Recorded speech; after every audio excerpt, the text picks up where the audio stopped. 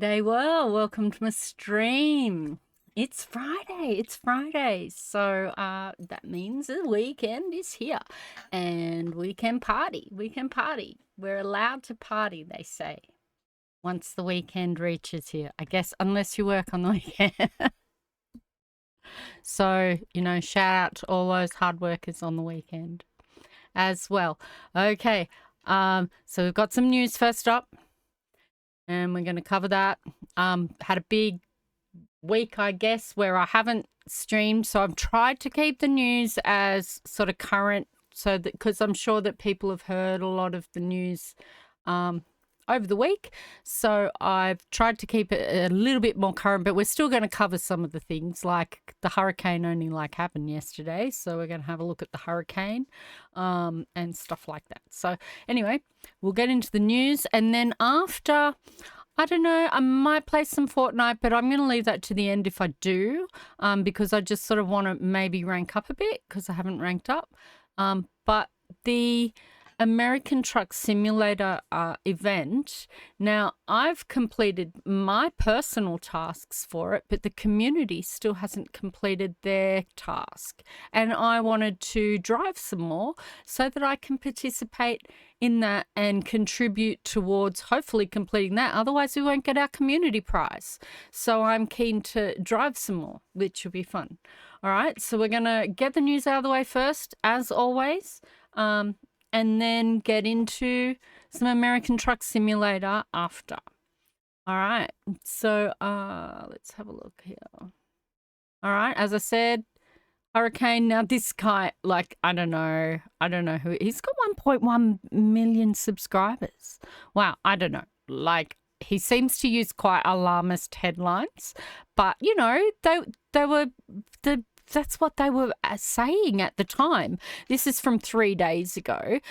We will have a little watch of the beginning. It's got the viral cameraman. I've kind of picked this guy's clip because it's got a good compilation of some of the weather reports and things that were just before the hurricane hit and how people were feeling. And then we'll have a look at some during and some after. Okay, so this is, and we won't watch the whole of this because we don't need to. We already kind of have a spoiler on this. We already know. Well, I mean, they say it was one of the strongest, but not when it hit. It's just an incredible, incredible, incredible hurricane. It has dropped.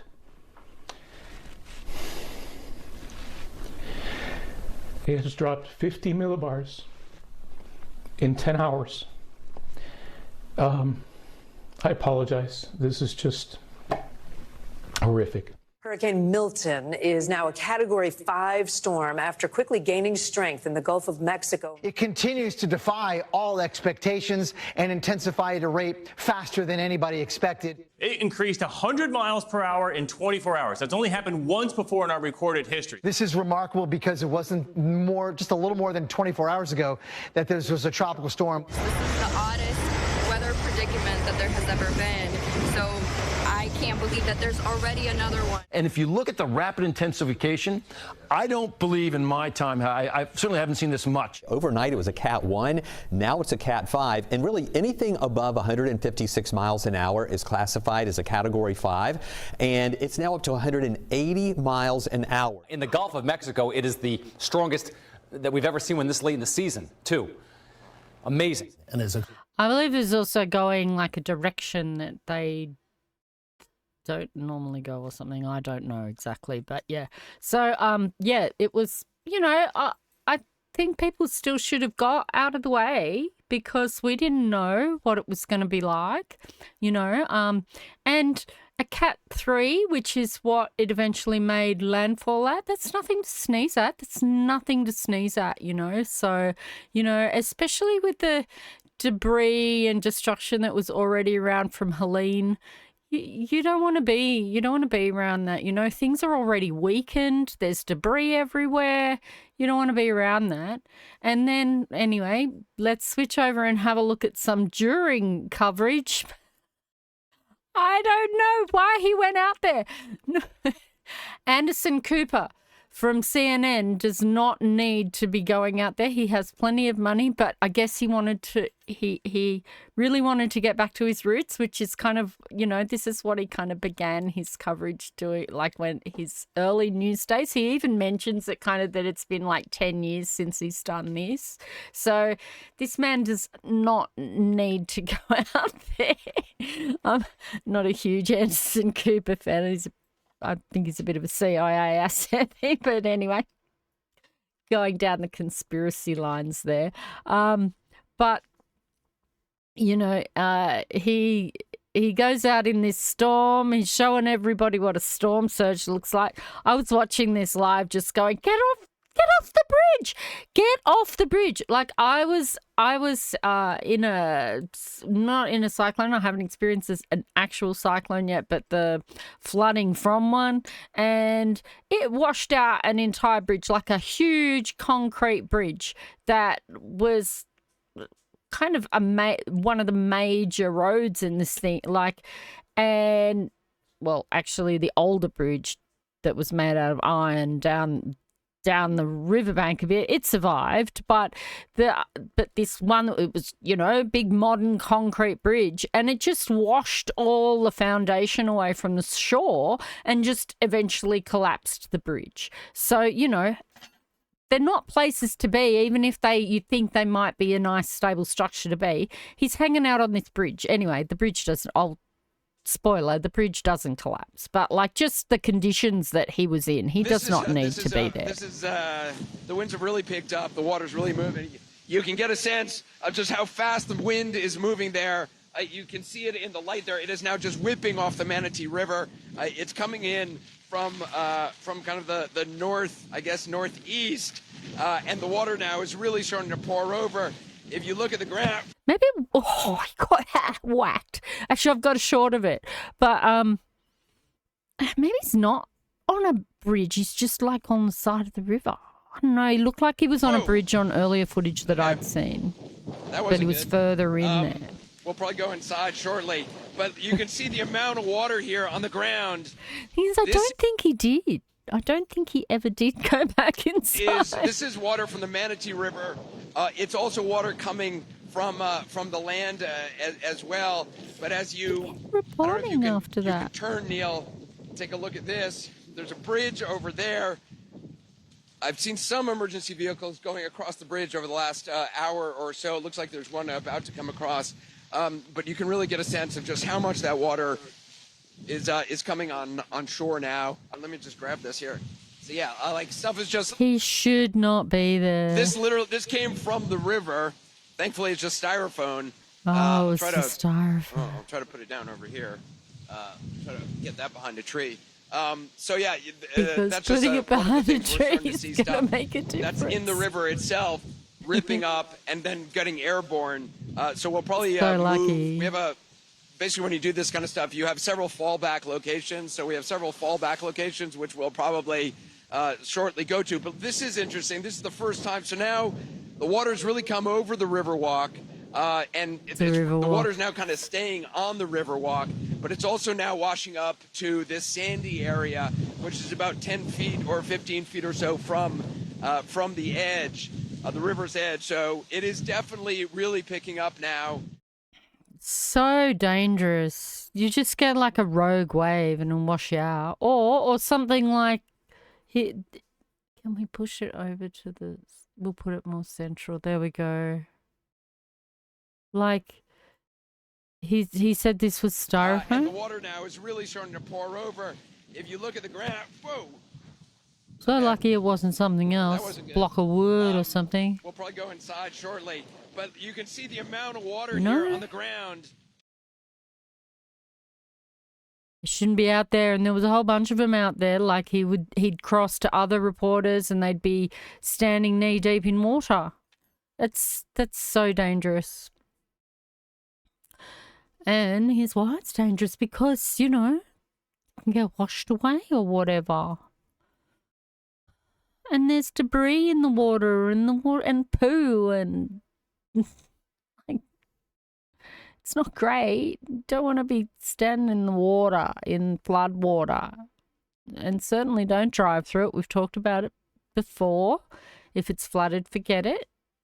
After Hurricane Milton barreled across Florida, spawning deadly tornadoes, rescue crews waded through flooded streets to check homes and assist residents. The storm was significant, but thankfully this was not the worst case scenario. Florida Governor Ron DeSantis said that while the storm was not as bad as feared, the damage was still widespread. We are just beginning damage assessment. We have 10 confirmed fatalities. Our understanding is that those fatalities were caused by the tornadoes.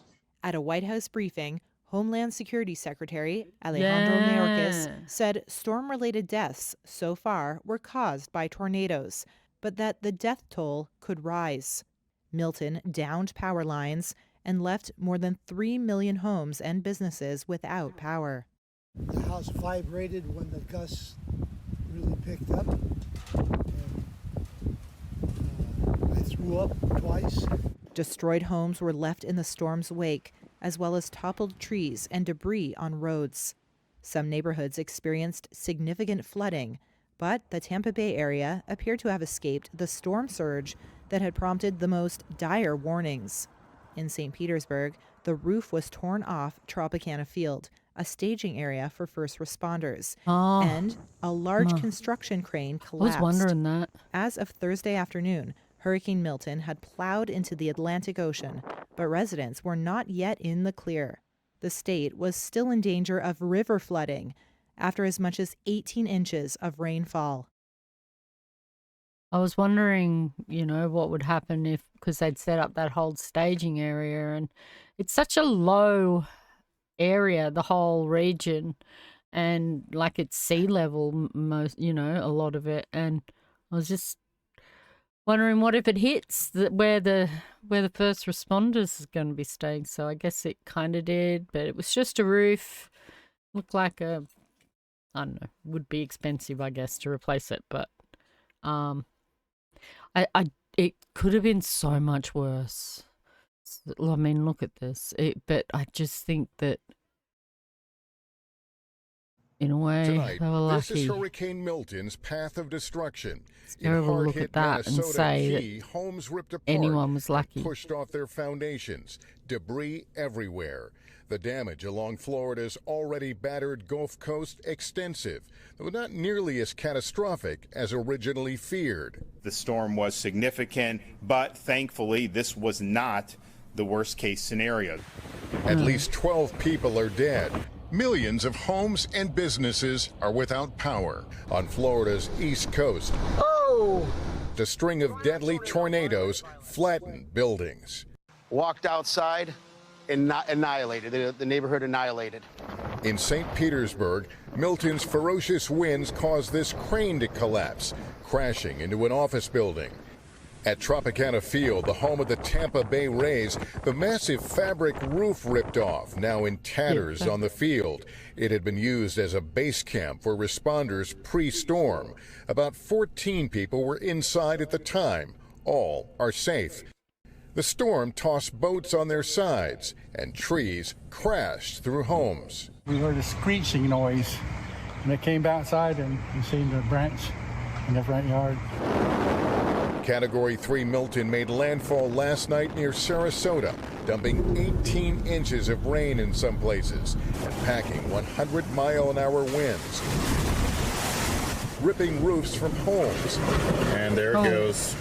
Sending debris flying through the air, causing transformers to explode. Whoa. And fires to break out. Storm surge pushed water through neighborhoods. In Tampa, police rescued 15 people from a single-story home, including several children. It's okay, Bubba. It's okay. Hundreds more rescues today, including this 14-year-old found floating on debris. A Coast Guard helicopter. Not everyone can afford to get out. Vulnerable people can't necessarily afford to get out. So, and of course, you got some that just don't heed the warnings, but some people just can't get out. Crew rescuing this man whose boat was disabled in the water, clinging to a cooler. NBC's Chase Kane is in Daytona Beach. The Volusia County Sheriff has a Marine unit for exactly this kind of thing, using airboats to evacuate people to safety because the rain fell so quickly and more than 15 inches, it cut off entire communities, trapping people in their homes. Today, I met up with the fire chief of Sarasota County. We traveled to Siesta Key, the barrier island where Milton made landfall. I was with him as he returned on the ground for the first time since the storm. As we drove onto the island, we found downed trees and flooded streets. Have you seen a lot of flooding like what we're looking at here? Yes, and as you go further and further north on the barrier islands, because it's a little lower down there, the water depth is a little worse. Yeah, the chief breathed a sigh of relief. Siesta Key was largely spared. We just drove through these flooded neighborhoods and trees down. Were you anticipating it would be worse than that? We were. By the grace of God, the predictions and what we had planned for did not come to fruition. But obviously, if you are a resident or business owner out here, I don't want to minimize it. This is very impactful to the community, but it could have been much, much, much worse. Lucky is not to be confused with untouched. This is Siesta Key, where the eye of the storm first came ashore. Many of the homes in this community are totally surrounded by water hours after the storm's landfall. Tonight, Milton has left the Gulf Coast behind, but many are just beginning the difficult work of cleaning up after a major storm for the second time in less than 2 weeks. Thanks for watching. Stay updated about breaking news and top stories on the NBC News app or follow us on social media. Make sure that you trusted sources when it comes to aid and donating and things like that. Make sure that you're donating to something that's trusted, you know, because there are a lot of scams, there's a lot of conspiracies around, and there's a lot of bullshit going down around storms. There's weather people saying that they've never experienced the amount of disinformation that is like ever in their history of their careers have they experienced the disinformation that they've experienced through storms. Weather. So like, you know, I think I've spoken about it before where I'm sitting there browsing, like you'll be browsing like cat videos and you go into the comments and people are arguing over knows what, just rubbish. And so like now people are arguing over the weather and making shit up and making the situation worse, you know. People there just want people to help. Don't you make the situation worse by making assumptions and then spreading assumptions as though they're facts. Okay, so I mean, there's probably more out there about it at the moment. That's sort of what I found in the immediate for us to check out. Of course, the rapid intensification of this storm was certainly a concern, and the potential that it did have to hit at that rate. And like really, I mean, Mexico was copying it quite hard from the edge of it. I can't imagine that they've fared too well. We were not hearing really much about it, and that was when it was Category 5. And so it's been, you know, these things are obviously, these extreme weather events are getting worse, more frequent, all that sort of thing, you know.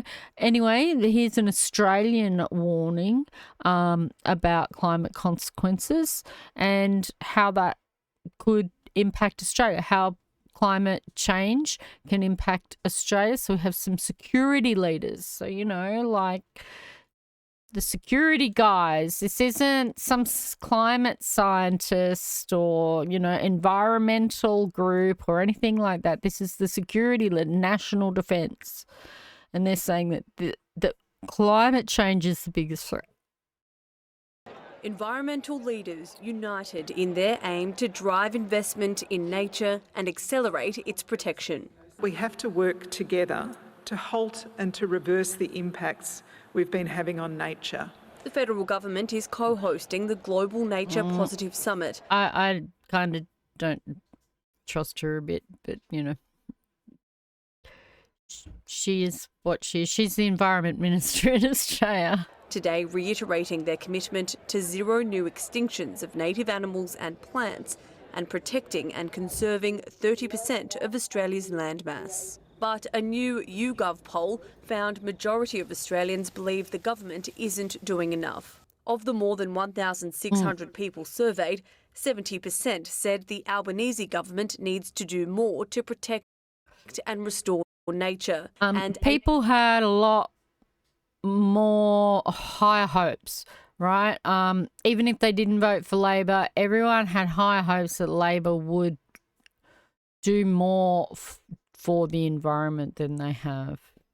And that is why a lot of Australians voted in independents and Green senators, but a lot of independents last election and may well do again. And then maybe will Labor listen? No, I don't know. I don't know. They seem Labor have become more and more right wing as time goes on. So I wouldn't put them really at centre left these days. They've capitulated so much to the right, just like the Democrats have in the US. They've capitulated so much to the right and to their lobby interests that I place them more centre right these days. At least they're moderate right in comparison to the Liberal Party, Liberal Nationals, who are just extreme. As far as they're fanatical. As far as I'm concerned, they're spreading so much disinformation and being oppositional just for the sake of being oppositional. They're anti-science. They're anti so many anything that's practical. And I just feel that they're so disingenuous.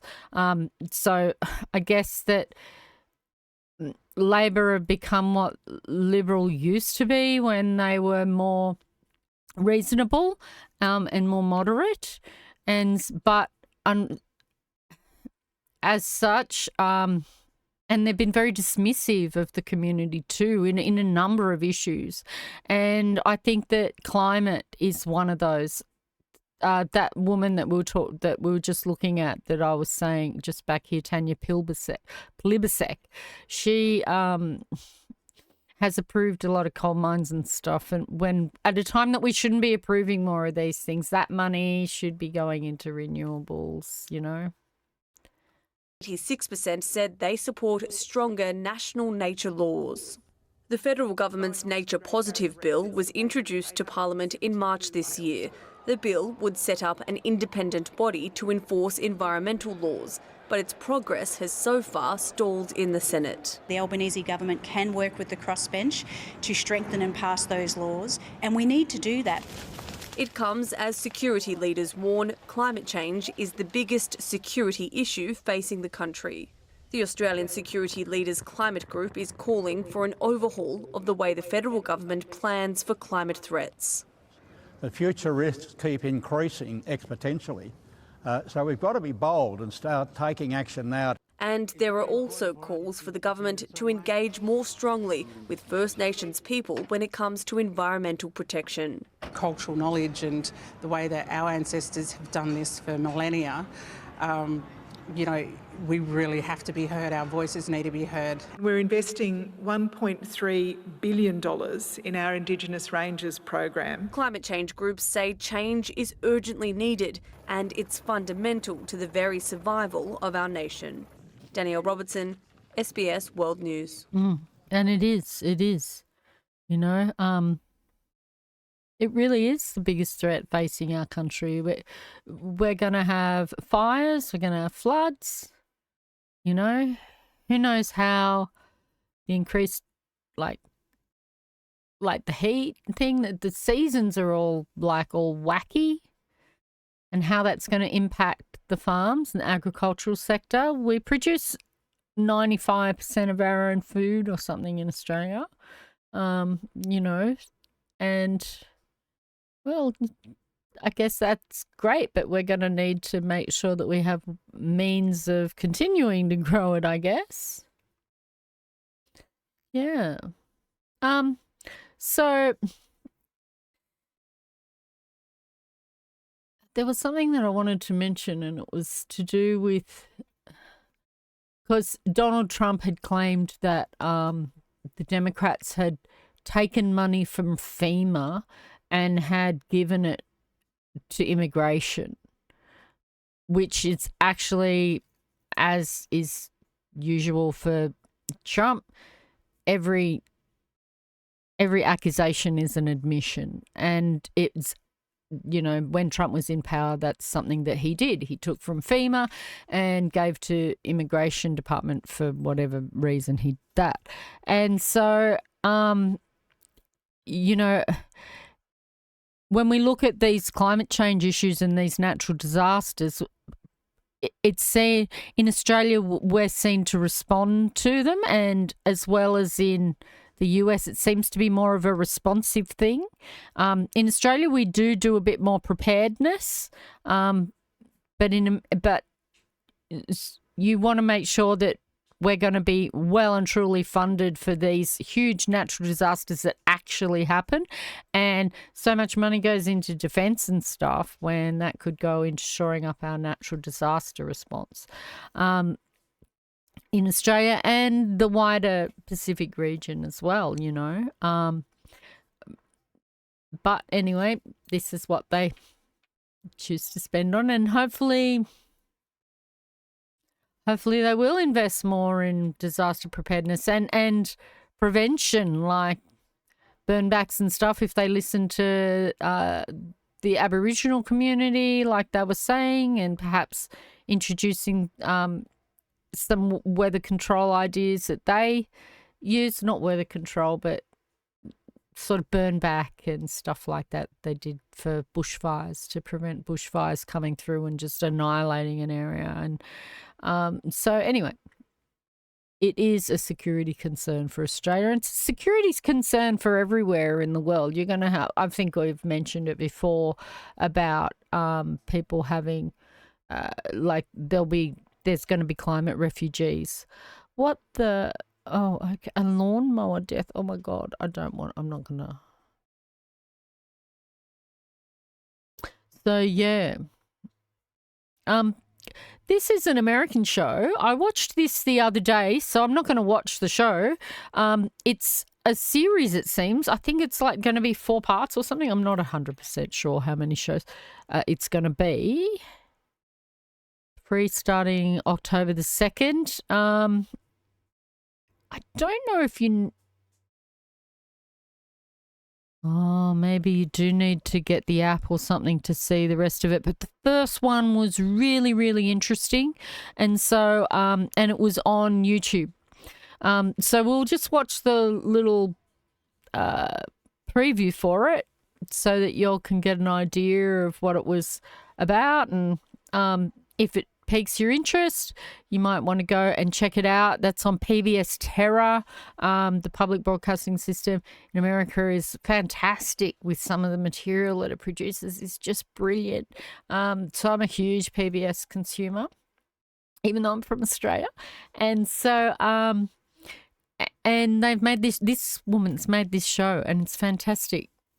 So I really encourage people to watch it. Big news. The Weathered team and I made a TV show. Weathered Earth's Extremes is everything you love about Weathered, but bigger and better. Oh, what? Oh my God! We traveled all around the world to tell the definitive story about our changing weather and climate, and how a better future is within reach. To support us and help us do more seasons, you can watch the series on your smart TV on the PBS app for free.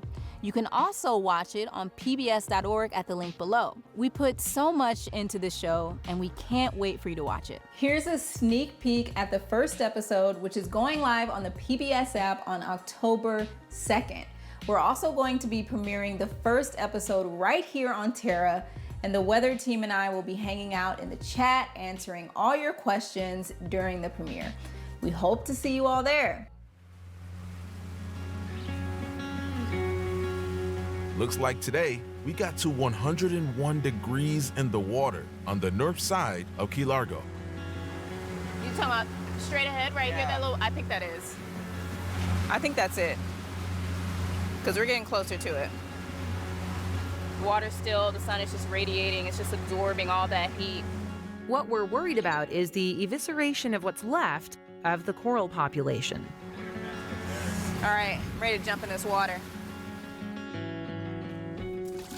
Woo, that's hot. I'm Maya May, and I'm fascinated by our dynamic planet, our weather, and our climate. What began as a career in broadcast meteorology has become a mission to figure out where we are and where we're going as we leave this long, stable climate period and enter the hockey stick era. This morning, scientists say the 101.1 degree temperature recorded at a buoy near Key Largo, Florida this week may break a record for the highest observed sea surface temperature. This superheated water And that superheated water is going to cause worse hurricanes too, coming out of there. moves out into the ocean, contributing to the heating of the Gulf Stream and the coral reefs. You know, if that happens in any one place, it's very easy to say, oh, that's an anomaly that just happened there. But what's unique about this summer, in my experience, which is now 30 years I've been working on this, have not seen a particular summer that is this glaringly hot everywhere. Warming in the ocean tends to find its way out through stronger hurricanes, changes in ocean patterns, coral bleaching, loss of sea ice in the Arctic region. It's all connected. For much of the last 10,000 years, our planet's climate has been remarkably stable in three important ways: temperature, atmospheric carbon dioxide, and sea level. During this time, the human population went from 20 million people on Earth to 8 billion. That stable climate period is what allowed the development of human civilization as we know it. But that stability is gone, and the impacts aren't linear. That's because of tipping points, and these are critical thresholds for our planet that, once crossed, can speed up and intensify the impacts of climate change, and they may not be reversible. How well we understand these changes and how we choose to act will define our future for generations to come. So join me in the field and in the lab to see what the brightest minds and the best science have to say about our changing weather and climate and how to prepare. And I want to share why I'm more hopeful now than ever about confronting this global crisis, because exponential change, the kind that suddenly sneaks up on us, isn't always bad. Yeah, I found that the first episode was incredibly interesting, where they talk about coral bleaching events, which we know about in Australia and have experienced in Australia, and I think we've had like 5 in 6 years or something ridiculous. Like, it's just been horrific, and once it bleaches, it dies, you know. And she goes in and it's just like, oh, but not in. She goes in around Florida Keys, not around Australia, but Australia suffers very much from the Great Barrier Reef suffers from very much the same effects. You know, she also, what was that last one that they looked at?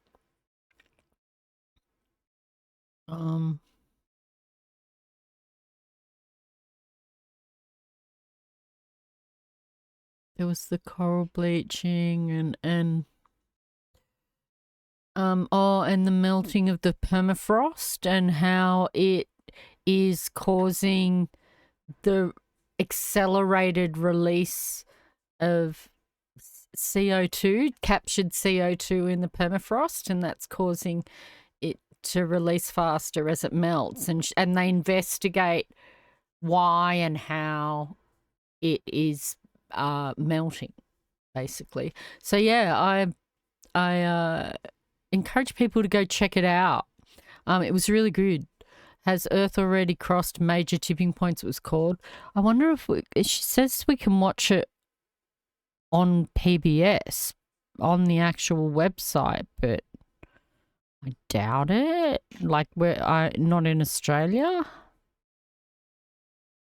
So, but maybe, I don't know. I'm going to have to explore that, because I really want to watch the rest. It was really good, and so I encourage others to watch it too. All right, that's the hurricane. Now, I didn't want to do these guys first. I did the hurricane first instead. Oh, video unavailable. Wonder what that was. Iran's supreme leader praising October 7 attacks and defends an attack on Israel. Okay. Well.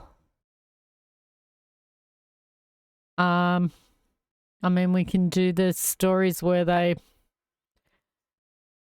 have been fighting, or we can, well, I would like to look at the pro-Palestinian footage, protest footage from Australia.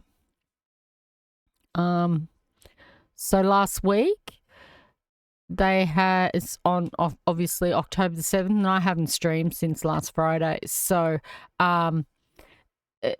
the pro-Palestinian protests, they went through like a court thing and everything to try and get permission to do it, and they were allowed to, and they were very, very peaceful. So we'll have a look at a little bit of a report on that, and also a little bit of Media Watch about it, which was really interesting. Little Media Watch article about it. So let's get them all up. We've got that one. And that's from the ABC.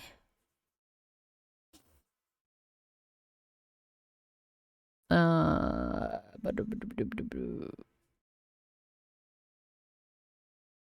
that was the one I just put up.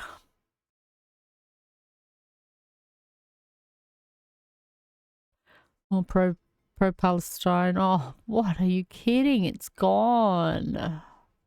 All my videos already gone. That was Channel 10 or something. Thousands gather. Well, there was pro-Palestine rally in Atlanta. Maybe because it was Channel 10, you'll understand in a minute why it might have disappeared, actually. 52 weeks, 52 protests.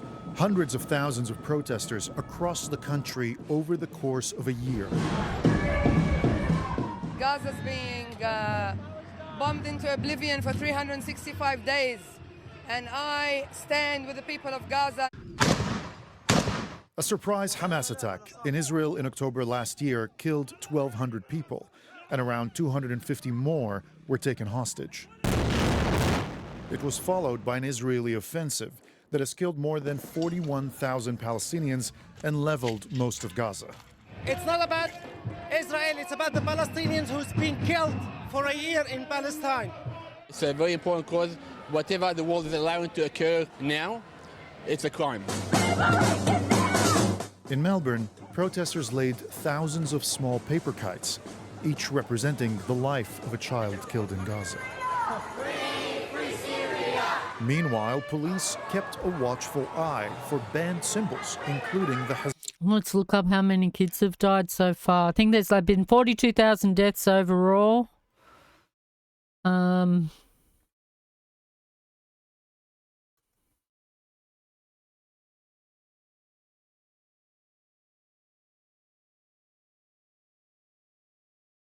16,756 3 days ago. 16,756. So they laid a lot of little butterflies. Hezbollah flag. Was it The group, butterflies, along with cranes? Hamas, are designated terrorist organizations by the Australian government. In total, 5 people have been arrested nationwide, 4 in Melbourne and 1 in Sydney. For displaying a Nazi symbol on a flag. Through rain, wind and sunshine, protesters here have showed up week in and week out, calling on the Australian... A girl, I believe a girl got arrested for displaying Hezbollah, but she actually handed herself in, I believe. ...government to act. But after a year Hezbollah of rallies, flag. many of the protesters here say they feel that their calls are falling on deaf ears. What we're hearing from our own government is that full support for Israel, absolutely none for Palestine, absolutely none for Lebanon. And this is now 52 weeks of thousands and thousands of Sydney-siders here from across the broad spectrum of society asking our government to do more than sad tweets or statements of regret. The victims of the October 7th... That's right. People make out that all the people there are like terrorist supporters and everything, and they're people like David Shoebridge. They really are. They really are. People like me, you know, attack like have white also ladies been remembered turning up. around the country. We want this war to end because we also, we love every human being, and we want the people in Gaza and Lebanon also to live in peace. We've seen a horrific rise in anti-Semitism since October 7, and even to think that many Jews did not feel safe to come out here today because the worry that this event would be hijacked. I've never felt unsafe at these rallies, and I stand in solidarity with them that occupation is not a Jewish value. Supporting endless war in Gaza, Lebanon, Syria is not a Jewish value. More events will be held tomorrow to mourn all those killed in the war. Nabil Al-Nashar, ABC News. It's really no one's value, hey? Like, as I've said before, people just want to live their lives. They just want to get through the day and live their lives. They don't want to be involved in this shit. No one wants to be involved in this stuff. So, another little watch of this one. This one's in Atlanta. Actually, well, yeah, we'll watch the Atlanta one, but then we'll just watch a little media watch, which is really interesting in regards to the footage that we just watched there about pro-Palestinian demonstrators in Australia. So this is in Atlanta in America. I know that there was a huge demonstration at UCLA. So all around America. Monday marks Ooh, 1 year since here. the start of the Israel-Hamas war. Hamas militants killed 1,200 people, taking hundreds more hostage. According to the health ministry in Gaza, the subsequent war has killed more than 41,000 people since. The conflict has now spread to Lebanon in recent weeks. 11 Alive's Teresa Bowles was at a pro-Palestine rally marking the year-long milestone of the war and has what's at the top of demonstrators' minds tonight.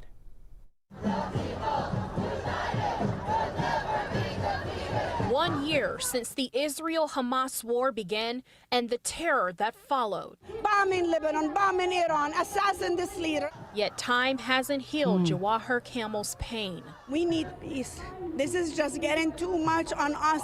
Born and raised in Jerusalem, she says she's watched her people suffer far too long. It's making me feel very sad, not because they're Palestinian or their children, because they're a human being and they deserve to live free. Hundreds in Atlanta agree with her, giving their time to protest again and again, taking over parts of downtown and even the world together relentlessly since October of last year. We've seen a global movement, a really vibrant movement here in the United States, pushing for a ceasefire, end of the occupation, and end of U.S. aid to Israel. And it's grown in popularity massively. Enough to grab the attention of America's presidential candidates. The election 29 days away. Along with the Party for Socialism and Liberation, these demonstrators are demanding more from Vice President Kamala Harris, former President Donald Trump. She had a chance to have the uncommitted appear at the DNC and speak, and she didn't. She had a chance to separate herself from basically the same stance that Biden has and pretty much Donald Trump, you know. And their running mates. Look at a third option for when you go to the election, because those two-party system, it seems they fail. And that's why Jacob Dallas Maine says they're not giving up. Groups are pounding the pavement, seizing the space. If we organize and we force it to happen, just like the Vietnam War did not win in a month, in a week, in a year. Calling for an end of this war now and forever. In Atlanta, Teresa Bowles, 11 Alive News. And all over the world, they have really, you know, pro-Palestine rallies have been, you know, largely peaceful. And if they've got heated, usually it's because they've been incited somehow. Someone's come in and incited them, whether it be the police or some, like at UCLA last year, I believe it was, might have been at the beginning of this year when they attacked all the students and the police just stood by and let the as Israeli students just like attack them, violently assault the other students, the pro-Palestine students. So all over the world, they've actually been quite largely peaceful. There have been them moments, as I've just pointed out, but they have been largely peaceful. And all the alarmist rhetoric that was happening last week before the protests on the weekend that they had last week and before the vigil. Now, this woman, we're going to look at this woman. Last week I commented that this woman on the project, I think I commented, anyway, I had the interview with the pro-Palestine protest organizer, and she was in the hot seat answering questions, fielding questions left, right, and centre. Basically, this woman was pretty sort of asking questions that implied things that really were not true. And so it's not a surprise to see her here in this Media Bites article about those protests. So she was trying to imply during her interview with the pro-Palestine organizer, I think it was last Friday or last Thursday, she was trying to imply that it's going to get violent and you guys, and that other ones had been violent and that they hadn't been able to control them and that all this sort of stuff had gone down. That the ones in October the 9th began as a vigil, which was not true. It always was a protest. So I feel now, and I've never really been a huge... I've always got a bit of a funny feeling about this lady. She's a bit of a normie, but that's kind of fine, but I feel she's not... She beats a drum that's kind of a little bit too normie. The status quo, and she shows us her bias, which I'm biased too, but she's a news reporter, and anyway, we're going to see what they did. Today, pro-Palestine protesters took to the streets demanding a ceasefire. Hi, I'm Paul Barry, and more protests on our city streets, with things erupting in Melbourne, and Tens the Project bringing us this dramatic footage on Sunday night. Thousands of protesters met at midday, demanding an end to Israel's war in Gaza. But the calls for peace were anything but peaceful, with police in gas masks, helmets, riot gear and rifles at the ready. With authorities moving to contain the protests. Did you see any of that in the footage we just watched of the Australian protest? Shocking stuff. But, remarkably, all the other networks missed the action, claiming Sunday's protest was a civil affair, featuring a sea of paper kites. The rally, peaceful. It's relatively peaceful at the moment. Mostly, it has been peaceful. While The Age was reporting, Victoria Police were largely happy with the behaviour of the crowd. So, how come the project reckon it saw it as a war zone? Are we talking about the same protest? Answer, no, as the project would know because it was reporting on those violent scenes 4 weeks ago. Riot police unleashing rubber bullets and pepper spray, demonstrators setting bins on fire and hurling rocks, all making for... I will never trust, I had very little trust in what she said before, but I can't, she's just so shown her bias so badly. Explosive scenes. And what was the... How does that happen? How? This is a professional news agency. They know exactly where the footage is coming from when they... how do you pull out archive footage? An arms expo. Where the world's weapons manufacturers are showing off their wares. But on Sunday, the project took footage from that arms expo protest and merged it into the pro-Palestinian rally. And in doing so, completely misrepresented what took place. Sneaky, eh? Or incompetent. So, what happened? We alerted 10 to the mistake, and they blamed it on archive footage that was erroneously used. And How? I have to ask again, how is that possible? You have to pull archive footage deliberately and what they were looking for. You have to pull that footage deliberately compared to something that you've just, filmed? What the hell?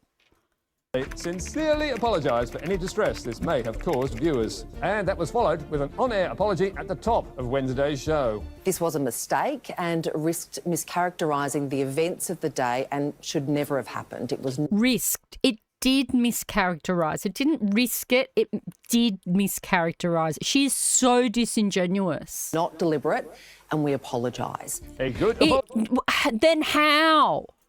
If it wasn't deliberate, like they just dismiss it with something like that, and the damage is already done. Sky News do it all the time. They make claims, outrageous lies, and then they just dismiss it like at the end of the night at 2 minutes to 12 at the end of the show, and throw some sort of flippant apology in there when nobody's watching. They do it all the time, and I don't understand how they're allowed to get away with it.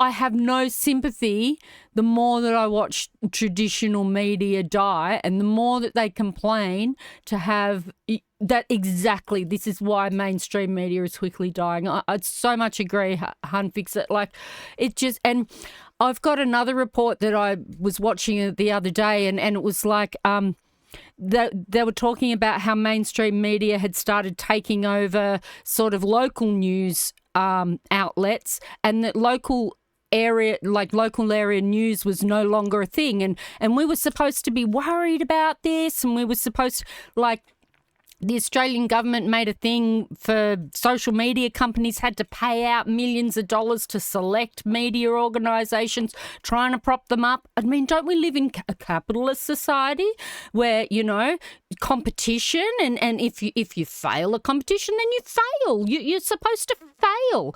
And they're not doing that. They're trying to be propped up by fake government handouts and forced payments and stuff. It's just ridiculous.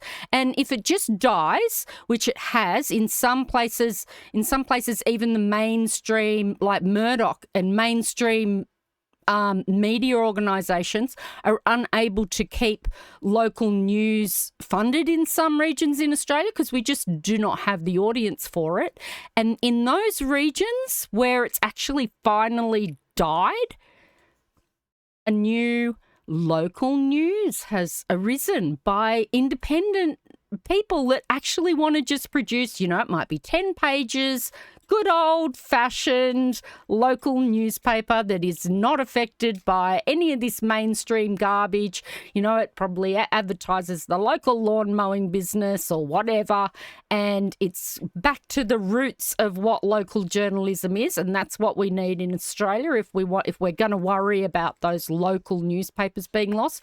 In some ways, we have to let it go.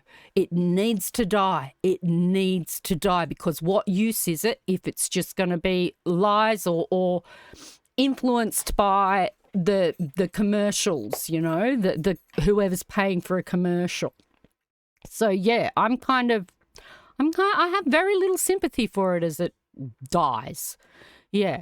Anyway, that was my little rat. She pissed me off so much. With her little bullshit. How did it happen? How does that happen?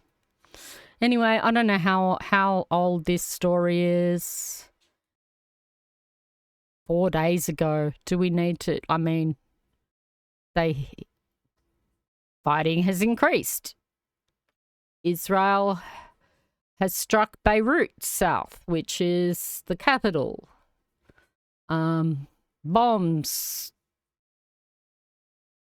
Shit going down. I mean, the news has not changed much there. I don't see any point in watching it from 4 days ago. What do we got here? 3 days ago, Tel Aviv was attacked by Hamas, Hezbollah, and Yemen. And actually, this one also had the little update about Hamas providing an update about the hostages or something. So we'll have a little watch here. So it looks like some crappy missiles from Hamas, Hezbollah and Yemen managed to get through the Iron Dome to Tel Aviv. Israel's biggest city has come under sustained attack, with Hamas, Hezbollah and Yemen all firing rockets or missiles at Tel Aviv. It comes as Hamas provided a rare update about the condition of hostages, releasing a propaganda video saying the remaining captives are surrounded by danger. 10's Europe correspondent John Paul Gonzalez. Well, they are, aren't they? Israel's bombing them. They're surrounded by danger. So reports from Israel. Throughout the day and into the night, Tel Aviv was targeted. Rockets and missiles overhead sent people running for cover. Almost all were intercepted, but some made it through. The projectiles launched by Yemen, Hezbollah and Hamas. Despite Israel's relentless strikes on Gaza, Hamas fighters have been able to regroup. The attacks on Tel Aviv, another sign of the terror group's resistance after a year of war. Around 100 hostages remain in the Palestinian territory, including Ricardo Grichner's 22-year-old nephew, Omar. We are in the worst situation that we ever been in the last 12 months. Momentum for a hostage release deal appears to have slowed, with the Israeli government pushing ahead with the ground offensive in Lebanon. The operation there now includes coastal areas. Evacuations have been ordered in beachside towns as more IDF troops enter the country. As long as the enemy threatens our existence and the peace of our country, we will continue to fight, Benjamin Netanyahu says.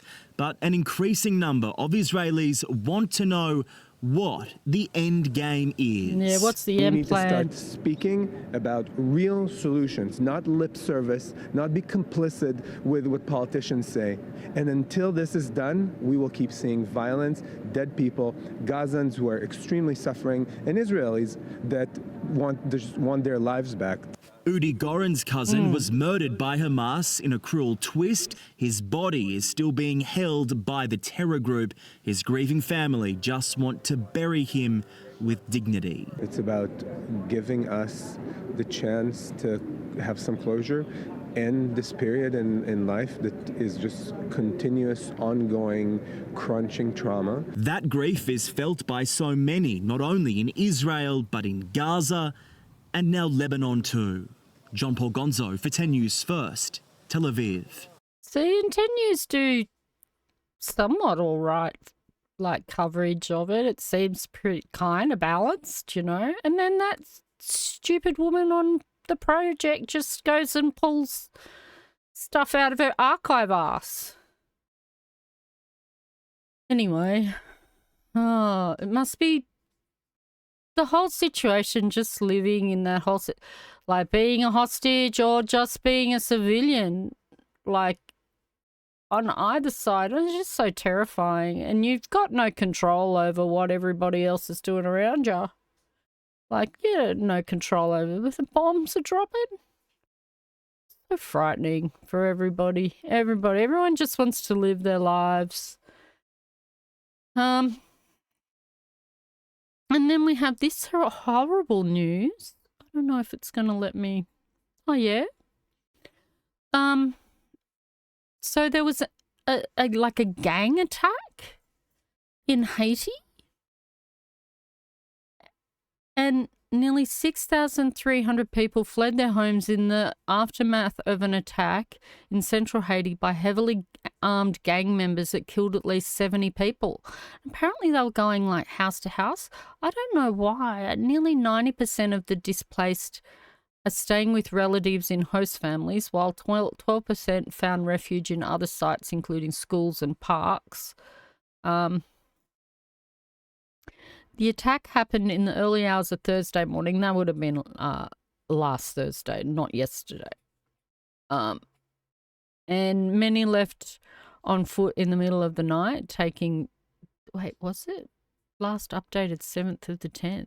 Yeah, surely. Many left on foot in the middle of the night, taking only their children and family members. Bodies lay strewn in the streets of Pont Sunday following the attack in the Artibonite region, many of them killed by a shot to the head. Oh, God. Again, so terribly frightening. Someone from these, yeah, okay.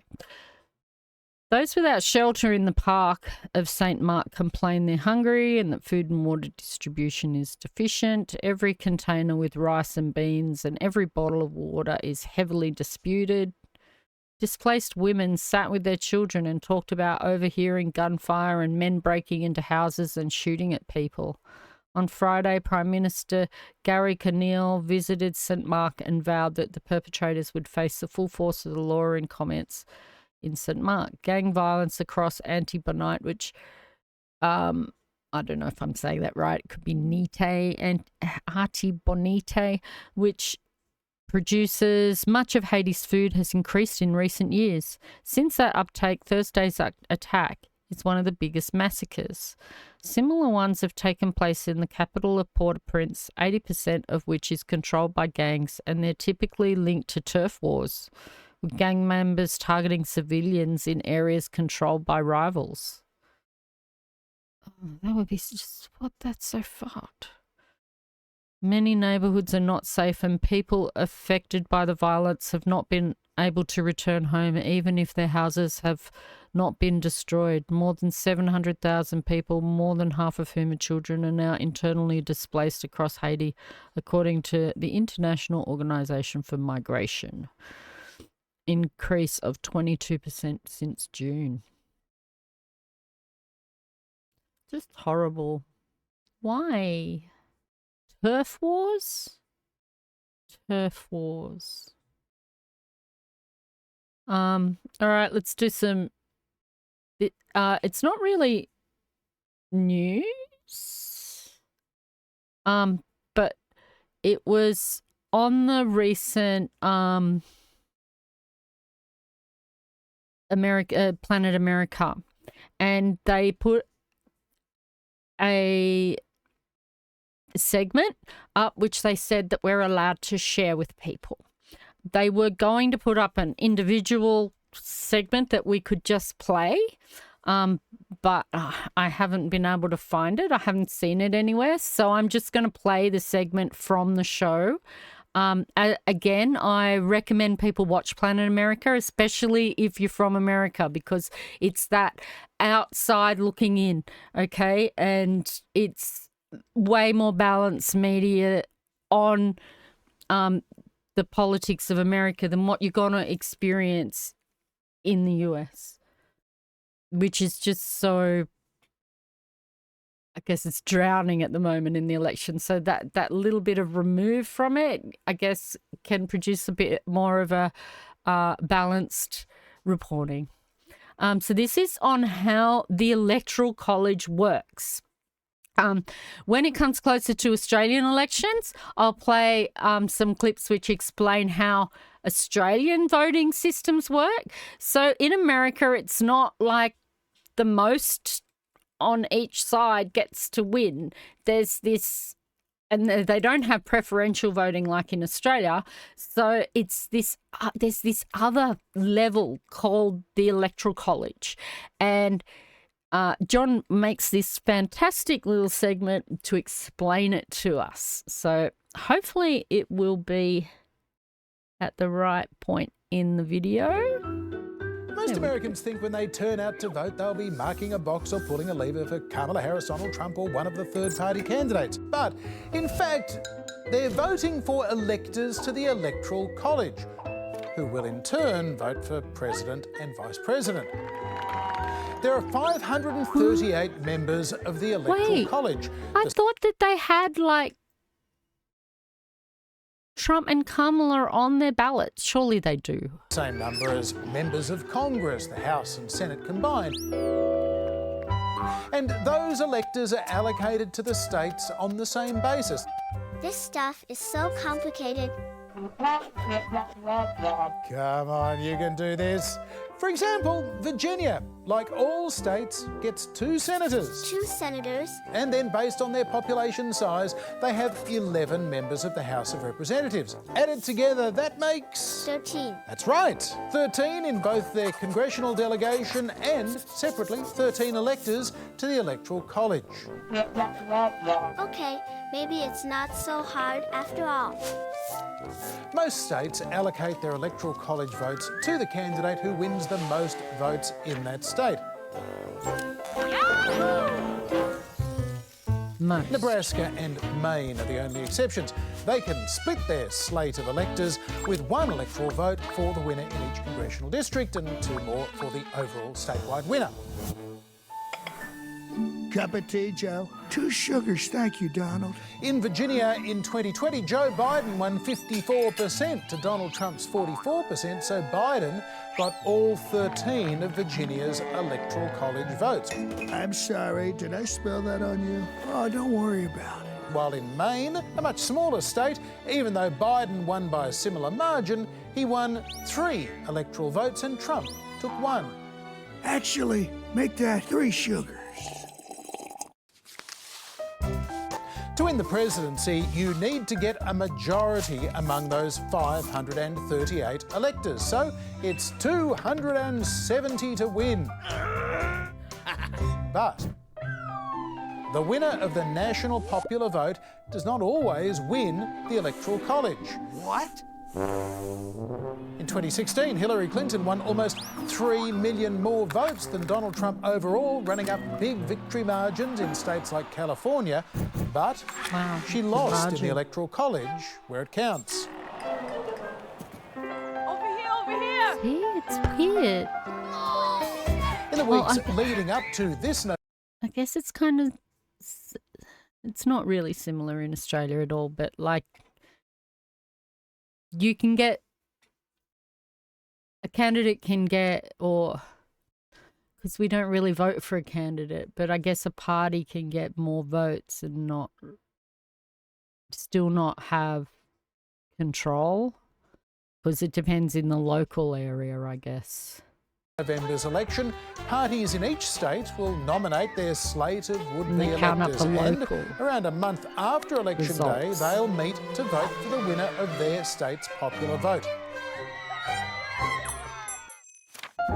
There's then a complicated process of certification and notification of Congress about who the winner is. It's usually automatic and uncontroversial, although in 2020 that changed when President Trump lost, then falsely claimed victory, and supporters in several key states created slates of fake electors to the Electoral College. Trump then pressured members of Congress to overturn Biden's win by recognising the fake electors.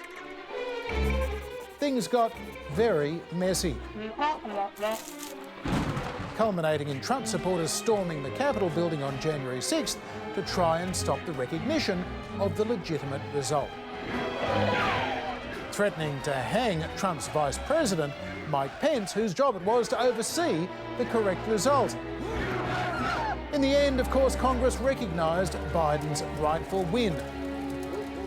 But the process around the Electoral College and American democracy itself almost buckled under the strain.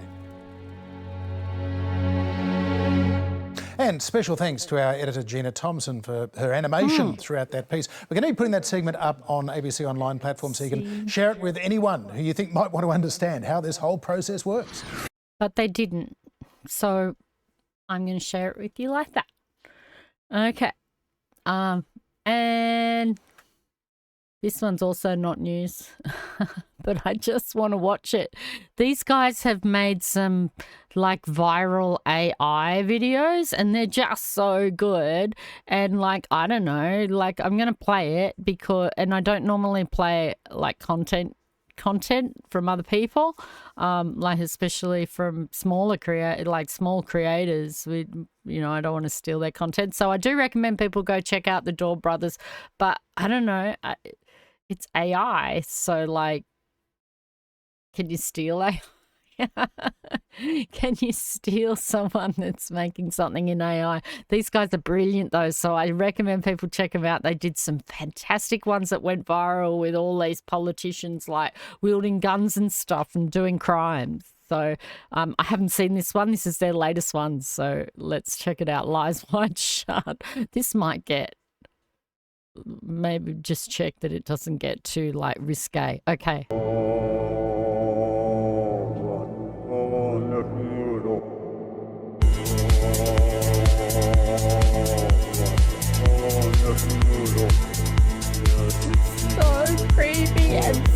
It's so well made.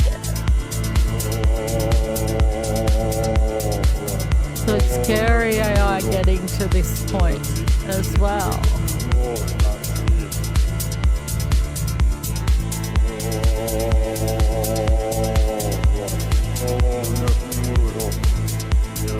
You're not about lizard people again.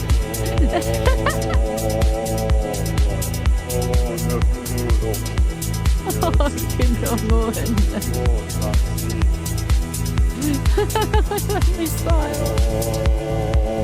Oh my God.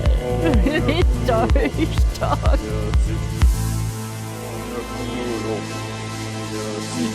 Just come into this.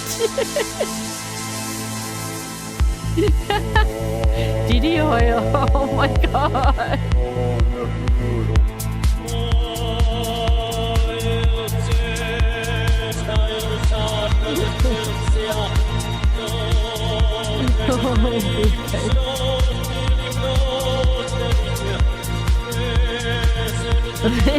They crossed out.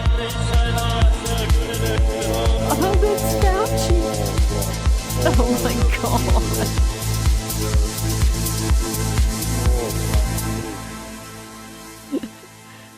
Oh, isn't that brilliant? Like that's using AI the right way, you know? Like that's wild. But I recommend people go like them and so go like and subscribe. I haven't liked it. There we go. I liked it. And check them out because they're pretty creative with what AI can produce, and at least they're making like fun of like people that should be getting made fun of, that it's not ordinary people being AI, having their identity stolen for AI and stuff, Really good. I really recommend people go check them out. I think they're a lot of fun, very creative, as much as AI can be creative. So that wasn't really US news. There was stuff there, but it's pretty much sort of died down a bit for a very, very active election cycle. The US election has kind of got a bit quiet for a while. Maybe I shouldn't speak too soon, hey? This just came out a day ago, it says, but yeah, so I haven't watched this. Something about the Deputy Prime Minister in Australia. This is the Chief of Staff. Bullied out of her job. So again, this is Labor showing how disappointing they are to everybody. But it's that same situation. Do you want the Liberals in, the LNP? The Deputy Prime Minister's Chief of Staff has made bombshell allegations today, claiming she's been bullied out of her job. Chloe Boris joins us now live from Parliament House. Chloe, what more can you tell us about these accusations? Well, Jo Tanoski claims she was sidelined from her job after raising a bullying complaint.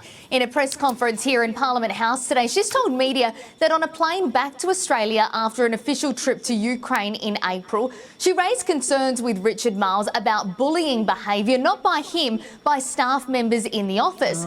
When they got back, she claims he told her to look for another job and demanded she immediately take leave. Then when she got back from that leave, she says she was informed she could never return to her role. She says she hasn't seen or heard from Richard Marles in months. No fair process has been followed. I continue to be employed officially as the Deputy Prime Minister's Chief of Staff, but I have been prevented from doing my job. I am unable to access my office unless I provide 24 hours notice, and I have been warned by a senior staffing representative that I am not safe and to stay away from the DPMO. We have received a statement in response. A spokesperson for Richard Marles says a number of the assertions and recollections are contested. Ms Tanoski has been treated with respect and courtesy. And Ange, it should be noted that these accusations have been made public on a day when Anthony Albanese is overseas, and so Richard Marles is right now the acting Prime Minister. Okay. Does that somehow make a difference? I don't know. Well, I'm not sure what she was trying to imply. Okay, bullying. This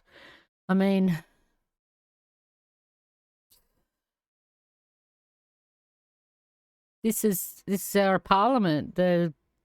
Once it was like the Australian Parliament was kind of like the thing, was bullying each other. Bullying. I'm not making excuses for it. I wish they'd fix it up. They're supposed to be professionals and they're acting like children. All right, let's get into the good news. So there's a few celestial events. That's a word. Some astronomy going to get into. Yeah. 3 that I know of in specifically, but actually I did find this really cool link. Right, so often when space things happen, it's reported by American news, and then I've got to go and really look hard to try and find that news, like whether I'm going to see that event here in Australia, and things like that. And so you've got to go find some media that is talking about the event in Australia so that you can see, which direction do I have to look, or what date and what time. And anyway, I found this place, which seems to be like a telescope store. And they have this calendar that they put up for each year. So that's really cool. And it tells you what different events are happening for each month. So I might add these guys to my permanent bookmarks, because I love to catch, an event here and there. And I missed the supermoon. There was a supermoon here on the 18th, which was the harvest moon, and it was apparently the largest supermoon of the year or something, or for a long time. But there is going to be another supermoon. It was an annual solar eclipse on the 17th again. And that will be, hold on, I've got a horoscope page at Elle magazine telling us what the moon is. Supermoon season. There's 4 full moons, right? And I missed these 2, the sturgeon moon and the harvest moon. And so there's 2 left. October 17 hunter's moon. So that's it's still going to be a pretty significant size. And then you've got the November 15 beaver moon. The beaver moon. So, we're going to have the hunter's moon on October the 17th, and I believe it's at about 10:30 Australian time on the east. There is also some meteor showers, and we're going to look at one in particular, this Orionid. They might be connected, but this Orionid one is one that comes around every year. I guess they both do. We're not going to look at these conjunctions, but there is meteor showers, supermoon, and, okay, they haven't mentioned the comet. There's a comet, and we're going to be able to see it with the naked eye, apparently, and we're going to be able to see it in Australia, apparently. I'm really excited. So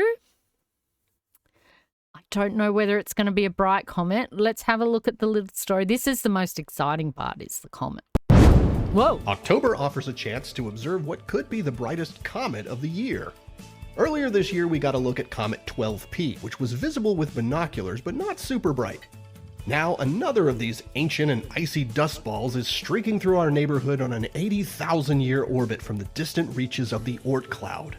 The comet, known as C2023A3, aka Suchenshan Atlas, is currently speeding through the inner solar system. It passed its closest to the Sun in late September and will be at its closest to Earth on October 13th. And after that time, through the end of the month, will be the best time to look for it.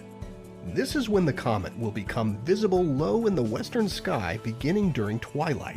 It will quickly rise higher each subsequent evening, making it easier to observe, but it'll also be getting a little fainter each night. As with all comets, predictions for how bright it could get are uncertain. If the comet's tail is brilliantly illuminated by the sun, predictions show that it could become bright enough to see with the unaided eye. But comets have a way of surprising us, so we'll just have to wait and see. Your best shot at seeing it will be from around October 14th through the 24th, with binoculars or a small telescope and a reasonably clear view toward the west. So good luck and clear skies, comet hunters. Okay, so that stuff was for America, like, I guess, like where exactly they would see it. We can look at the meaning of this full moon. No, wait a minute. Now, somewhere I have a thing that tells us about Australia.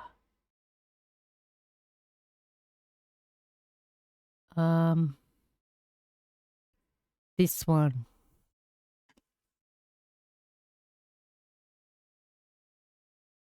Okay. So in January 2023, a new comet was discovered. And astronomers quickly realized this one had the potential to be quite bright. So I don't know if it's going to be really bright. I hope so. I mean, the only comet I've ever seen was Halley's, which, you know, it comes once every 78 years or once every 74 years or something.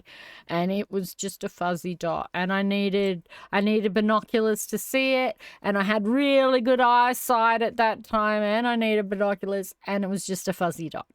It was just a fuzzy dot. I've never seen a comet with a tail, so I hope that it's going to have a tail.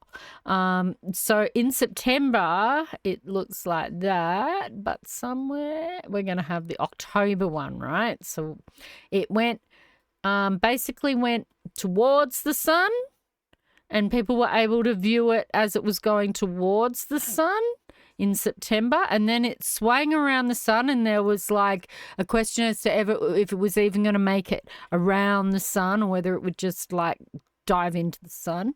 But it did, and now it's coming back. And so we're going to get to see it, hopefully. Wow, and there's a potential for it to be daylight. Thanks to pure good fortune, comet, I can't say this, Suchenshan Atlas will then pass almost directly between Earth and the Sun on October the 9th and 10th. So that's yesterday. Okay, but they say that it will get duller now, but it should be pretty bright right now. This will cause a spectacular brightening of the comet thanks to forward scattering caused by its dust. And imagine looking towards a bright light source through a cloud of dust grains. The grains nearest to the light source will scatter light from the source back towards you. As the comet swings between the Earth and the Sun, it will be perfectly placed for this forward scattering process to occur. If the comet is particularly dusty, this could cause its apparent brightness to increase by up to 100 times. If it does, there's a small chance the comet could briefly become visible in the daylight sky on October 9th and 10th. Oh, okay, we missed it, I guess. However, it will be very close to the sun and incredibly hard to spot. Okay, yeah, we would have gone blind looking for it. Only the most experienced observers would be able to detect it at this time, as it requires a special technique. Don't try to stare at the sun. But the best show could be after October the 12th, and that's what matters to us, because that's tomorrow. After swinging between Earth and the Sun, the comet will appear in the evening sky. It will rapidly climb in the western sky, and it should be a bright, naked eye object for a few days. Well, they mean at night time, from October the 12th. The sliders below will give you a sense of where to look. Why does this give you a sense of where to look? Okay. 8:30 p.m. on October the 14th. From the latitude of Melbourne. Towards late October, the comet will become faint. So we want to catch it sort of around this time. Wait, is that what it's going to look like? At 8:30. But what's that then?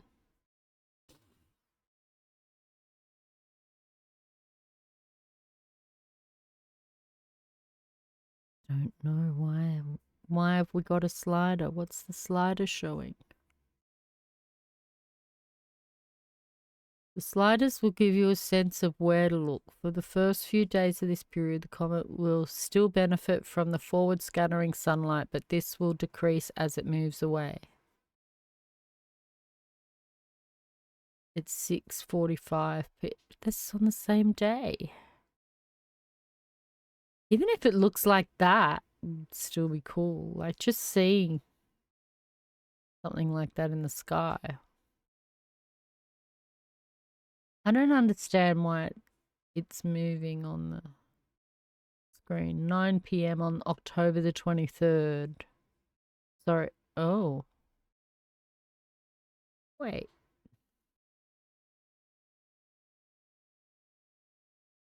October the 23rd. Ah. And this is October the 14th. So yeah, we definitely want to see it.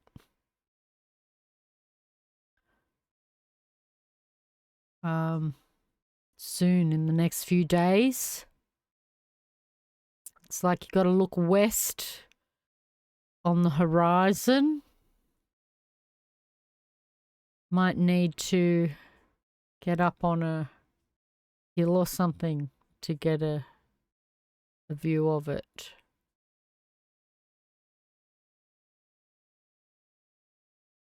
So yeah, very cool. I'm keen. I would like to see a comet. And like I said, I've only ever seen Halley's Comet, and it was particularly underwhelming. What's this one? This is, the comet is in our pre-dawn skies low in the east, a visitor from the far away. Pre-dawn skies, I think that was in September. And then in October, it's going to be at night. There's also these meteors. All right. All right, so we have the comet. We have this supermoon. And then we have these meteors. I don't think there's really any articles about the supermoon. You just go out and look at the moon on the 17th of October.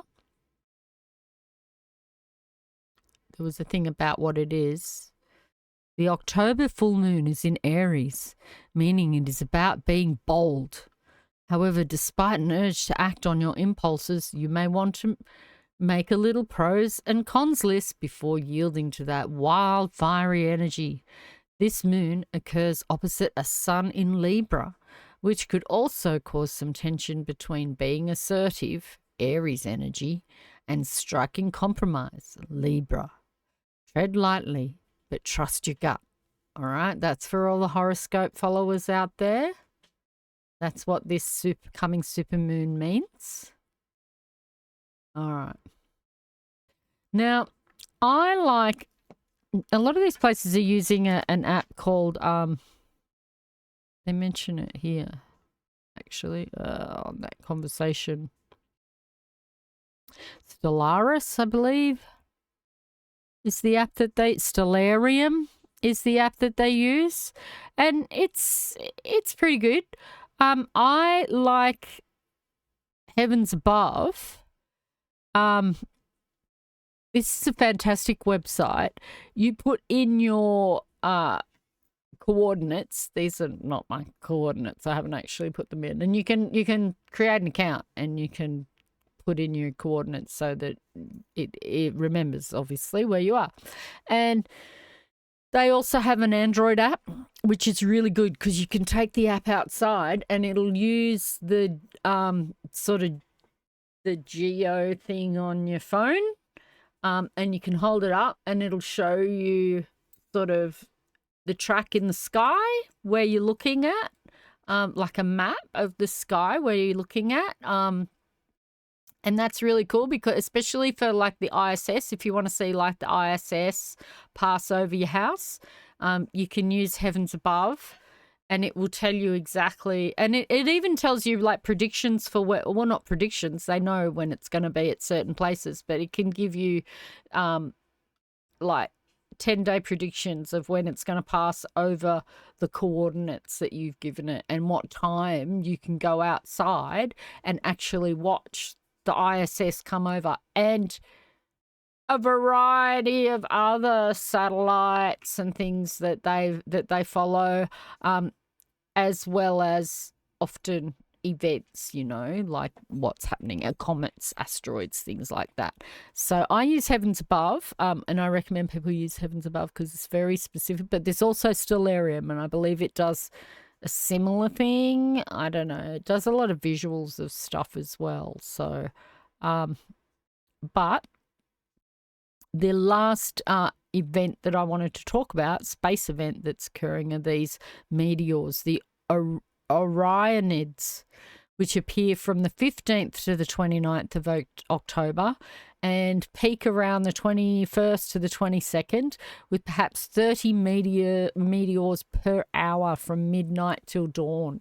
And I've done this before where I've gone out and like just laid out, like put a picnic blanket out and just laid out, you know, really, really late at night, you know, 1 o'clock, 2 o'clock in the morning, and just looked up in the sky and watched these meteors. And you get quite a few. Like, I don't even really need to give you a direction to look. It becomes apparent. You see so many that it becomes apparent kind of which direction they're going to come from. And so, you know, it's a really fun thing to do.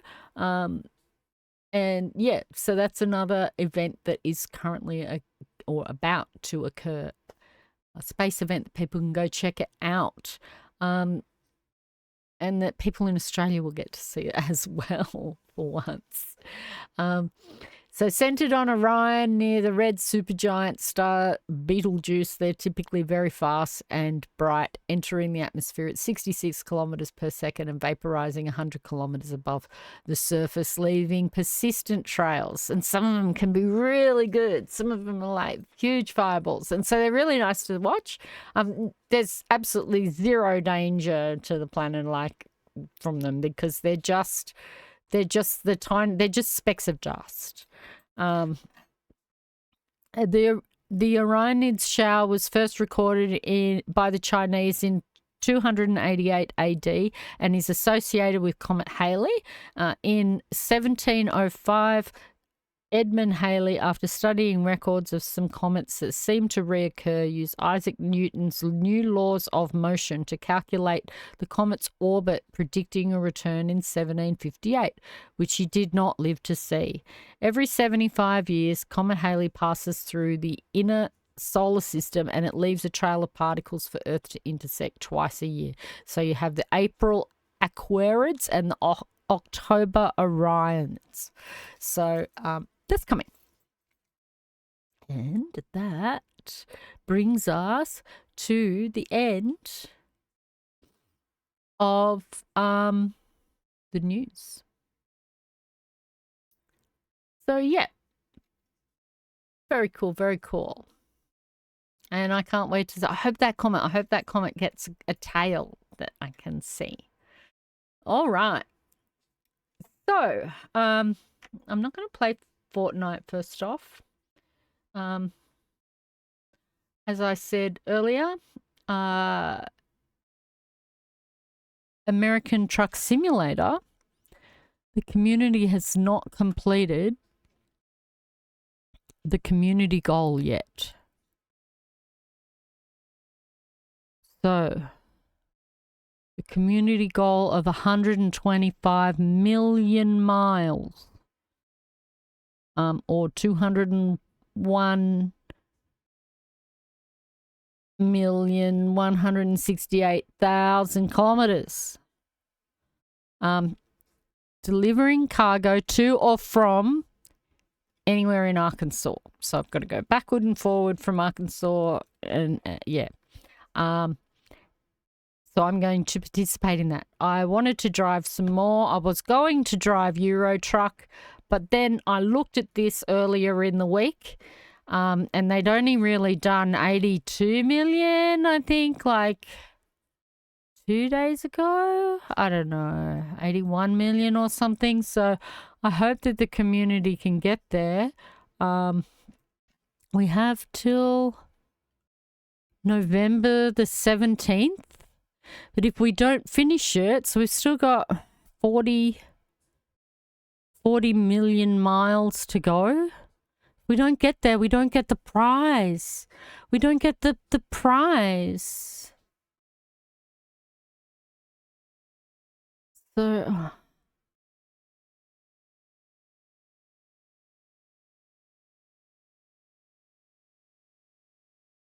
I got a reward, but it's only the personal reward.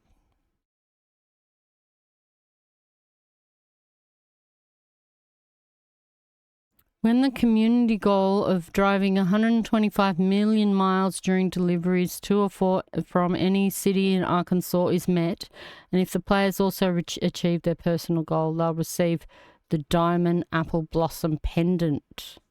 That's the community goal. And pendant, I think you hang them off the review mirror. So I did already get a watch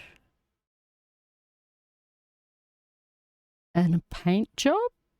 I did get a paint job and a watch. Okay, it must be like something that you just put up on your dash or something, or because you can put like a phone on next to you and stuff. So maybe it's that. What is a white-tailed watch? Okay, and then we want that.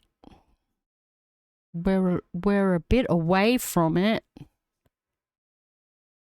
So I'm going to drive. I'm going to drive and get some miles towards the community goal.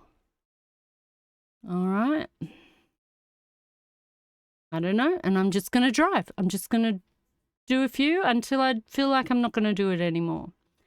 So I'm going to put the we'll switch to the gaming scene. Yeah. Actually,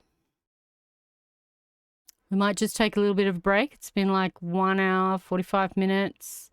So I just want to go refill my drink, maybe grab a little snack. And so, and then we'll come back and we'll do ATS. I'll be able to have it all running. And yeah, so I'll put it back. I'll put it onto the pause, and then we'll come back after, be like 5 minutes or so.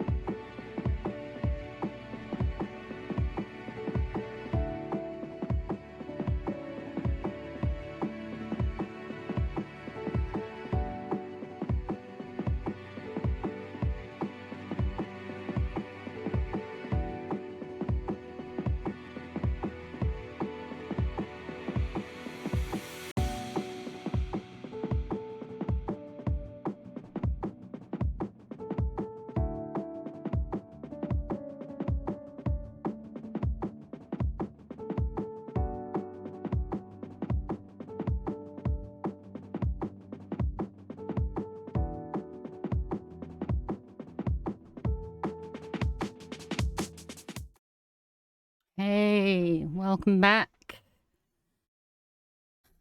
to my stream. Just had a little break.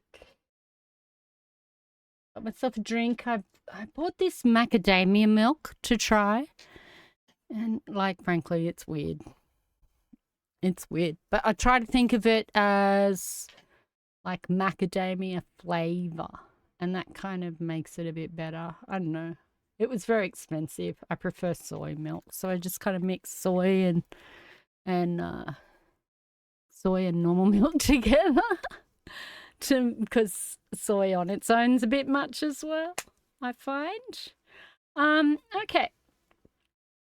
But the macadamia milk's just a bit too much. It's a bit too thick, too nutty, a bit strange. Oh, we've had a message deleted by the moderator. And again, I'm not sure that it's processing my scripting correctly. But it does look like Stream Elements is doing its job.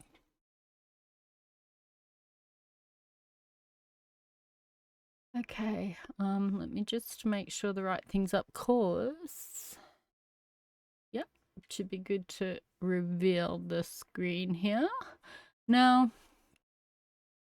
apparently, they've got a new DLC coming out. I don't know, they're working on Louisiana. I mean, they still haven't finished all the states. When we go in there, I'll be able to show you, like, they've only kind of done half the country. So they've uploaded some screenies for us of Louisiana. I don't think I'll be able to do, like, all the DLCs, like, on stream, because I can't afford to buy them at full price all the time. I just did it this time because it was, you know, my first stream and my first streams, and so I sort of wanted to do something fun for that, but I don't think I can afford to do that for all of the different remaining DLCs. It would just be too much. But surely for, like, the Christmas events and stuff like that they have on, that would be really cool to stream those. And I might occasionally buy a DLC and stream, like, an event, but they really do. They cost a lot. They're more expensive. They seemingly cost more for Euro Truck Simulator DLCs than for the American truck, but it's still a lot. Each DLC, if they're around $17, which they have been Australian, and there's 50 states, that's a lot. That's a lot. Okay. So I'm going to get it started. And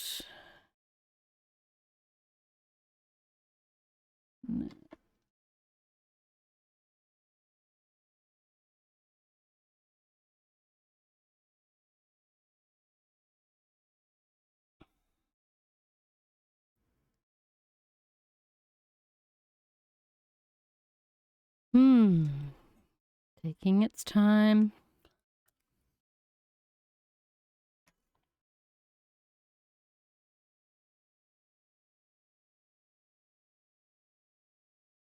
I can hear it.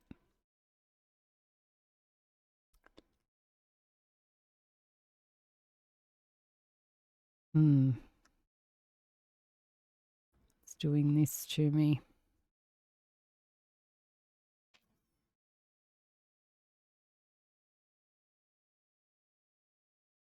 I had all this figured out so that it would allow me to access everything.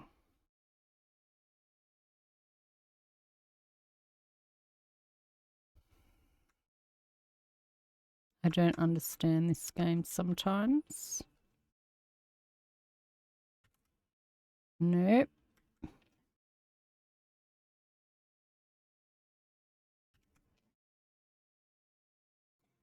Excuse me. We have to get it all that way, not.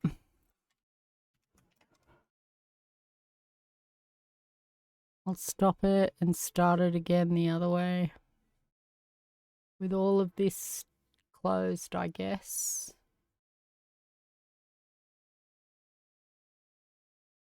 I don't know why it can't run the same twice in a row.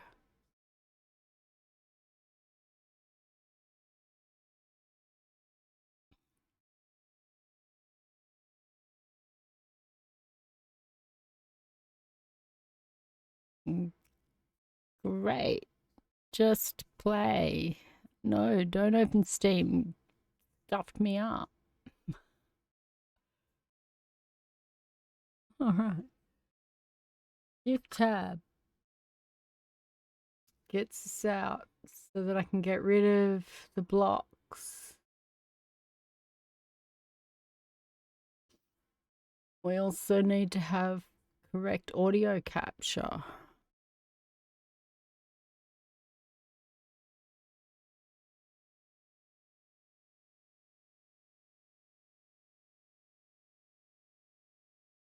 Okay. Back to game. Yep. Got audio. Got visual. Now we need Xbox controller. And we need meatballs.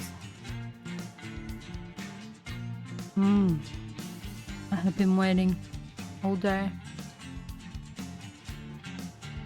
to have my meatballs.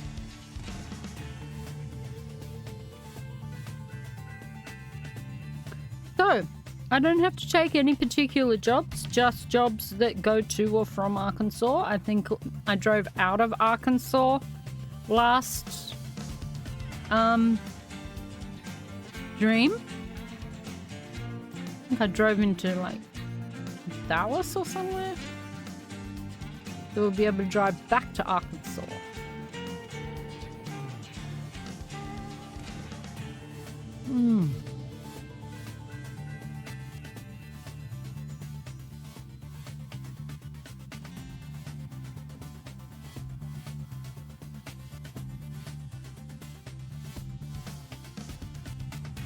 Okay. Continue career. Give the mouse back over here.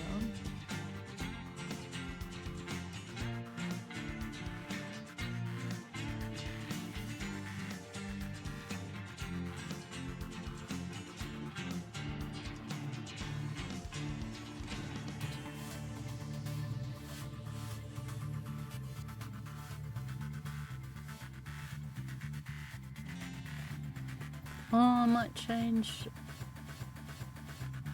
in a minute. So shift tab. Let's change the category to American Truck Simulator.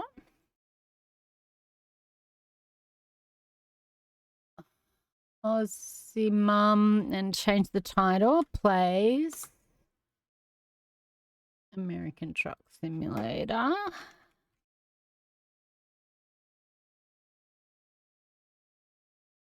Arkansas event. Right. And change some character. Oh, no. All the categories are good. Fun. Yep. It's looking good.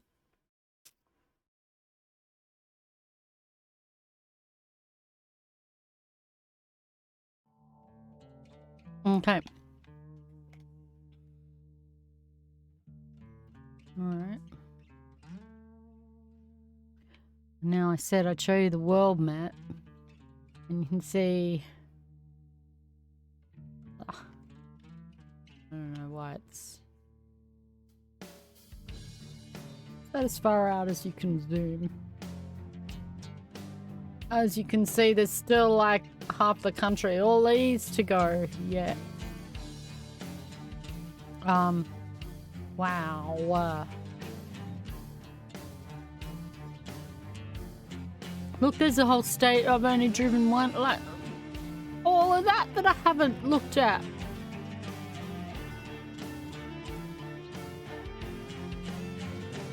Wow.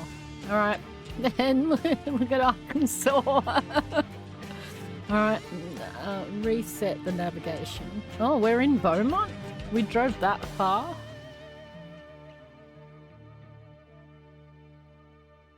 Oh, that's right. I think it was extremely depressing the last time because I crashed my truck. All right. Looks like a long drive back from Beaumont all the way back to Arkansas. This would be fun.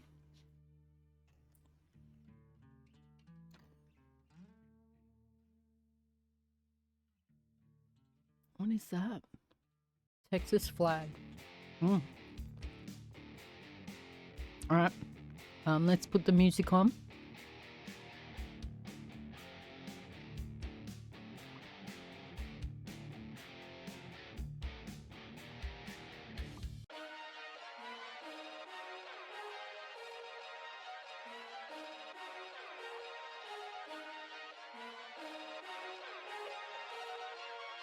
And that looks pretty good, and you can still hear me over the top, and we should still be able to hear the GPS lady.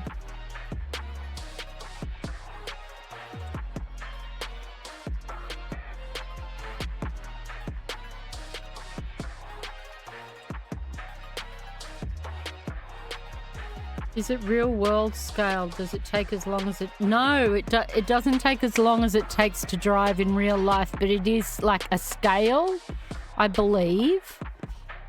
So it's like... Yeah, it works on a scale of the original size, and they make... I don't know what the scale is. I think it's like 1 to 20 or something, so it's like 20 times smaller or something.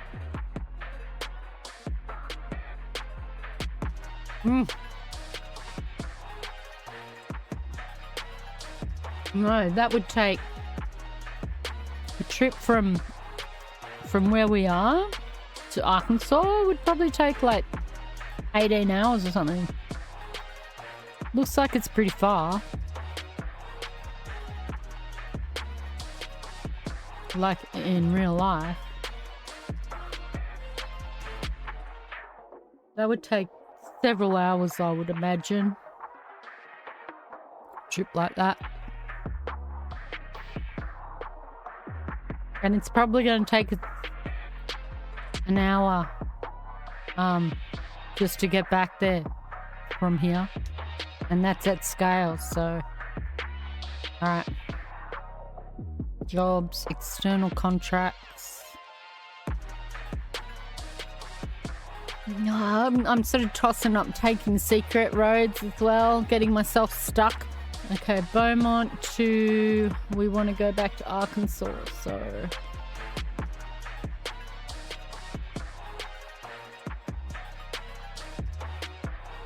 I don't think you can see all the destinations. A little bit, I'm kind of in the way. Here's one for Fort Smith. I mean, it gets us there. $68 a mile. Flammable. But, you know, it's just ordinary. Like an ordinary standard delivery. That looks pretty good. That's probably the highest paid, $68.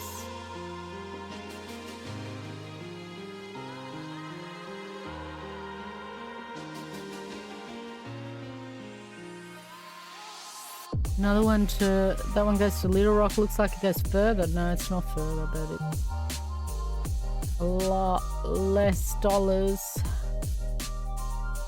Another one that's less dollars.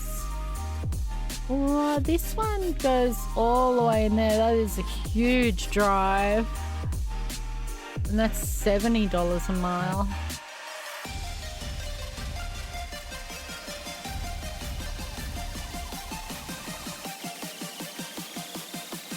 Pine Bluff.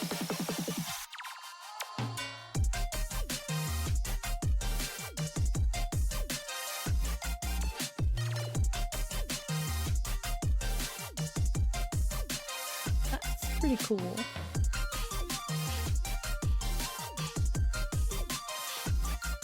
I think they still need to be like over 100 miles. Or is it 100 miles? Yeah, it's 100 miles, 160 kilometers.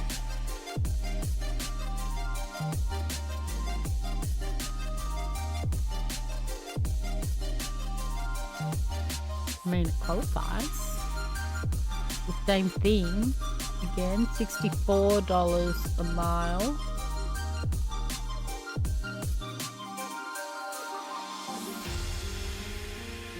The other one was like here.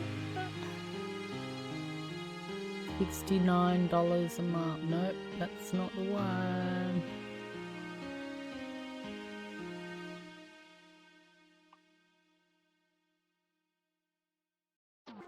$68 a mile. I don't know, the one to Turkana.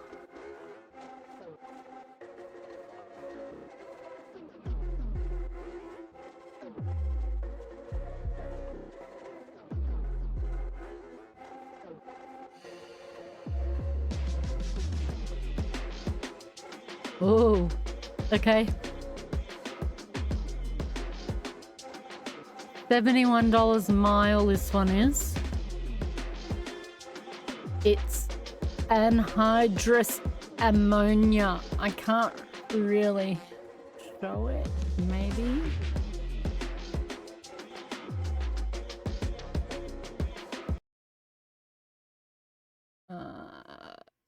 Okay. That's it there. Anhydrous ammonia. It's shorter, so it's only 298 miles. It will still take me to the Arizona side of Turkana, but I'll get to finish the job sooner, and I'll get $71 a mile for that one. So I think I'm going to take that one. Oh, remains at 1 hour and 5 minutes. I can do that. I can do that. Oh, it's going to be close. This here is a real-time one, so I'm kind of cutting it close. I may not get it in time. I may be better off taking this.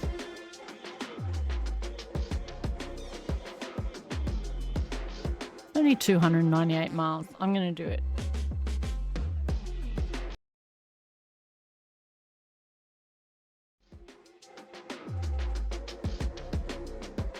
I don't know if I need to sleep or anything.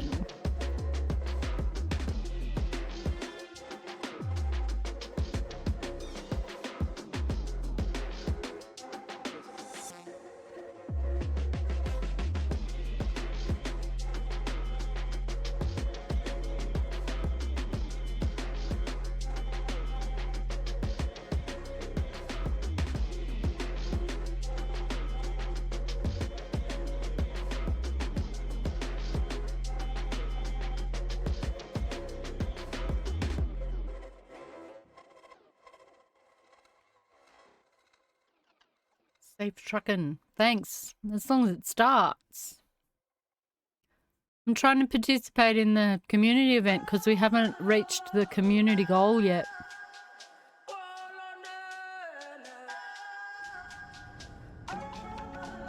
Do I need to sleep? Yes, of course I need to sleep.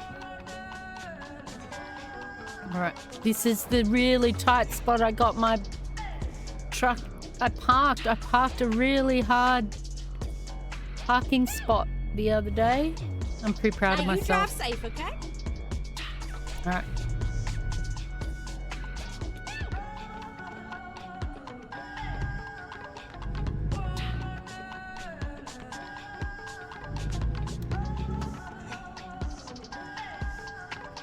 I get in here? Yep. What's that? Yes, safe trucking indeed. Could blow up. Hope it's not gonna do those lag spikes again.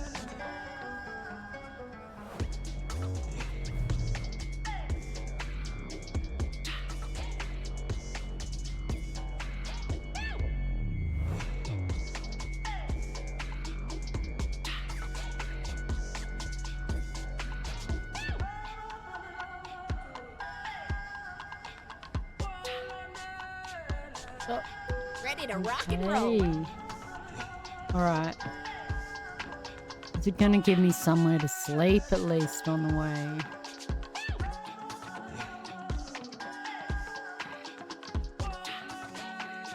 It is up here. Surely I can make it to there. It's not like she's going red yet. Ready to roll. Her eyes aren't closing. I'm gonna take the plunge. Let's go. Wait, am I going the right way? Okay. How do I get out? Here?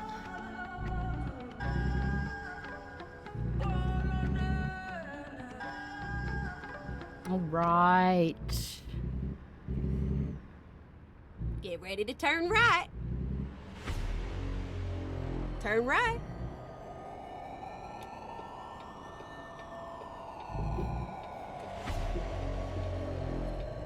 Probably should have checked for trains first. But I feel like it would have warned me somehow.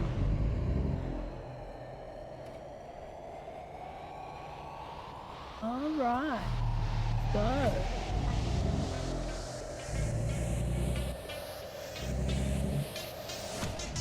Alright. Oh, I drove on the footpath a little bit. I think that's acceptable. I think truckers do that.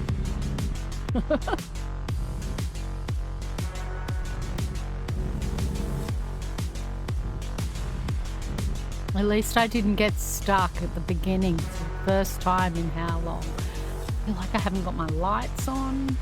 I've got lights on.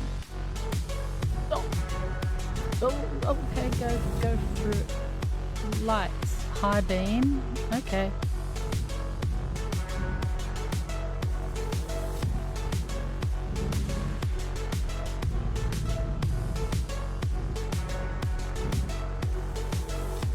Oh my.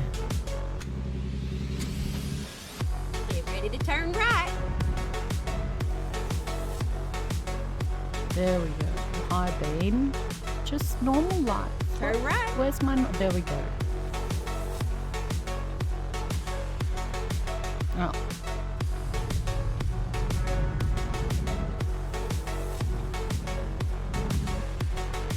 You have to stop and wait for me, sir.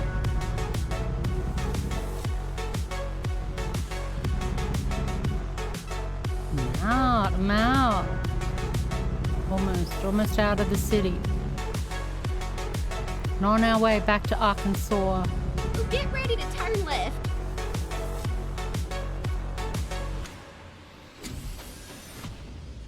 This is quite a hairpin. Turn left.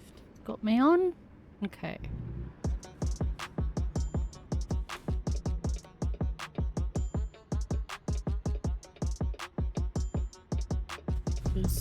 He's just gonna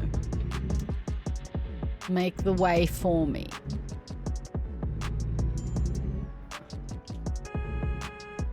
Oh. I'm coming. Just in case anyone wasn't aware. That's right.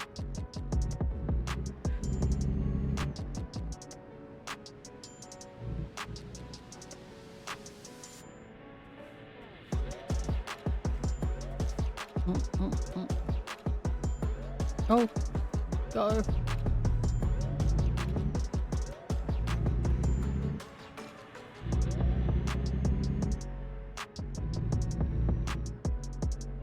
Keep going. No fight. Bro, don't go through the red light.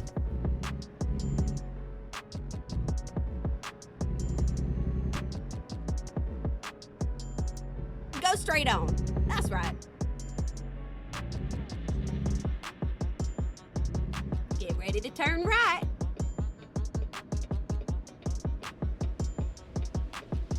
Turn right.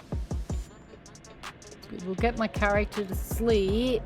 Oh, it wasn't a red light. It was green. Maybe there was like a turning light that I ignored. Once I get my character to sleep, it'll be daylight again. Can I go through here? I mean, the lights are green. Okay.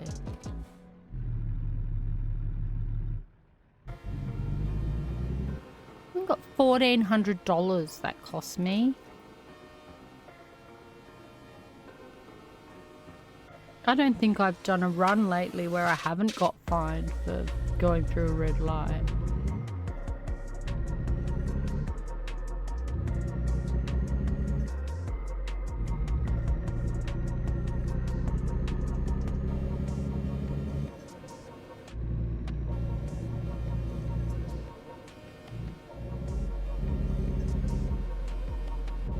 Should be able to use that over there.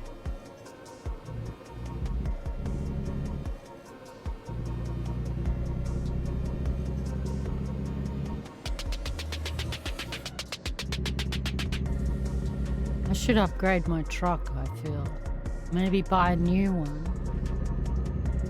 Buy like a headquarters way over on the other side, like over in Jonesboro. Buy a new truck. Go straight on.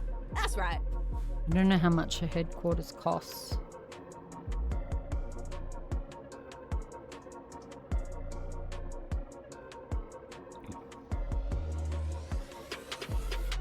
About 360,000, surely.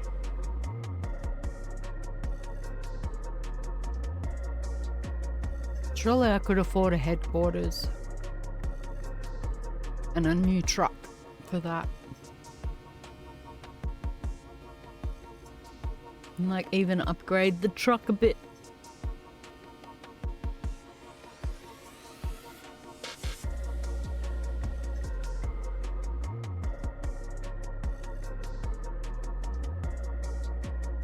I'm stuck in all behind the lights. Okay.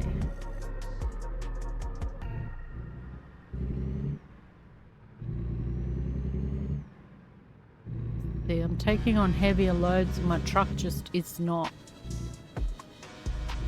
It's really not capable of pulling it.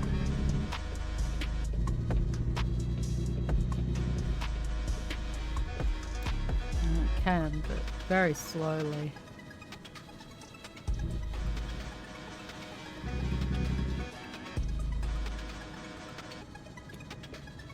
Yeah, we're turning here. Keep left. No. And then turn left. Not turning here.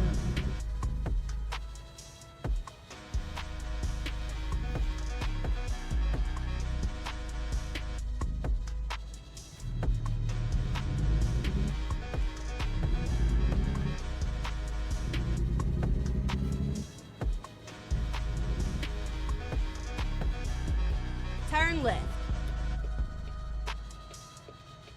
I'll not be fooled. I cannot turn left yet.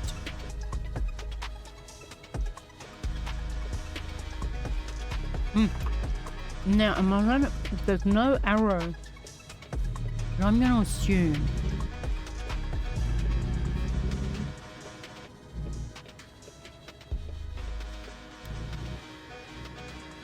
Alright. I didn't get fined. Now keep left there. Left?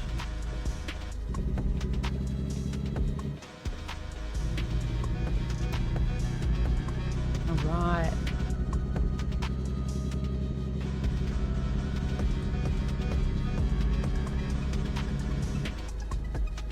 Keep right. And then exit right. No point changing lanes. Okay then. Exit right. Not picking up too much speed.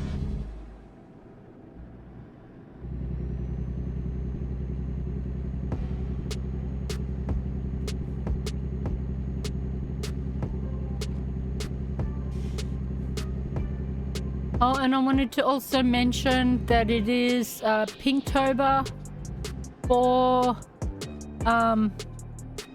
both truck simulators. And like, oh, we can't see them now. We could see them before when they were swinging. I've got some little fuzzy dice, which are for one of the Pinktober events that they had, which is in recognition of breast cancer. So it's a breast cancer awareness campaign, and they have some DLCs. I don't know, that you must get something. I think you get some wraps and stuff. They never go on special. They're not that expensive, but they're a charity purchase for breast cancer awareness.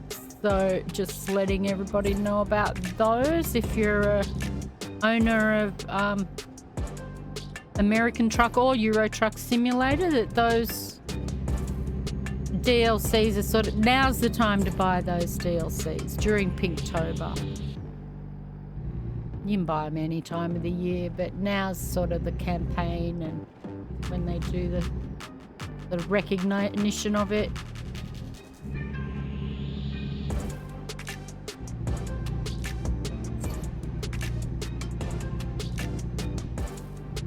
Alright, let's hope she can get to her bed.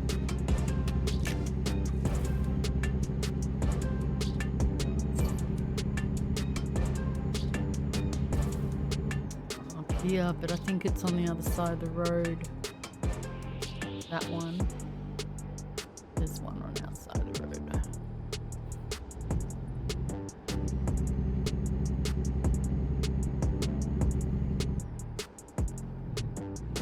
And that one's definitely on the other side.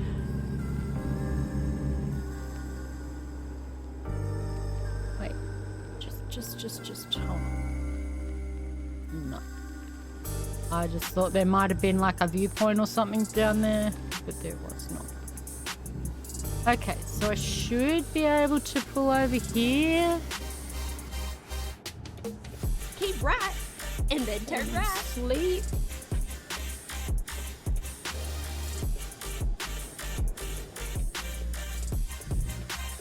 Don't know where. Turn right. In the back there somewhere, alright.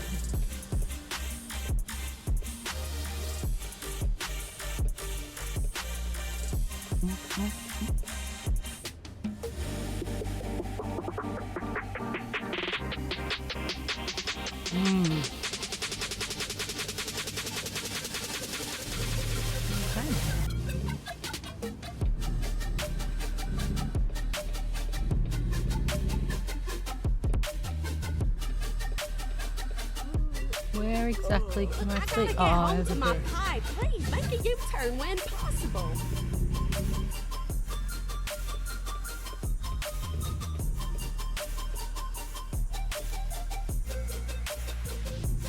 Where exactly? Where exactly? Here. Okay. Nice. Right, we should be able to wake up. It'll be a beautiful sunny day. And we'll get to see all of the beautiful scenery. There it is. Okay. So, she wanted us to turn around, but surely...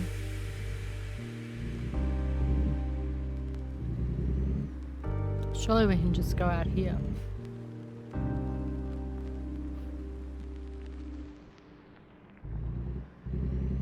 Don't need any fuel.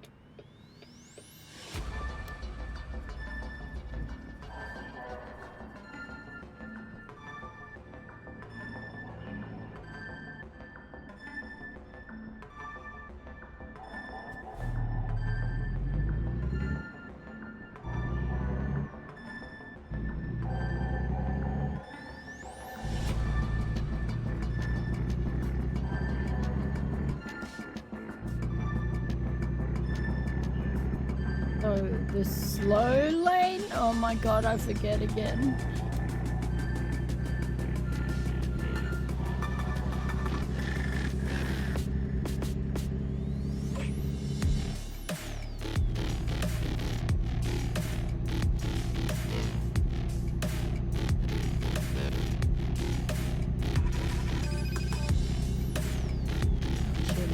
misery. The lights are not working at all. Sorry. I see. That's high. That's off. I don't know.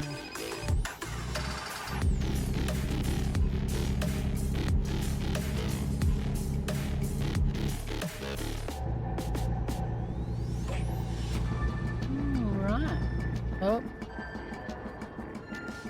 the speed limit here, come right down to 50. My gosh, my brakes.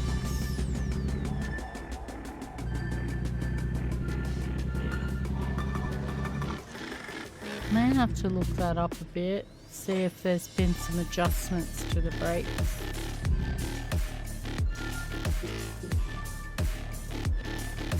There's some cool beds over there. Ah, is that a... It's not a headquarters.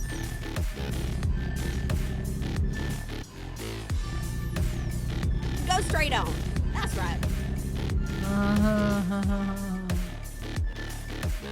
Lucky I didn't get a red light that time. That's fine.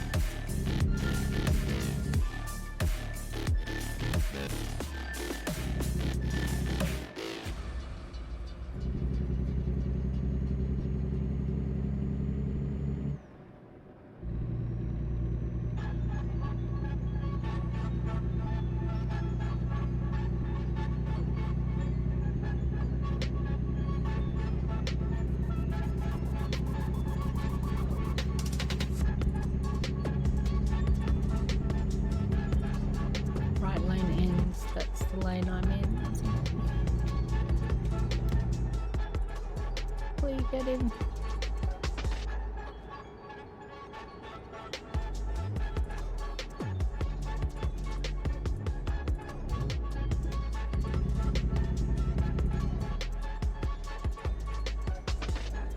Oh, it's not. I thought it might have been a secret road. Maybe here.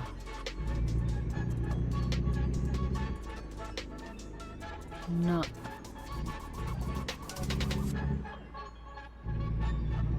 Should get back to Arkansas and go down those secret roads. I'm a menace. I'm a menace to the other traffic. Constantly distracted.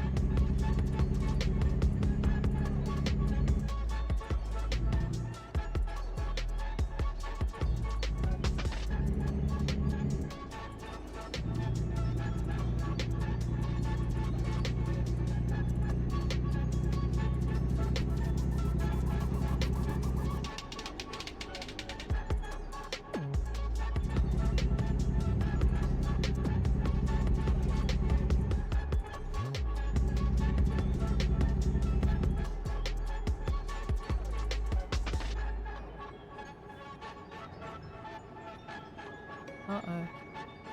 No.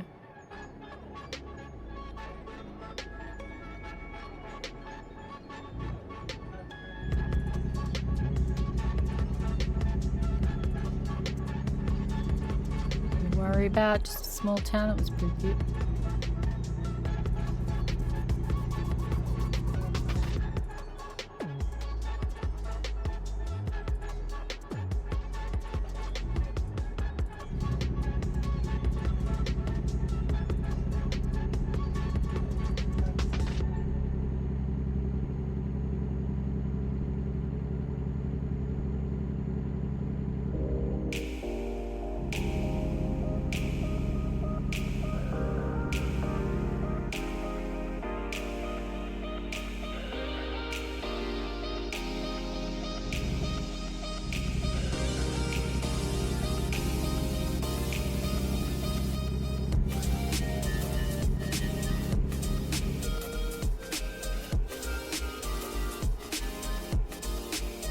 Looks fancy over there. What's happening over there? What's that about? Can we drive in there?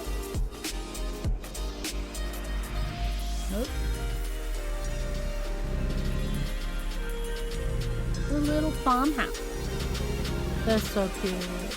Little houses on side road.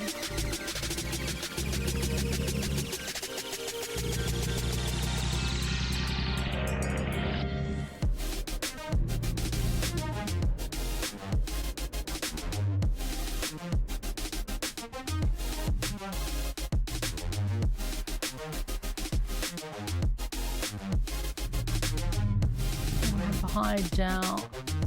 It's gonna be a front yard. It's not leading anywhere.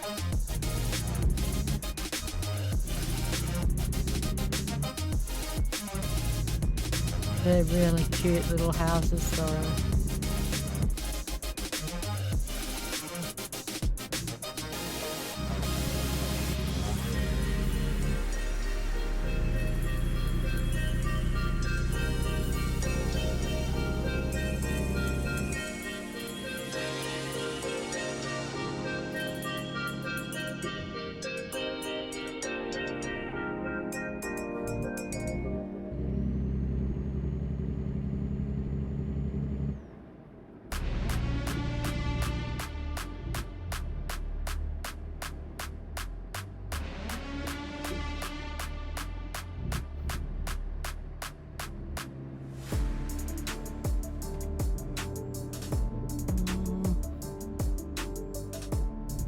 Tiny little side thing.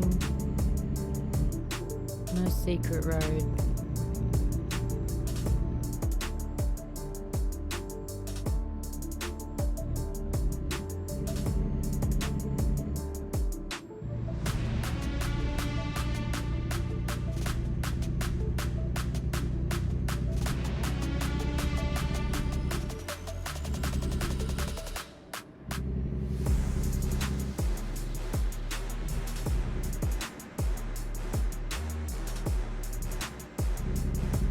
It's a pretty straight journey.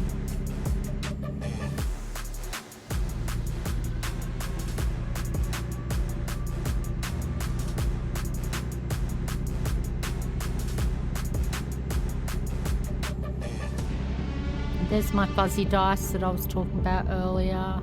I don't think you get them with the pack. That was like an event or something that they had at one stage. Probably when that DLC came out.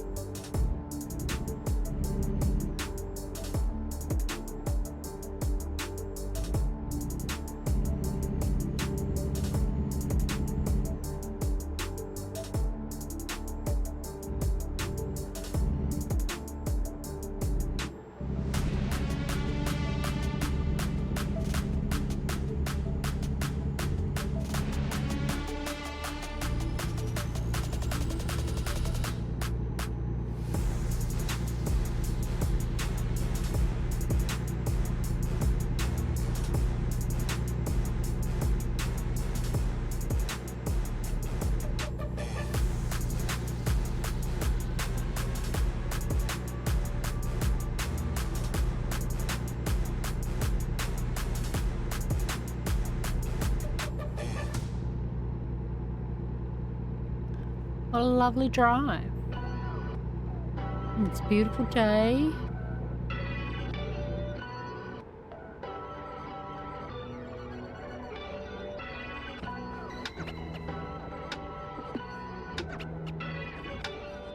Don't know how to slow down enough before the sign.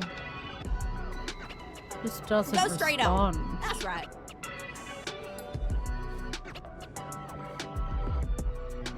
There we go. That was smooth.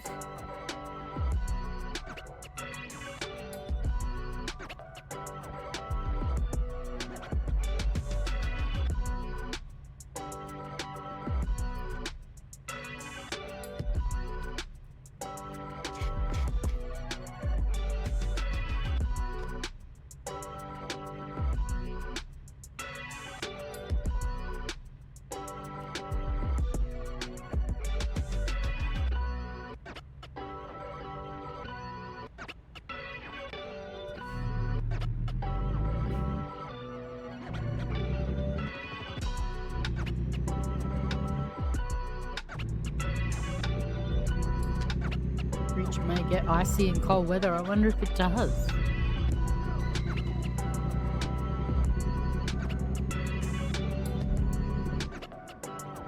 That would be cool if it simulated that sort of thing. Go straight on. I'm pretty sure it like does in Euro Truck when you go up into icy areas. I don't know if there's any like snowy areas in American Truck. I think there's snowy areas in America.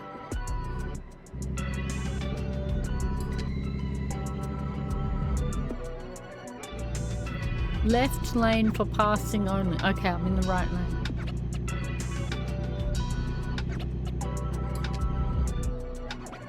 Some of these look so close to being secret roads.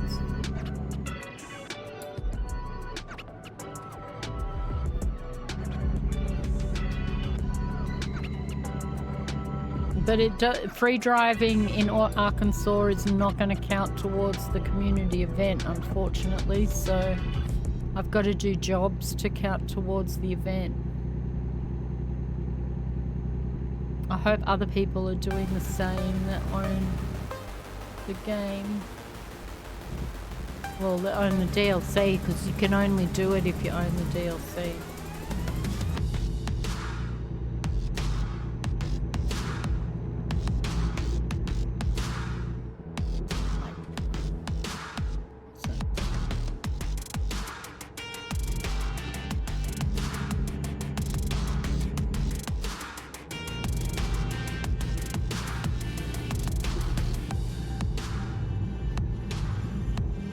And for things like the Christmas event, they'll combine the miles between the two trucking games, between Euro Trucking and American Truck. Well, this one's just the American Truck. Go straight on.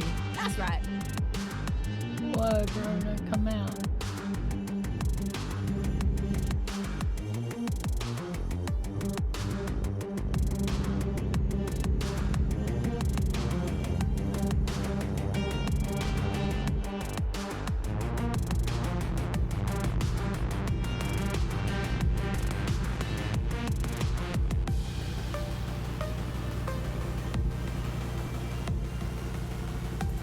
That's my max speed, so I reckon I'm able to upgrade my truck.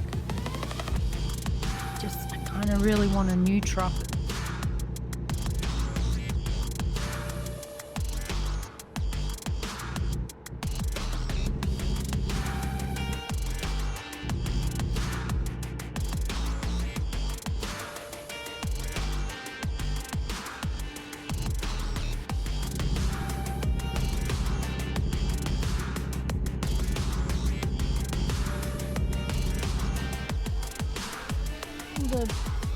Billboards.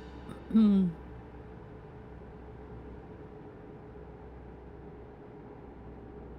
into some city here. Arcade zone. Keep right. Right. I am, but not here. Okay. Here.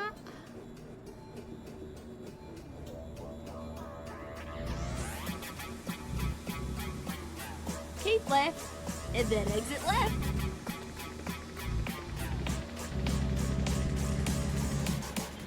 Left. Exit left.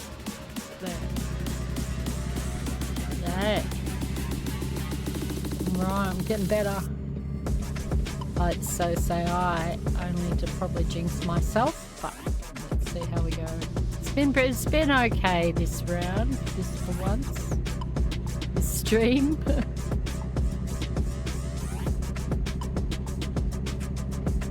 We've only had a couple of red light fines.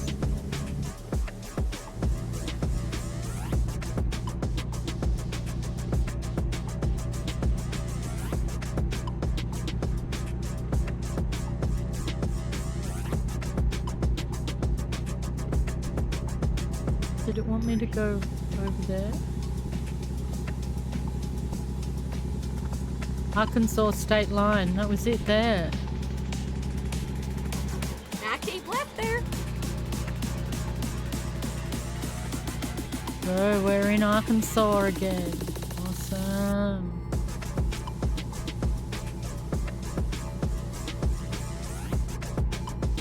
to be? No, I need to be in the right-hand lane.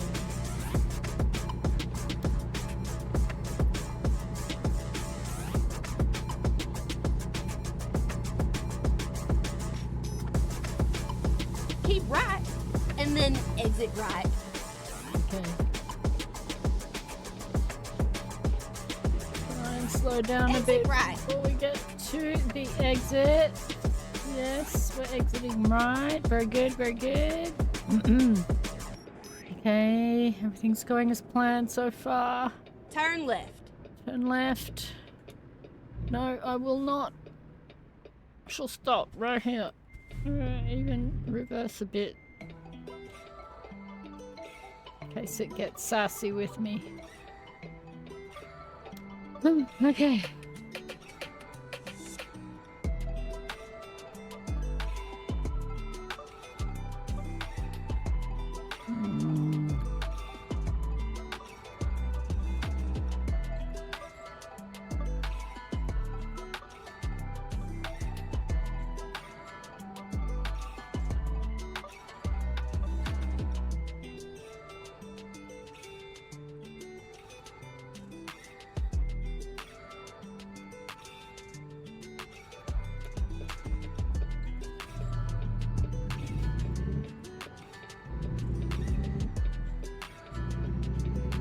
Right. No! There has got to be a bug. That is bullshit.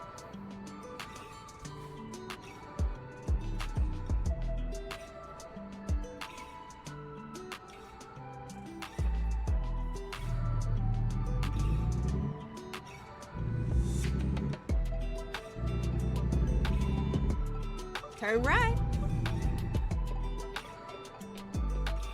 I'm pissed off about that fine then. Was that to me, that one just proved, proved that I'm getting fines for going through green lights. Unless there's something I'm missing.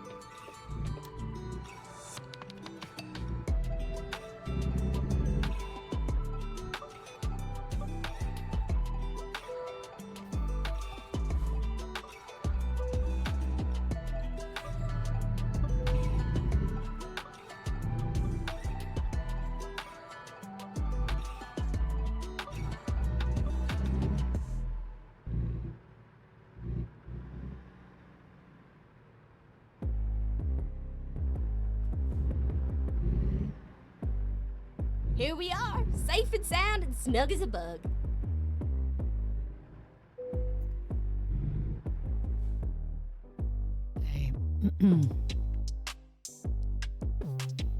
It's only 40 XP, so it can't be that hard, but I can see there's not much room in front of the truck to sort of do anything with, but it's only 40 XP, so it's not like it's a 90 XP difficult park. I'm gonna give it a go.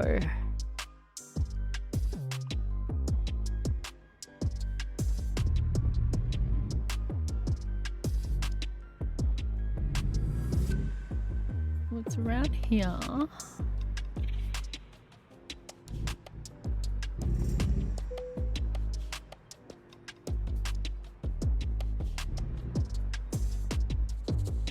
And there's a car and a trailer in the way. Well,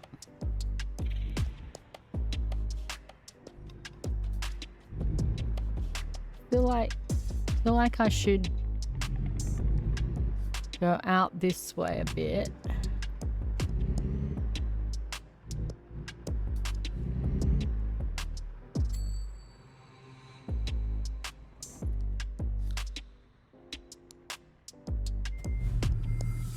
Nope, that way.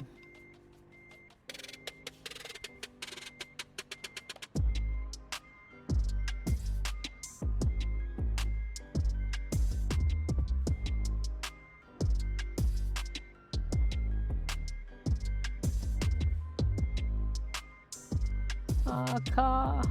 Okay. Nope, car. Okay.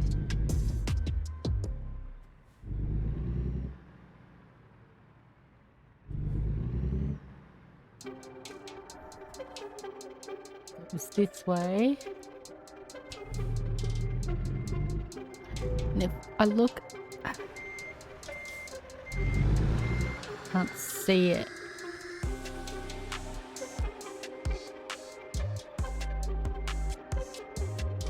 Oh, that car. I think I just tapped it in. Alright.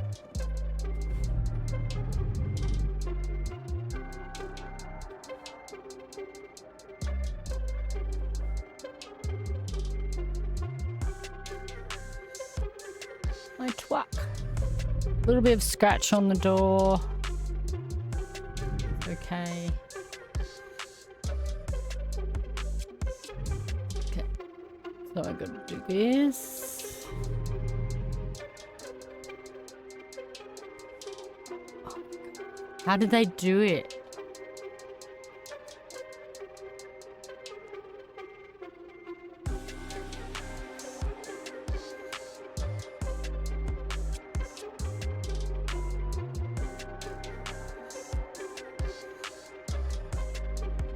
Okay, stop. Let's look and see. I feel like I'm going too far now. Too far. Look it into it now. Oh. Not too bad. Not too bad. I don't know what it looks like on the other side. We can't see the truck or the car. We can't see the car. Okay.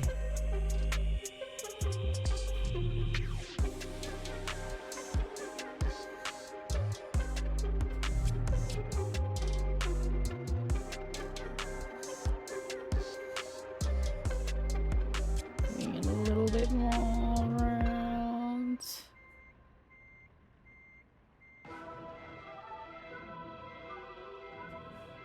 Not too bad.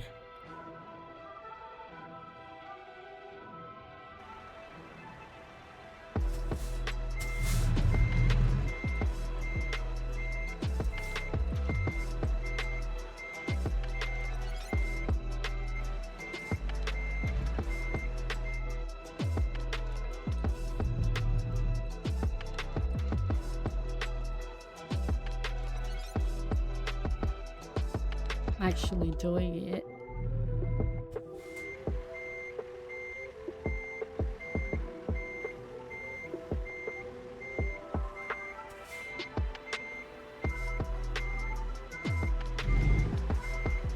It's not gonna let me get away with that though. Too much off the parking thing. But at least I'm in a good position now.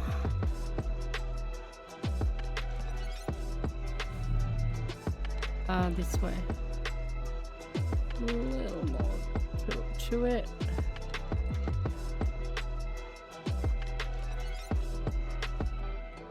Absolutely, that's got to do it very shortly.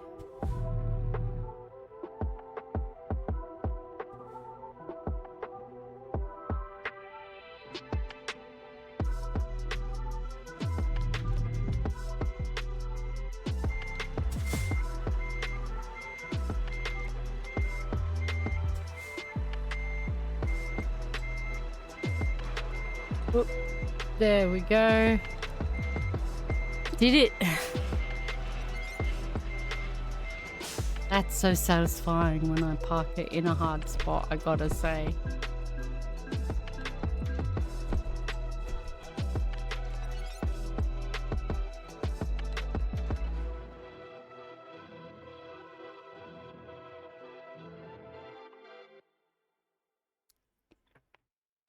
Whew. All right. I need to. I think I want to buy.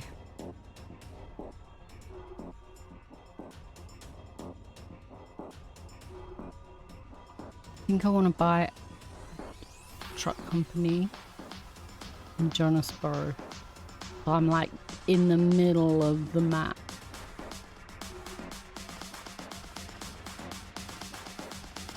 They kind of don't recommend it, I think, unless you've already upgraded your original one.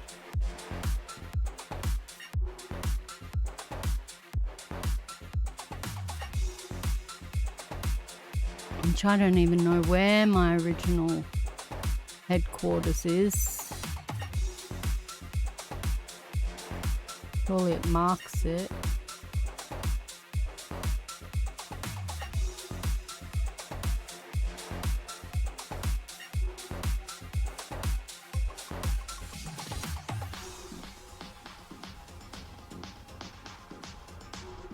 I think I got one in Colorado.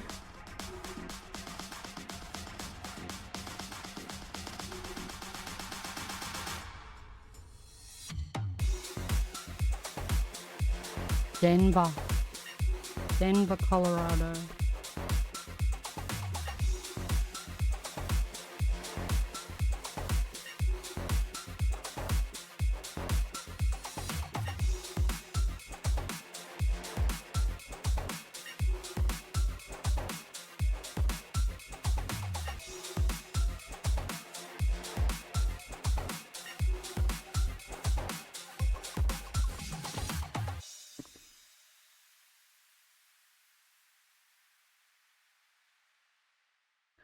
I got my trusty book out again. Painting book.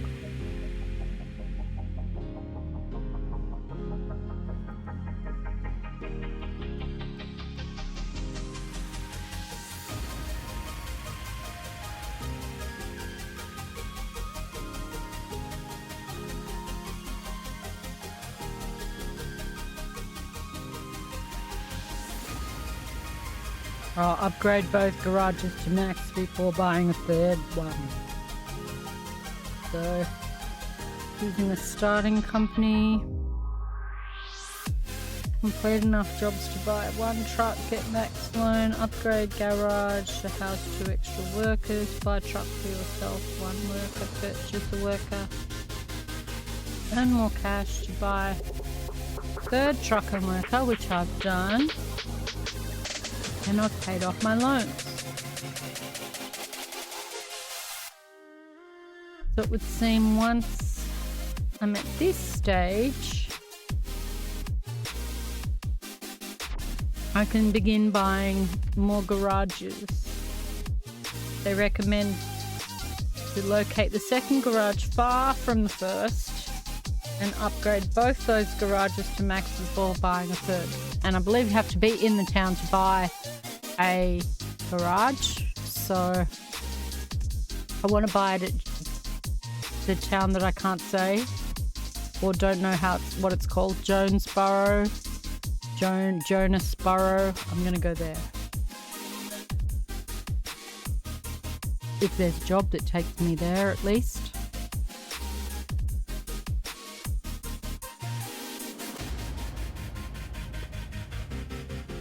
And it's a fair distance too, it's a long drive. That'll add some good kilometres to the community challenge.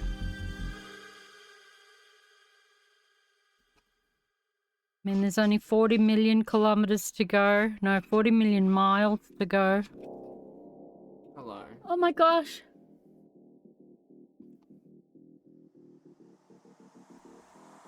After him, you're having trouble putting him in the camera. No. You have to on the other side. Over here. Not well. It is set up. What are you talking about? No. This is Asria. I was considering making him my avatar. Oh, you're looking good, Daz. Okay. Alright. Takana to Jonesboro.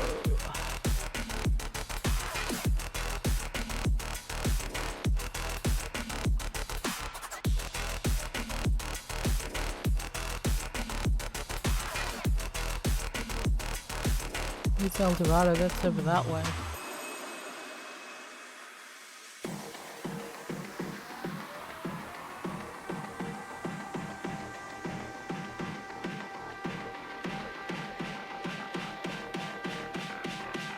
very far. Maybe I'm going to have to take like a little job and then another little job. Oh, I got that stuck last time.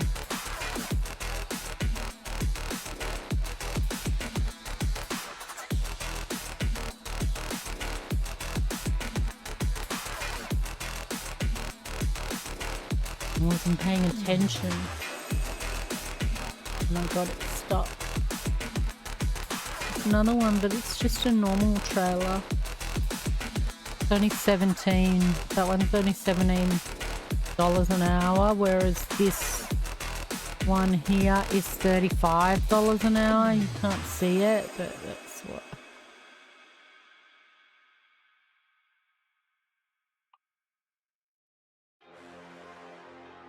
It's a high value. It's got $61 a mile. What was I saying an hour? A mile. Gee, that's not too bad. Better than this one.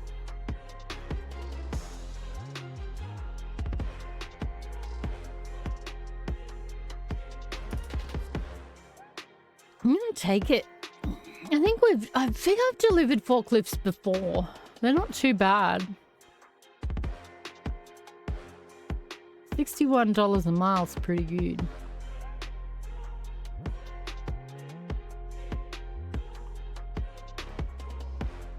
Goes exactly where I want it to go. There are no other ones that are priced like that.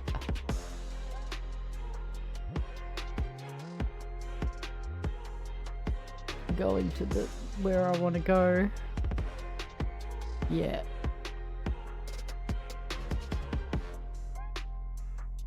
Oh, I lost it. It's just here somewhere. That one, the next one. That's the one. $61 a mile. 317 miles. Okay, it's not overly heavy, so I'll at least get there and then be able to buy a thing and do a whole lot of truck things that I haven't done for a long time, so I don't really remember how to do it. But we'll have a look at that when we get there.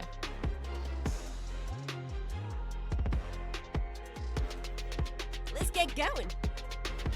Okay, Granny, hold on. There's melted cheese on my meatballs.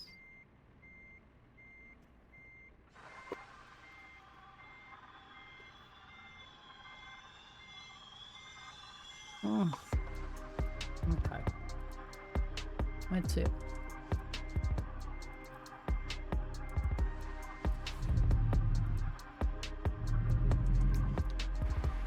I did it. I'm getting better at that.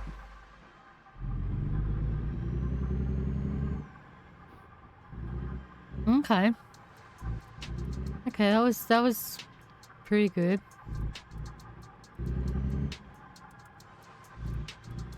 Actually made it here without too many errors. Bit peeved about the red light thing.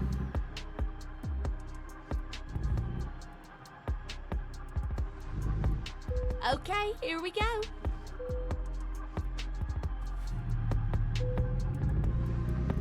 Get ready to turn right. Turn right. Did I pick up? I'm not supposed to pick it up from there.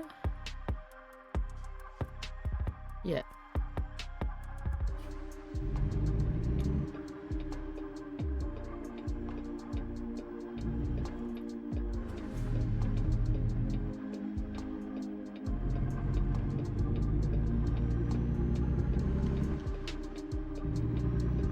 Get ready to turn left. I discovered a recruitment agency. I don't need any left. drives yet. I need to get a thing. Oh, left. Need a garage, and then I'll buy a driver, a new truck.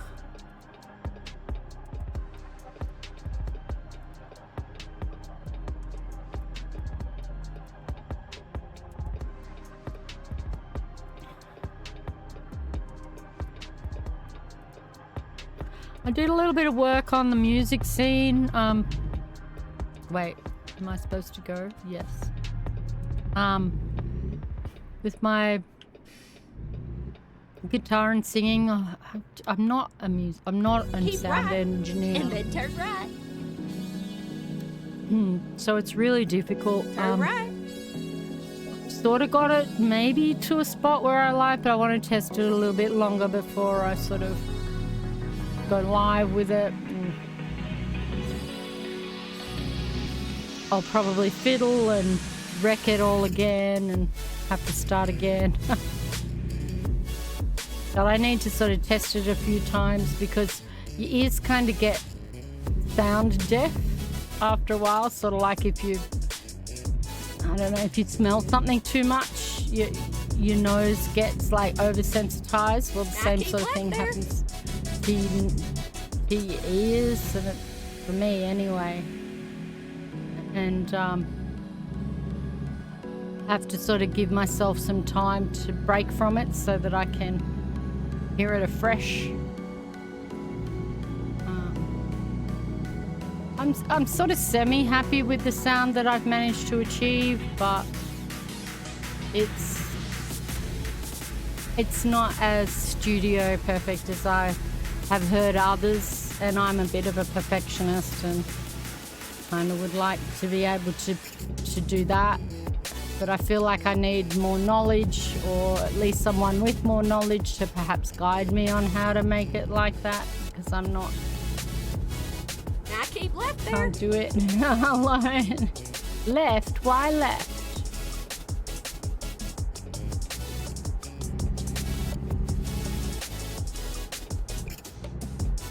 But I'll get there eventually. I don't need to believe Keep that. right. I'll get there eventually. And then exit I'm right. sure.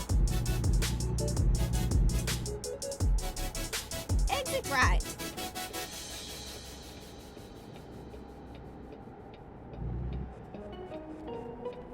Keep right. And then turn right.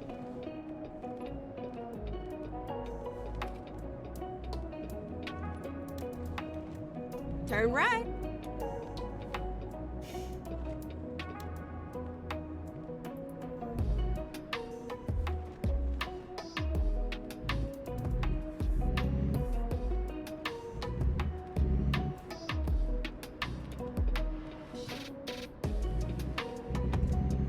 Keep left. And then turn left.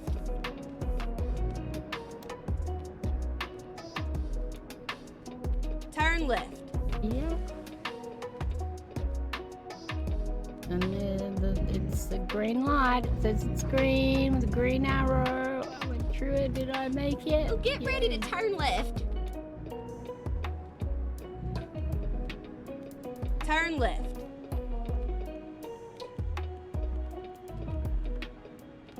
I love how realistic these industrial areas are. This is where it ends, sugar.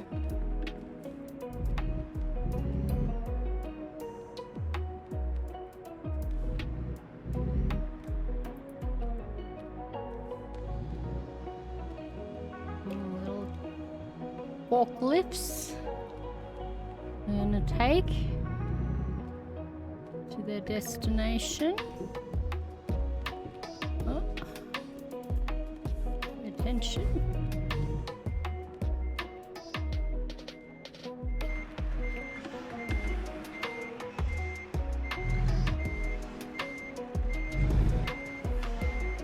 Oh, it's hard to do it when I'm looking out the back, actually.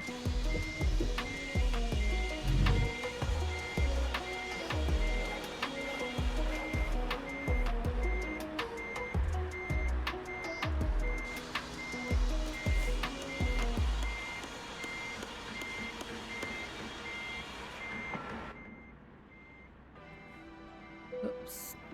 Okay. Let's do this. I gotta get home in time for Maury. What? You gotta get home in time for what? I think Morepovich. Did she really name drop Morepovich?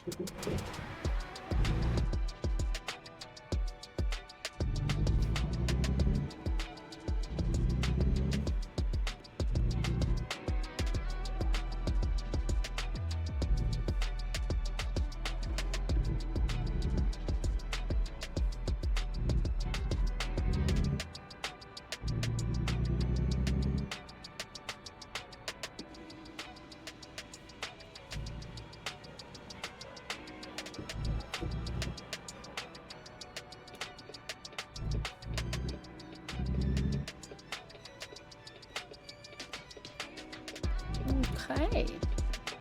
Turn left. On the road yet again, left. It's gonna be a tight turn. Turn Oh, left. don't drive into the back of my truck. I was here first. Okay. Okay.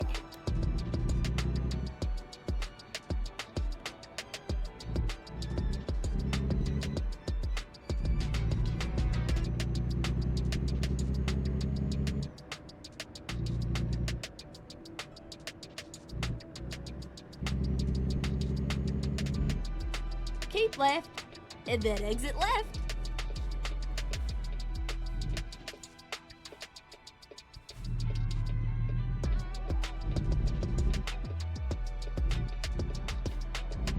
I don't need to sleep. I might need to grab some fuel, perhaps. Exit left.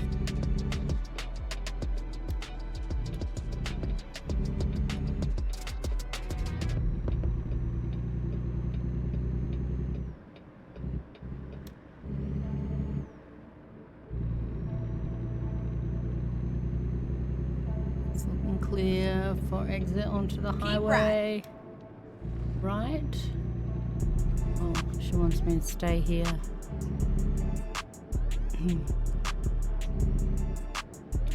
Go off anyway.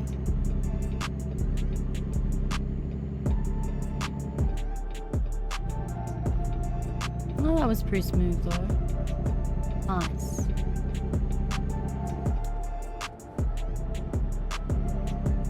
Oh, big truck. Can I stay on this lane? Seems I can. Nice.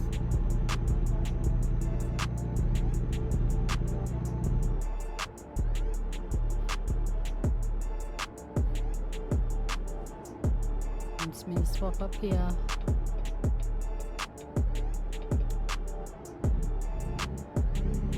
I keep left there.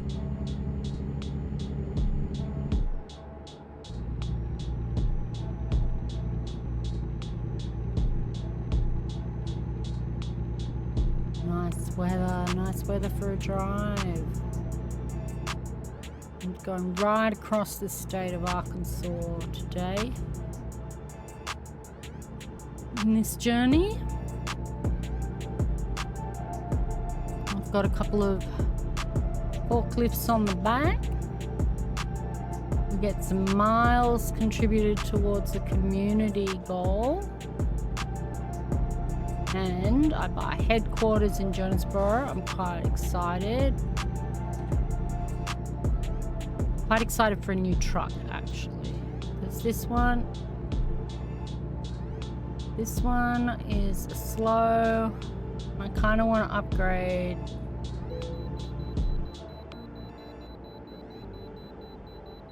To a different one anyway, to complete like a quest where you have to drive a certain amount in each truck. Seems I have to pull over.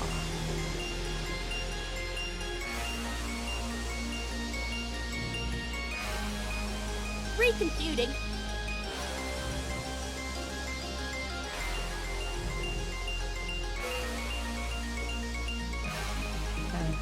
Hopefully they don't find any drugs in the back. I didn't load the trailer, so I don't know. I don't know what they've got inside those forklifts. Let's see. My vehicle is not in perfect technical state. Be more careful next time. I mean, that's not a surprise. At least they didn't find any drugs, yeah? Okay. Oh, I don't need to sleep just yet, though. I might be getting a bit... Nah, I can sleep up there, surely. That looks good, that looks good. I'm gonna sleep there. Okay, here we go. Make sure know if I've got the fuel to make it. Didn't think about that part.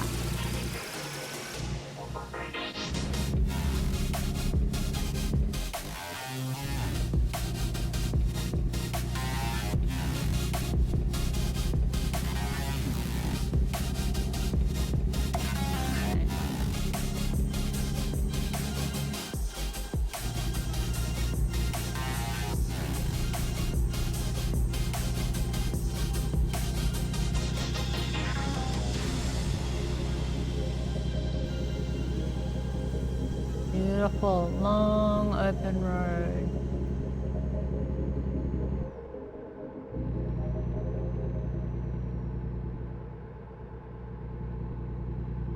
People should play American Truck Simulator GeoGuessr. I saw someone playing Fortnite GeoGuessr.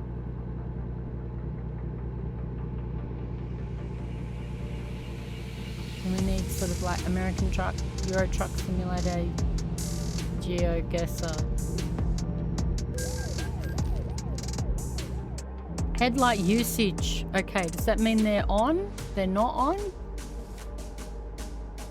Like, seriously? Can't tell if they're on or off. That's why I need a better truck. Something that indicates. I can tell that the high beam is there. I think that's off. Which I think that means they're on, off.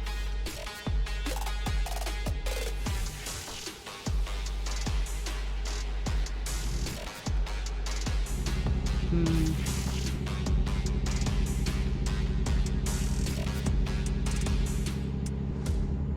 we better turn off the high beams at least.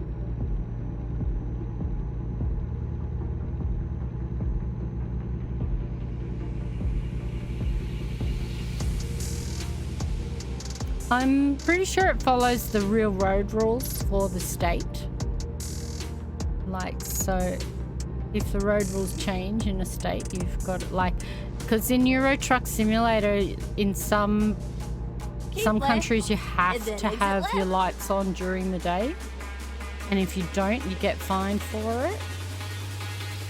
So I believe it's the same in this per state.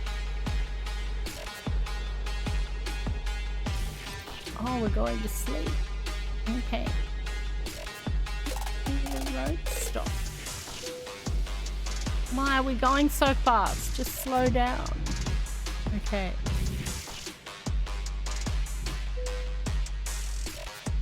Go straight on. That's It means we're gonna be stuck with night. Maybe I could just like sleep long. But she slept through till almost 6 o'clock in the morning. No, that is not what I wanted to do. Okay, doesn't matter.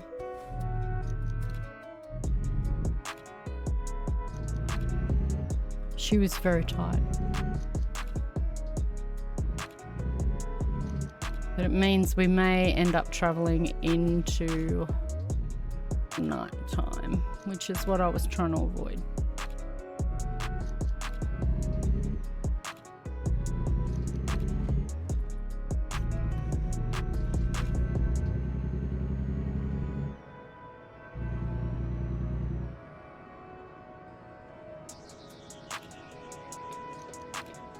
Interesting. That road was not marked there.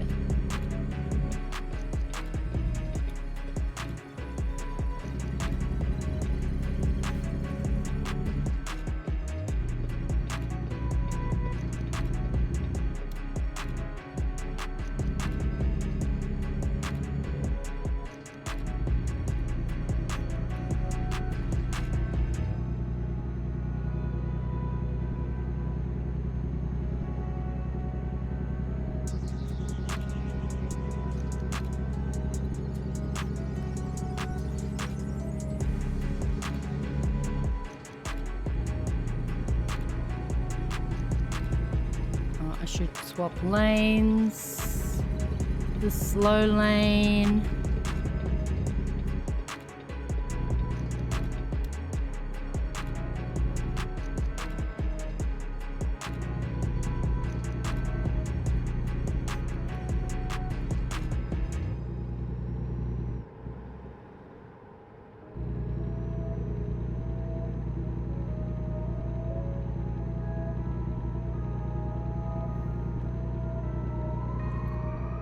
Springs.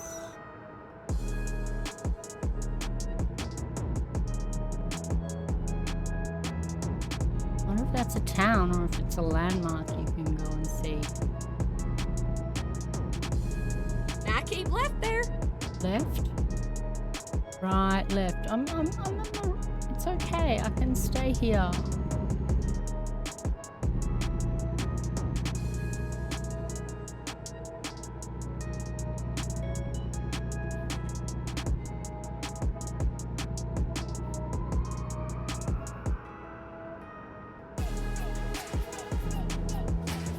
Caution!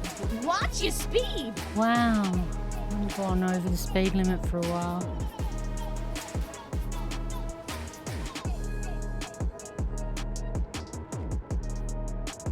Oh, there's a cop. Lucky I slowed down just in time.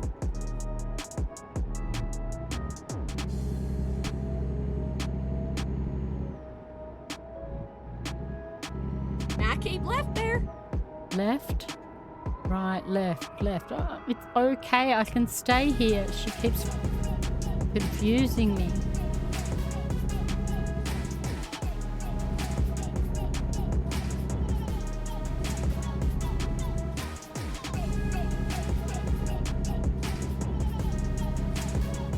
She should just say, stay in the lane that you're in.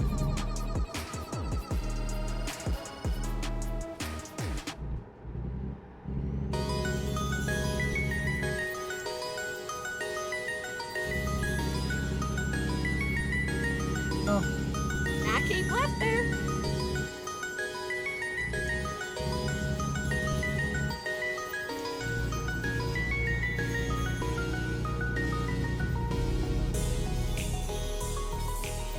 Oh, where have Jesus, take the wheel. Okay, What I'm the trying to goddamn slow hell down. you driving? You're speeding. Watch your speed.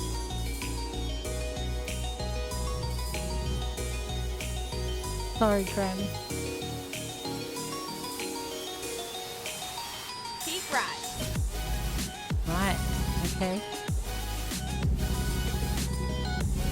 And turn up. So we're going Jacksonville, Memphis. Okay. We're going towards the north. Anyway. Don't think we need it. A blinker.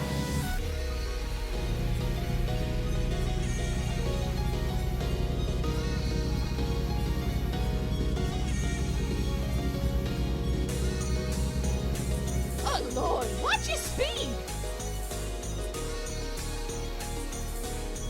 And we want to go to Jonesboro. Keep right. So over here.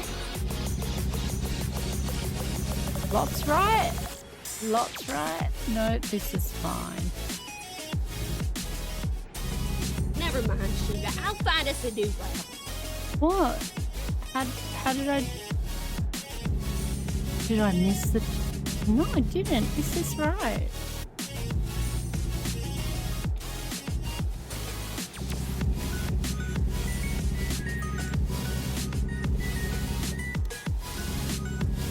Jonesboro, it's 94. I don't know. Did I miss something?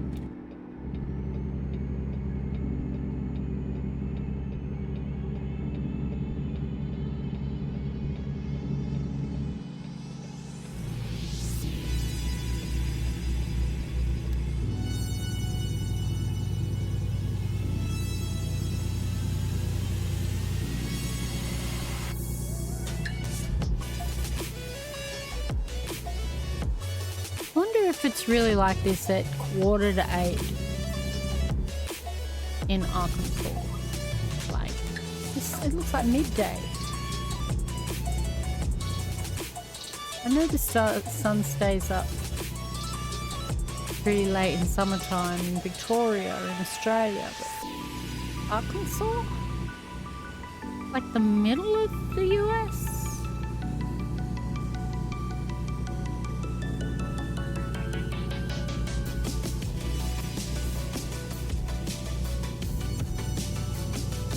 I guess it sort of looks like the sun's going down. Need to get some fuel.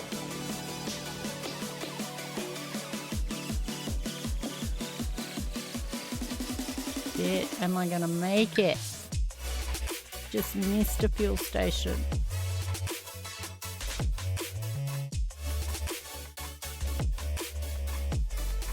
I should now you make drive it. safely here. I should make it.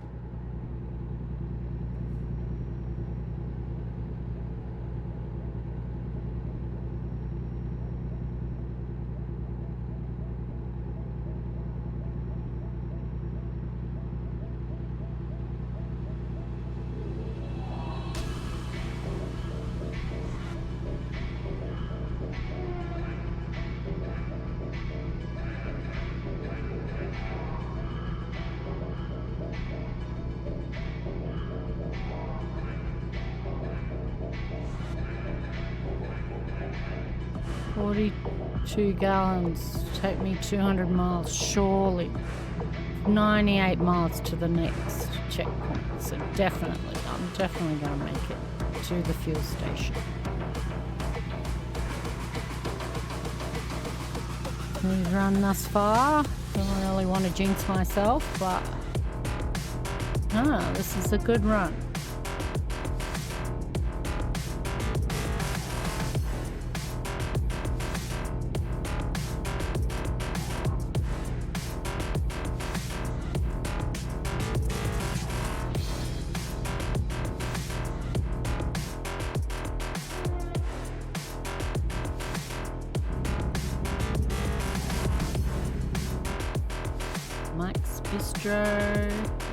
Gas exit. Yeah, Keep that's where right. we want to go. And then exit right.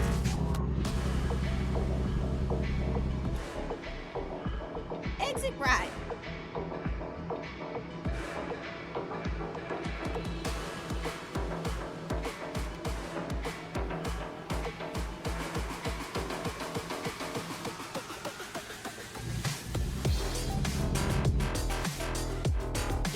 Turn right.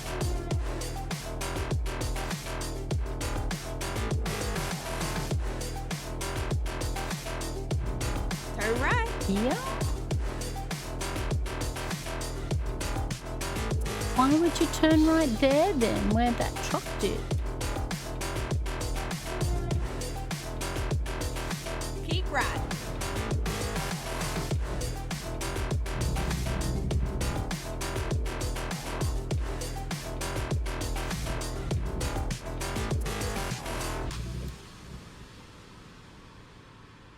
Alright. I don't need to sleep. Finding a new route.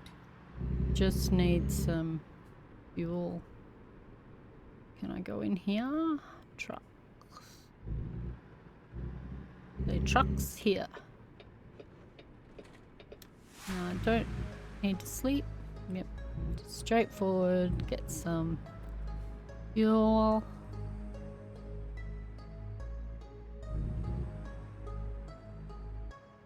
See, and this should be where you have to like get food. I think that would be cool. Had to like buy food, and you had to choose through a menu what you wanted from like the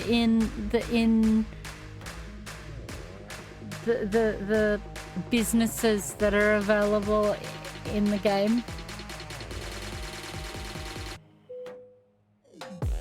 Okay. Oh.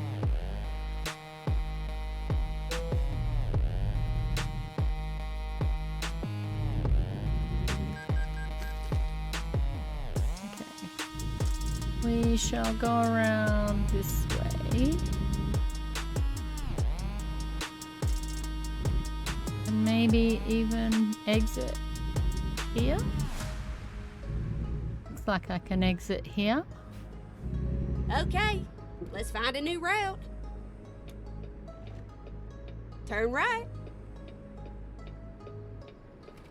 Whoa! Okay. That was, oh dear. All right. Sorry, bro.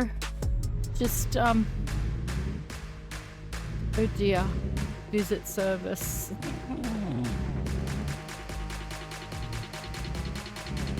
Just, that bro will just have to contact my insurance company. Meantime, let's hope my truck doesn't blow up before I get to turn a left. service center. Oh dear. Turn left. Every stream I prove why I don't have a license.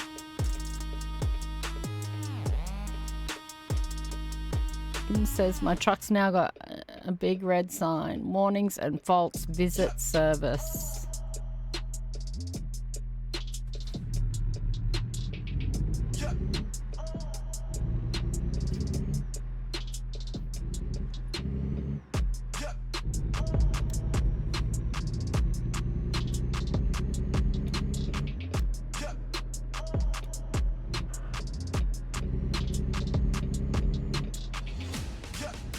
Glad I'm selling this truck.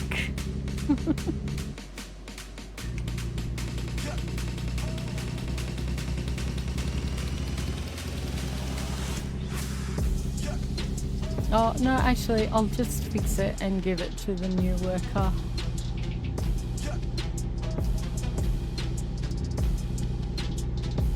That was an expense I also did not need to have.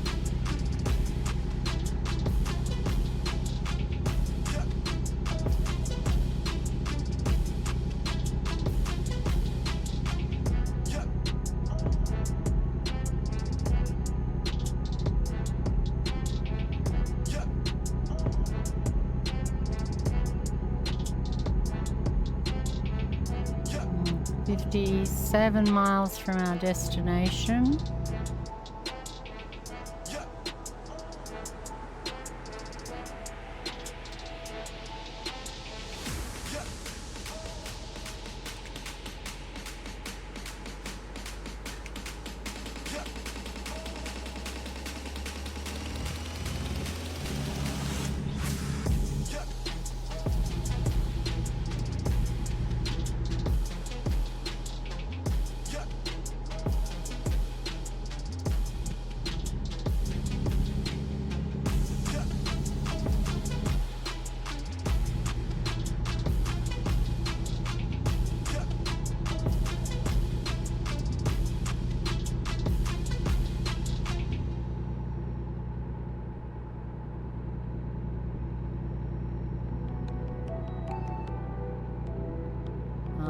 Night starts to come. It's 8:20.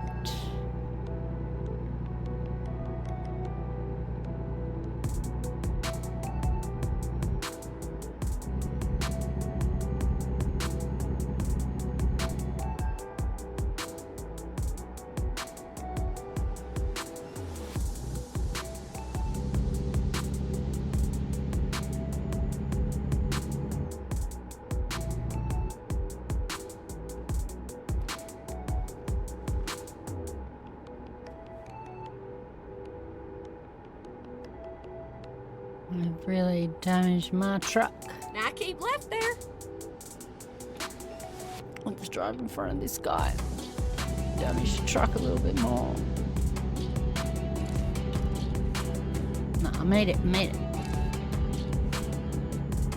I feel like I'm driving in the devil's chariot. Watch your speed. Get ready to turn right. The devil's chariot. Where? Here.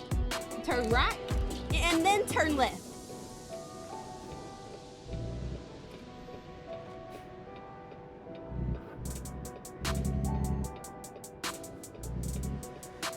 Right. It's very, very right.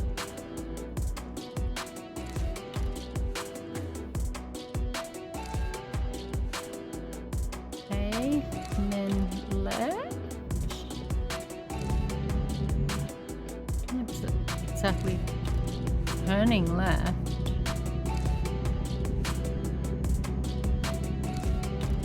Bro, I'm coming out. I'm coming out into this lane. If you crash into me, it's your fault.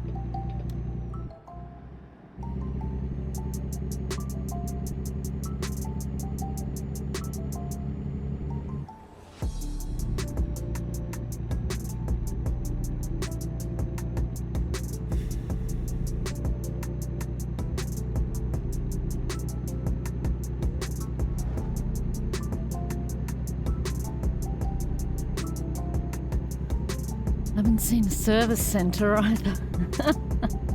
Oh, well, I'm sure there'll be one at Jonesboro.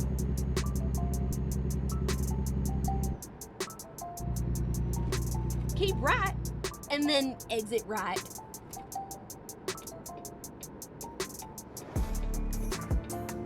Exit right.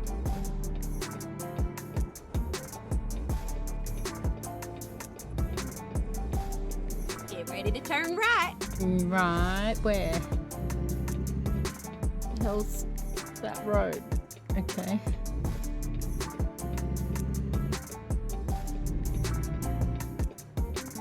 Turn right. That's so cute. Oh, oh.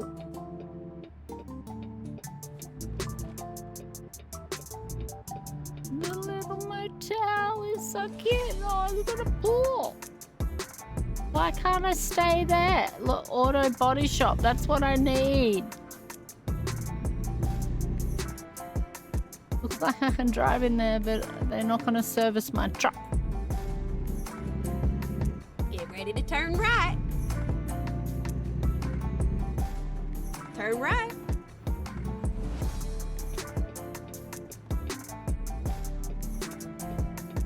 Alright, let's see if I've got lights on. There, that's high.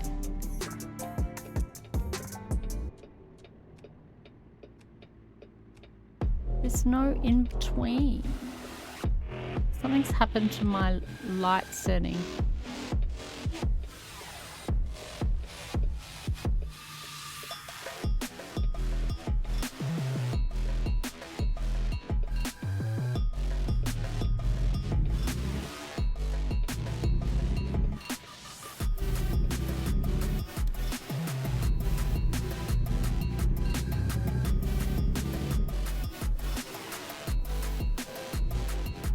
That's off. That should be on. Nothing.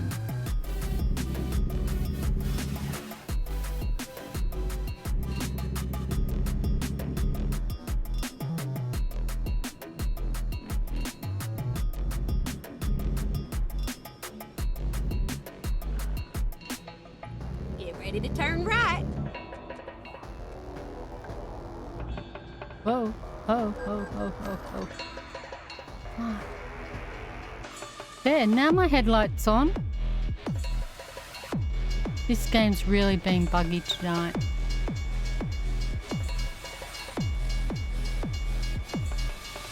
Train.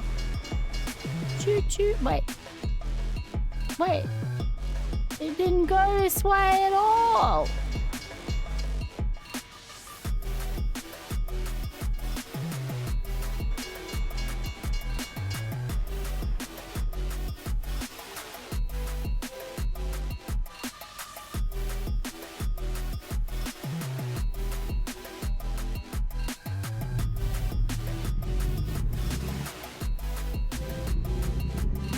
Turn right.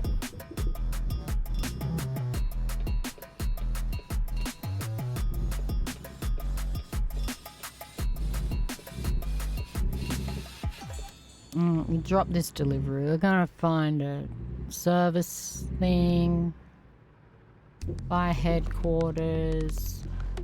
Got 415,000. Hopefully 430 odd when I finish this.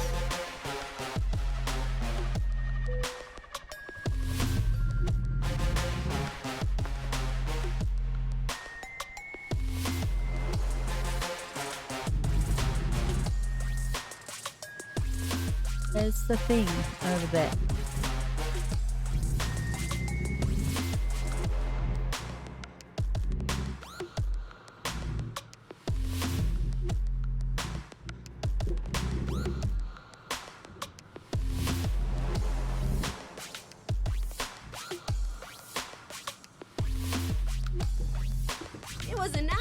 arrived. Now, make sure you come back and visit me, all right?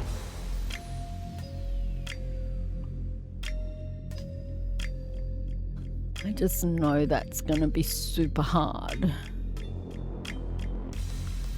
It's even indicating it's gonna have to be like around a corner.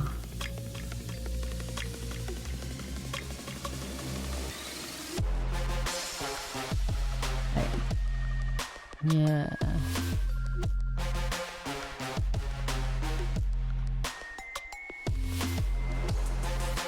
That's gonna be easy though. Wait. Oh, okay. May as well. May as well try.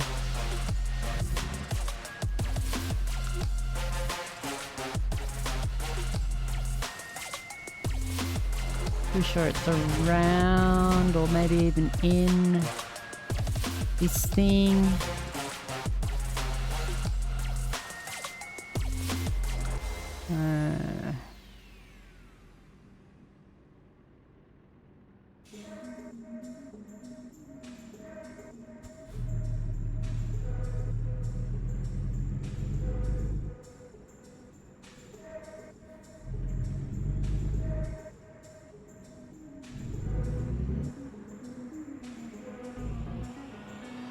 Get the truck straightened up a bit first. Oop.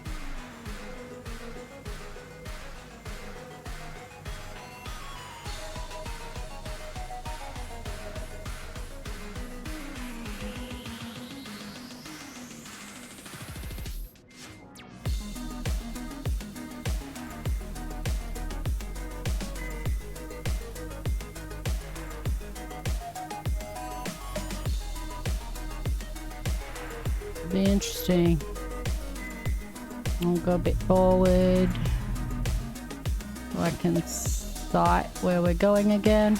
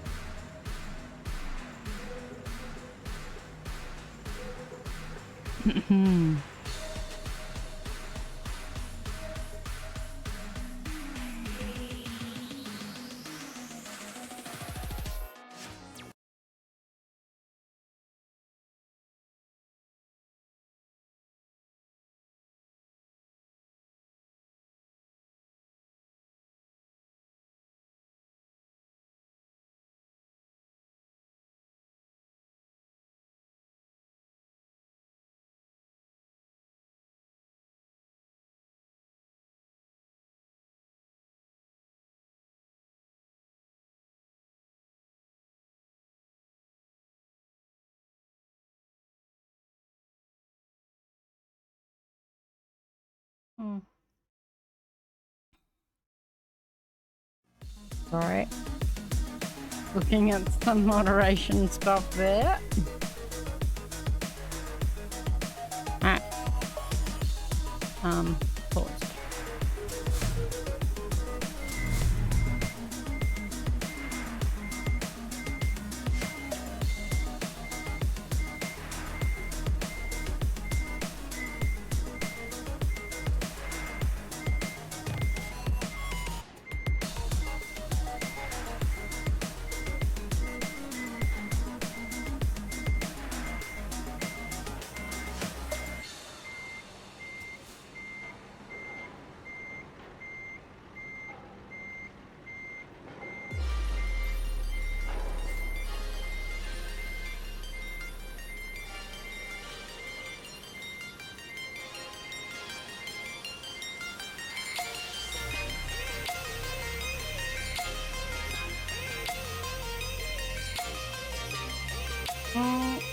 Okay. I'm gonna press my card there. Okay.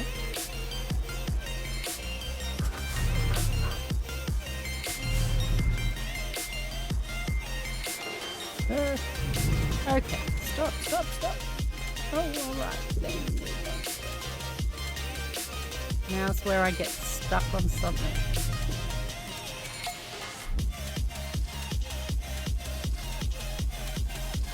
It's going well. I can do this. I can do this.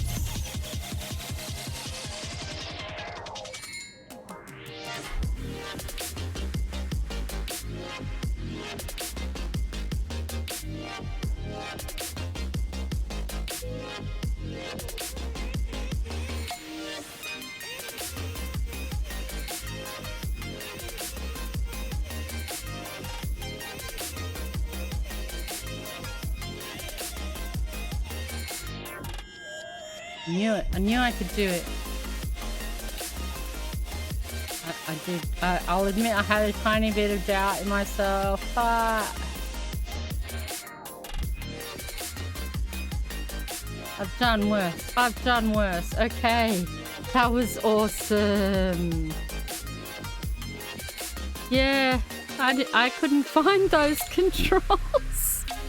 I tried to ban them, but I couldn't find that control. All I could do was restrict them. I was obviously in the wrong part of the moderation controls.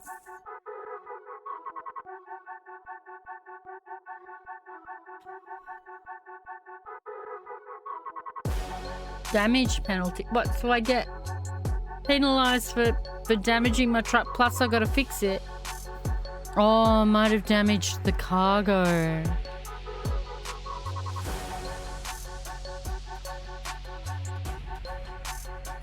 All right.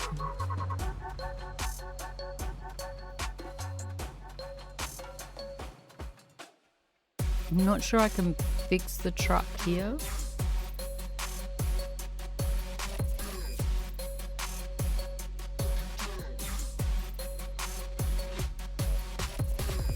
Oh yeah.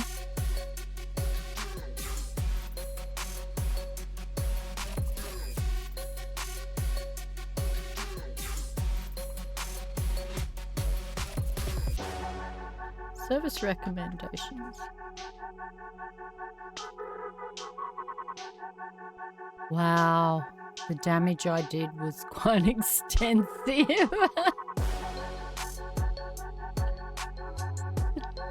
Just repair all. Here we go. Repair all. No. Confirm. Your vehicle is in poor condition. Service it as soon as possible. Maybe I have to get to a service station.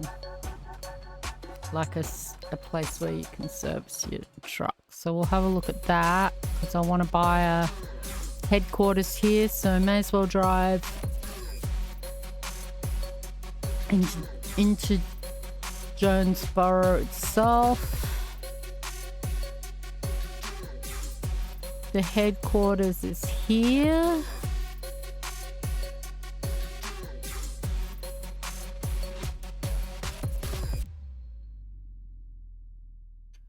Is that a place I can service my truck there? No, that's one there. What is that? A weigh station? Why would you need a weigh station?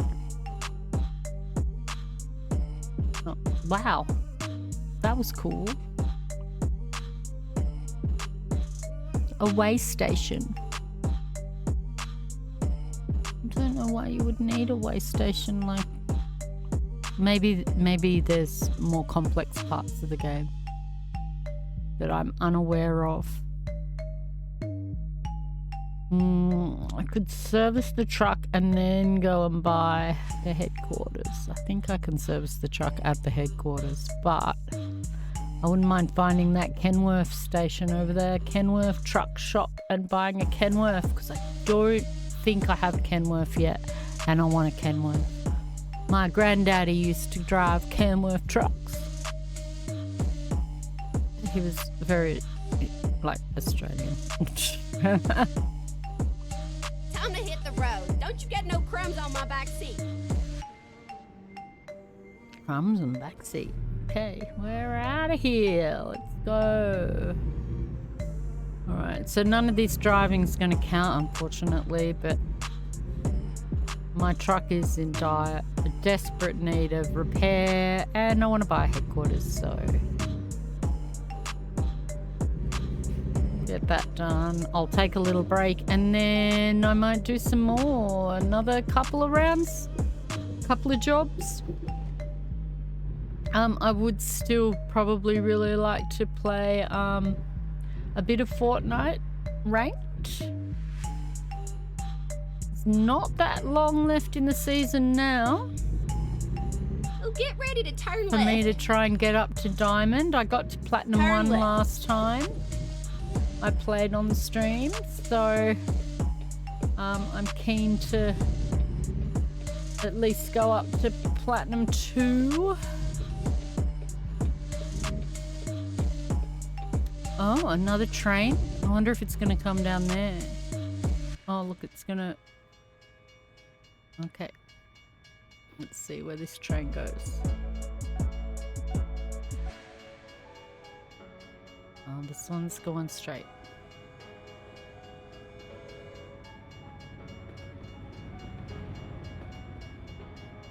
Boost.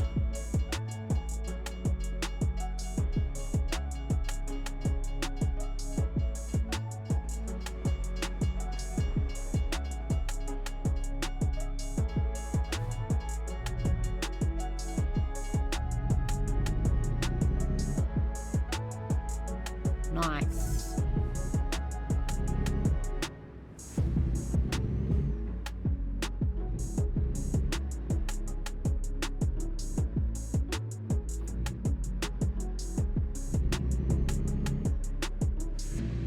Oh, I should also check my settings, why my lights weren't turning on.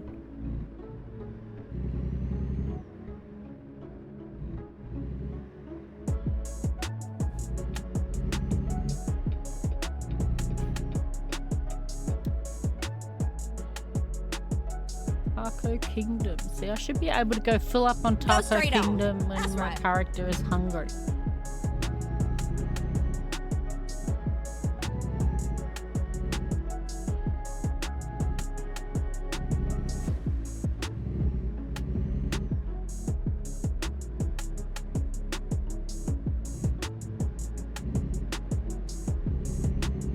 Keep left, and then turn left.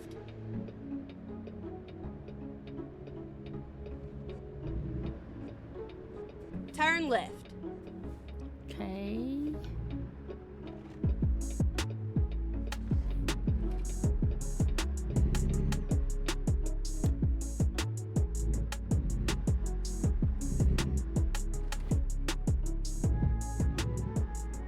Get ready to turn right. Not there. Okay, down here. Turn right.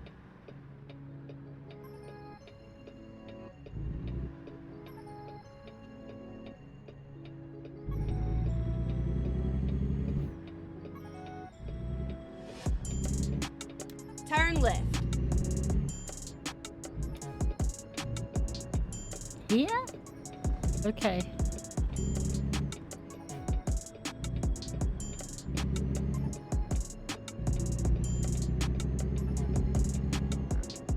Bro, he's gonna want to go first. Oh, he was letting me out.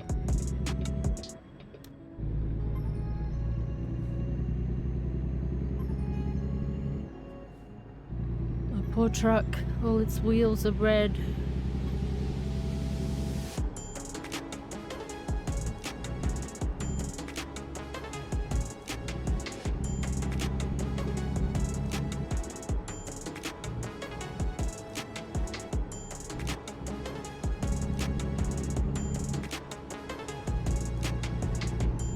Keep right, and then exit right.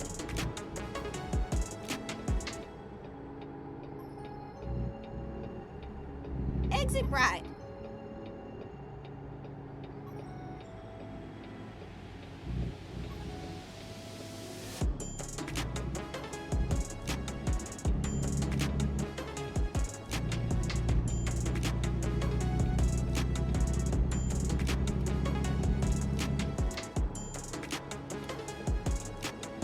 That was a bit risky. not paying attention to who was coming up behind there.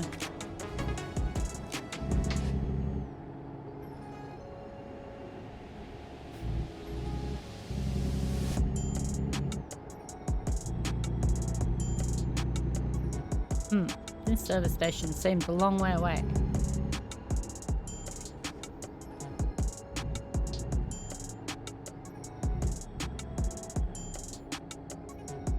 Not here. Yes, here, not here. Keep right, and then exit right. Exit right.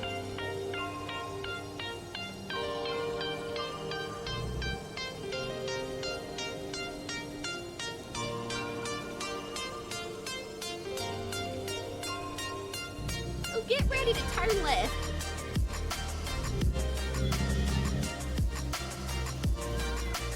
Look at these hairpin sort of turns. Turn left.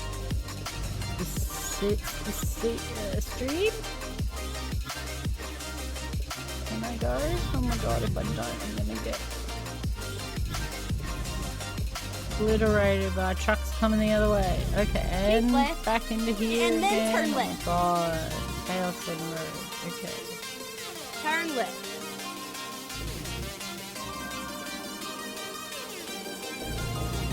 Okay. Down here, this looks very... Oh, Turn this is right. where the headquarters is that I'm gonna buy. Turn right.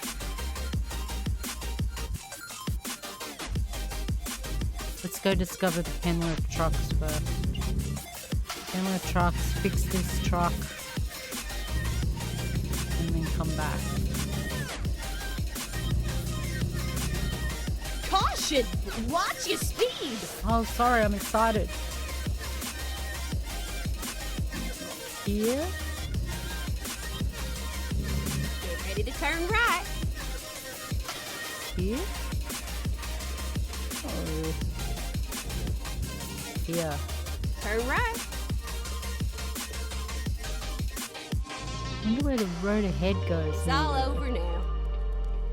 Kenworth truck dealer. Okay.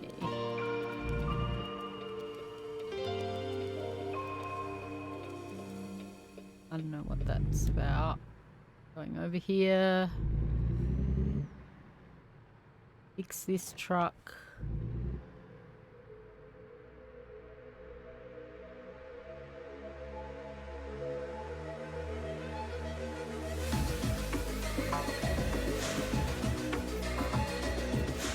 It'll let me do it this time.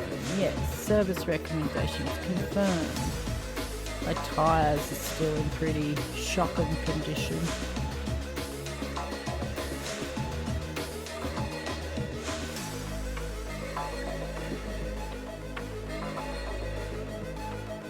Alright. I'm going to take a break.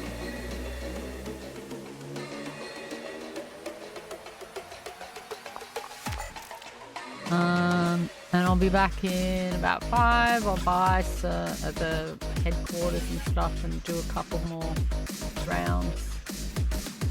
Probably 2 more I'd like to do tonight.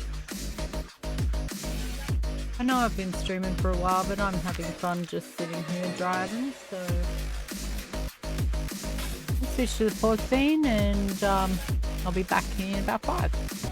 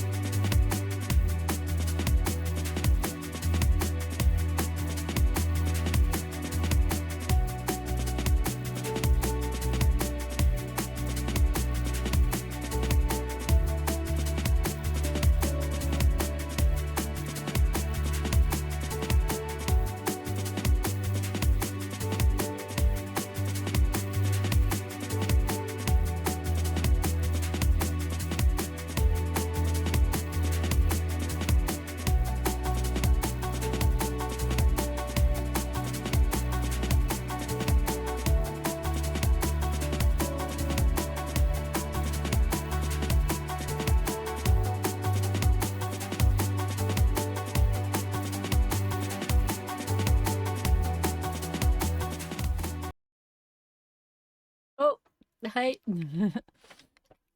Let's do it.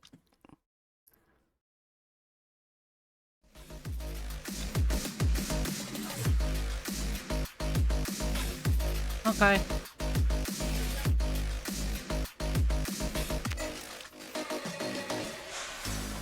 Alright, so I've repaired the truck. I'm gonna buy a Kenworth most likely.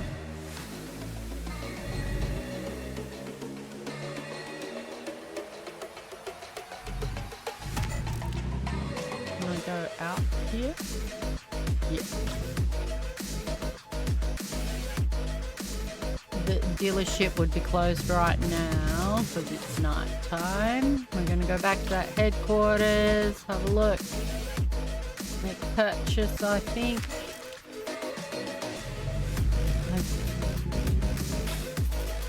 I don't know if I'm supposed to be driving. Yeah, yes, I'm on the right side of the road here.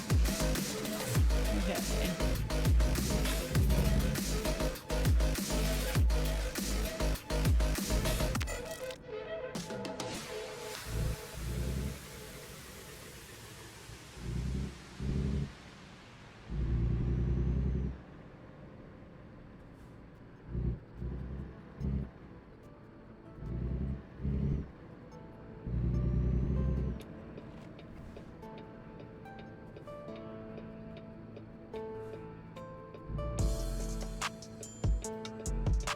Okay.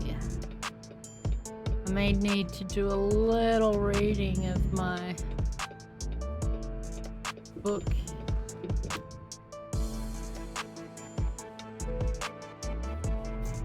$180,000. Well, I can well and truly afford that. And it's in a good spot on the map.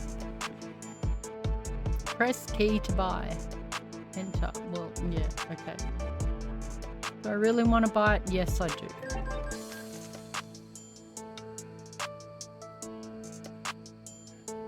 Sorry, it caught me having a little press the wrong button.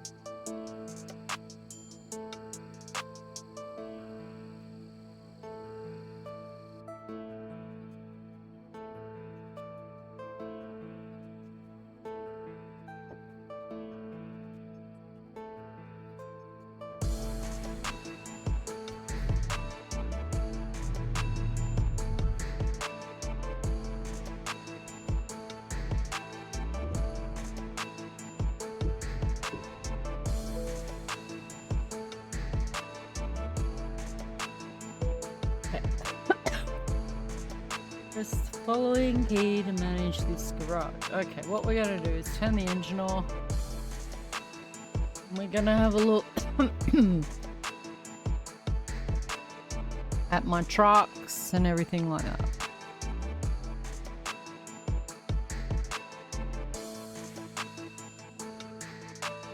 Alright, so I have two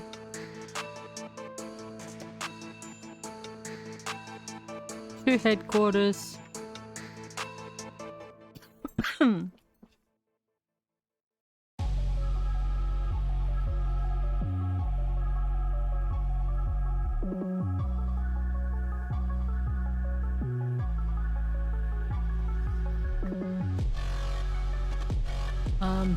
In Denver, I've got these 3 drivers and those 3 trucks. Let's see what sort of trucks. Let's look at my trucks. Oops, wrong button. This one here, company truck manager.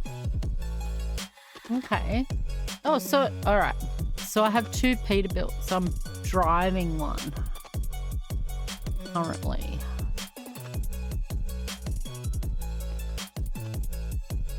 That International Lone Star is a pretty nice truck. But I want a Kenworth. I haven't had a Kenworth yet. So I'm keen to get a Kenworth. And I'll give this Peterbilt to my new employee that I'm going to buy. So, map view? What's the map Okay. Is that where my other one is? Oh, that's where she is.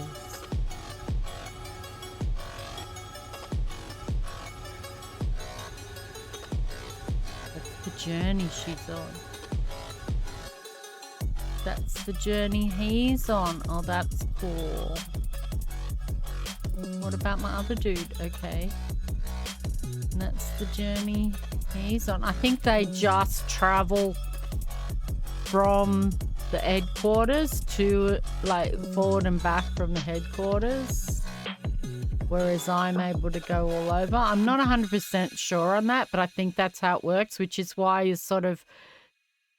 best to buy headquarters that are spread far apart.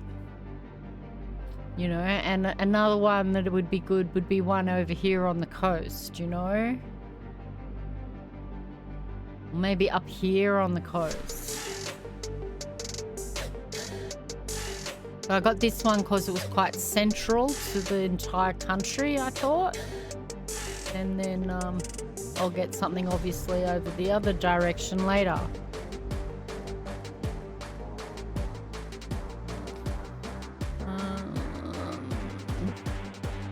Forget how to do a bit of this. Truck dealers. You can buy a used truck, which I think I've bought a couple of used trucks actually.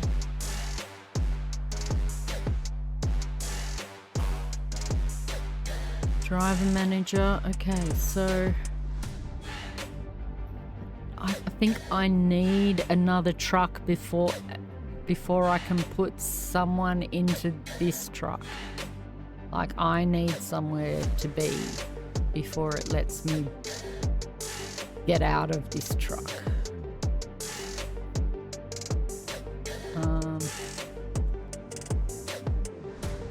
Which also means I need to take the plates off it. Have a quick look at the truck itself. How do I do that? Yeah.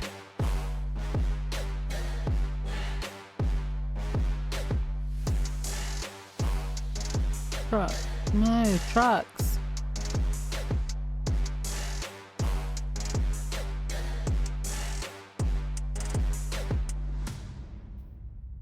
My trucks. This truck. Says I can sell it. Already driving it. Total restore, copy config. How do I look at it?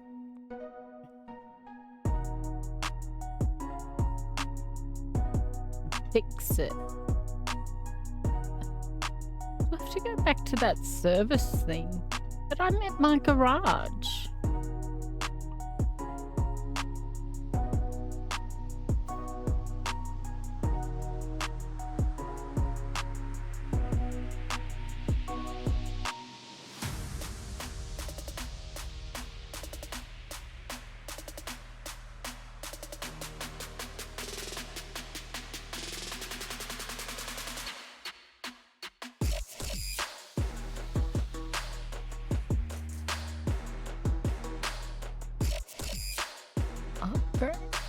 Like, okay, I thought you could do it at your own garage. Like, that's the new upgrades available.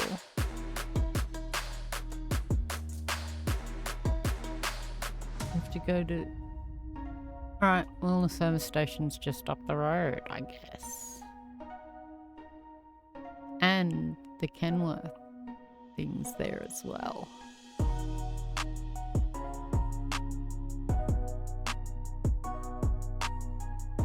Alright. So press the following to manage the garage. No, may as well sleep.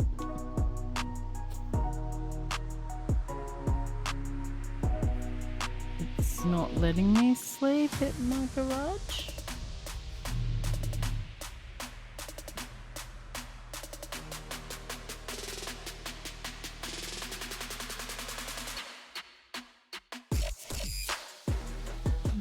You can sleep at your own garage. This is crazy.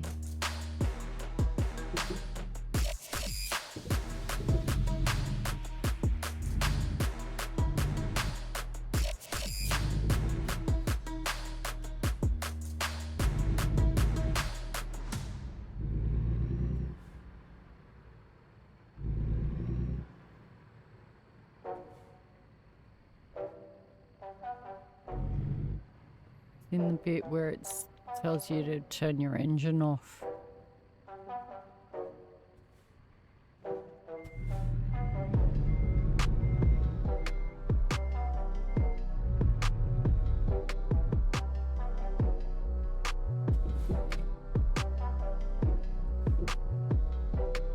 Here. And then rest. You can sleep at your own garage. Okay. That I seemingly can't fix my truck here, which doesn't manage the garage. Doesn't make much sense to me.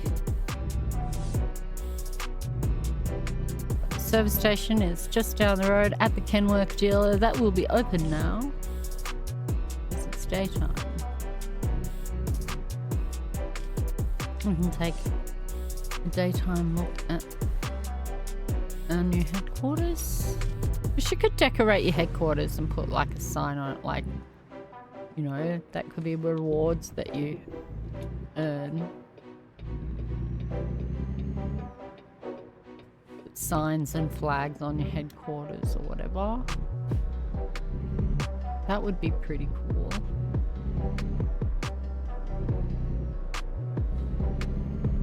Give them that little bit of a personal touch, maybe even paint them.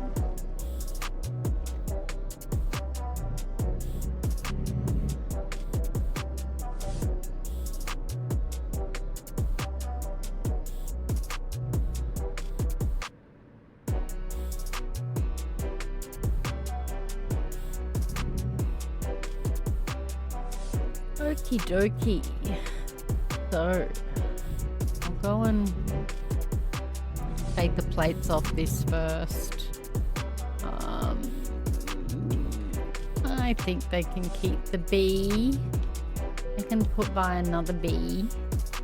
And they can keep the little breast cancer awareness fuzzy dice.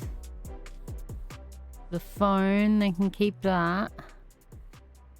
But I'm just going to take my plates off. No, I think the plates that are on the front of the truck are coming from World of Trucks, so I don't think I need to take them off. Let's check. So, truck configurator.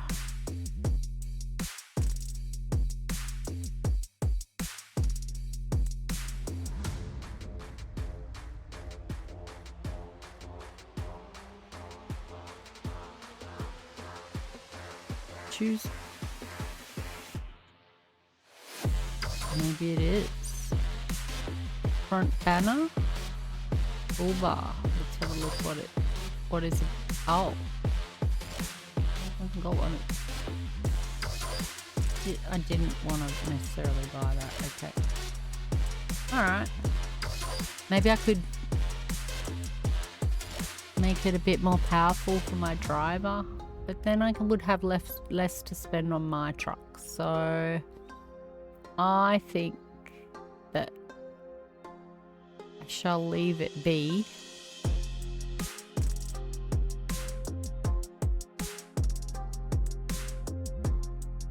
There's probably things I could take off it, and then I would get some money back, and could put on my own truck. Like there's like decorative pieces that I could probably take off it, but I'm not gonna. I'll leave it as it is. Okay. Alright.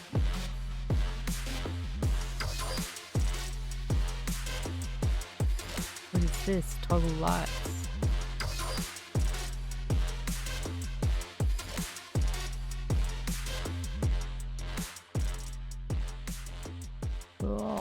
Okay.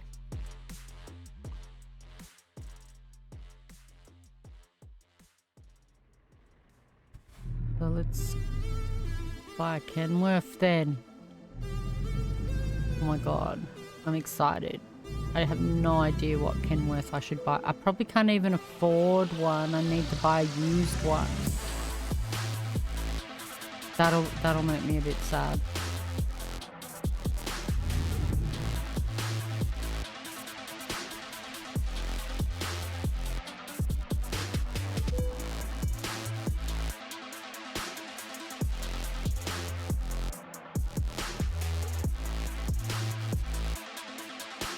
Okay.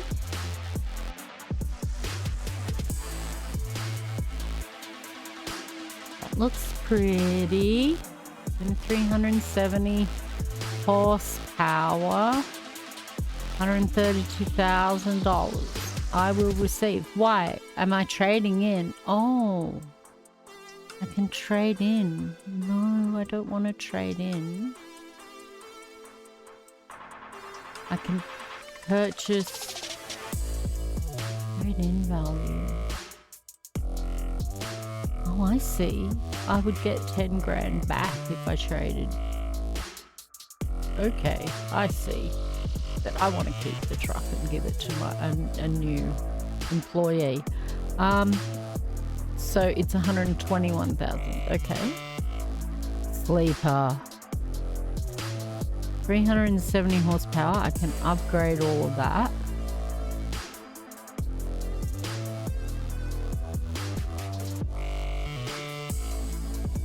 Got a sleeping cab, which I really want because you can put things in the back.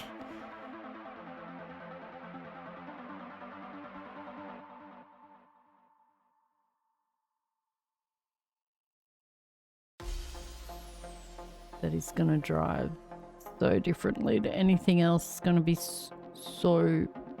Oh, wow. They're so big. See, that one hasn't got a sleeper, so the car, like, this whole section's like a bit shorter than that. They're like this insane length. But I really want a sleeper.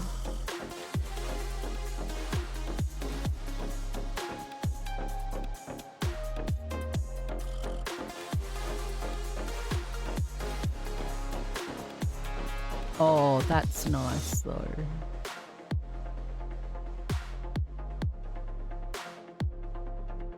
Look at all the shiny chrome on it.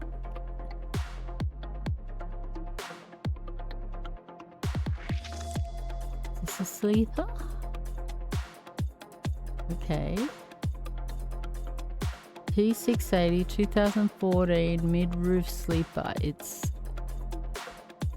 162,000. And that leaves me like 90 grand or 80 grand to like make it pretty, upgrade its engine potentially.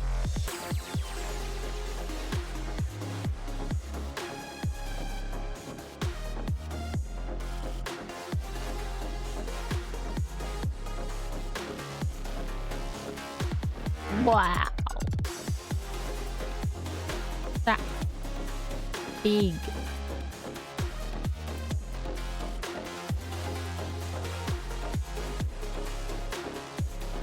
Holy shit, how do you drive something like that? My truck is gonna get me in trouble just on its own.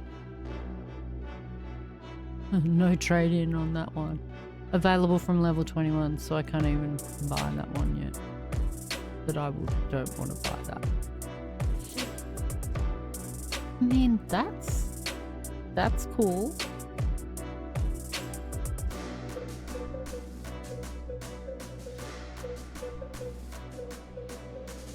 The wild haircut on it is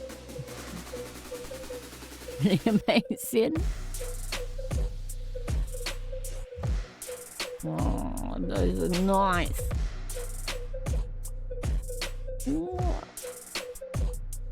think that's the one they all talk about, the W900.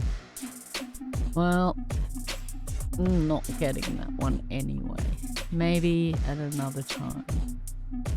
I'm thinking about this one. Or that other, the blue one. So, a T680 2014 mid-roof sleeper. Isn't that the same as the other one? One's 370. Oh, it is not the same. This one has much more engine power.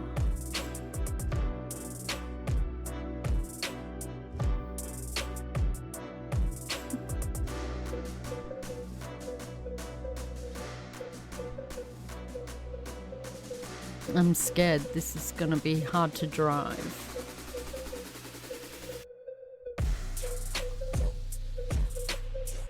Do I want to drive mine? I do. Yes, yes I do. Where do you wish to send my current truck? Here. Yeah? Yeah, and then pick a target slot. There.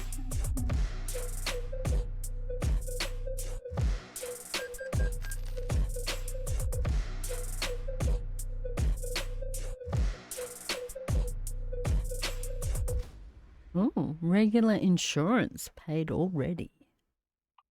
Good, because I need insurance. G'day, Horror Freak. I just bought a new truck. My granddaddy used to drive Kenworth trucks. And then when he was too old to drive them, he painted them.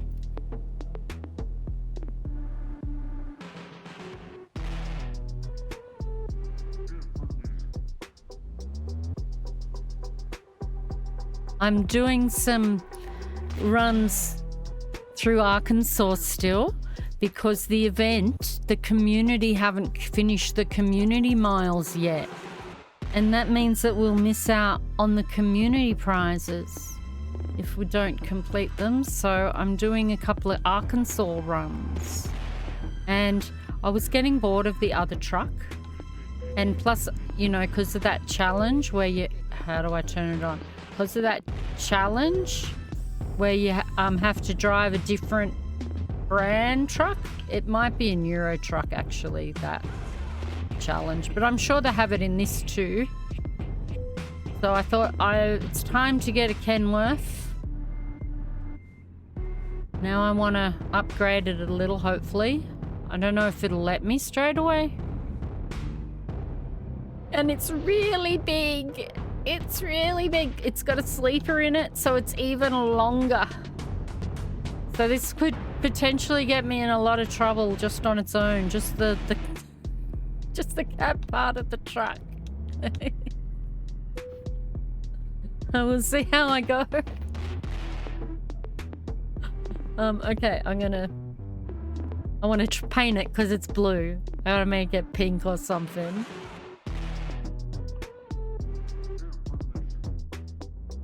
I got a 90 grand to spend on it. Oh, no, I got to save some, I think, to hire a truck driver for the other truck. So, let's see. I should do the important stuff first. So it's currently 450. Can't see the stats of the truck. I'll switch over to the other scene.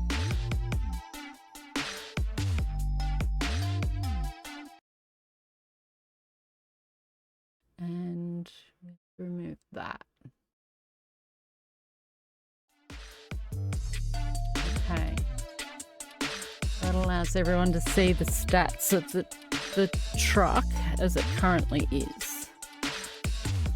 Okay, I'm not terribly good at understanding all of this, but we want a bit more engine power and perhaps because we had 500 or 550 in the last one, and also this only holds like 220 gallons or something, so I could potentially upgrade all that, but ooh, it does funny things to the tires. But I feel like first I'll just do, I think, the engine. Maybe it won't let me yet. Huh? Five. Expensive. Oh, but it'll swap out the current one?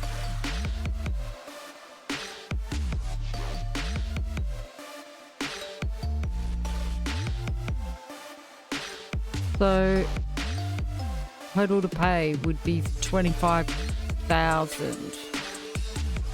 The $50,000 will take me up to 600 horsepower. And it'll only cost me 25 grand. But is that gonna set me off in some other way? Like, should I maybe like do a transmission as well?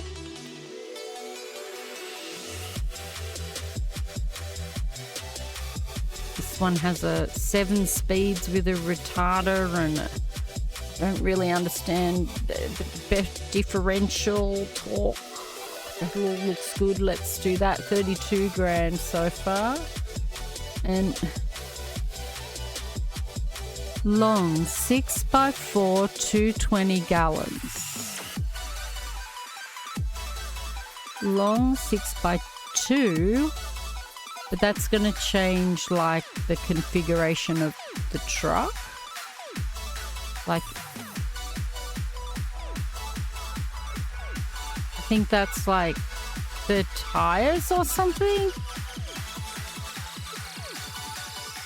Whereas this will be the same as what it's already got, and it'll just up the gallons.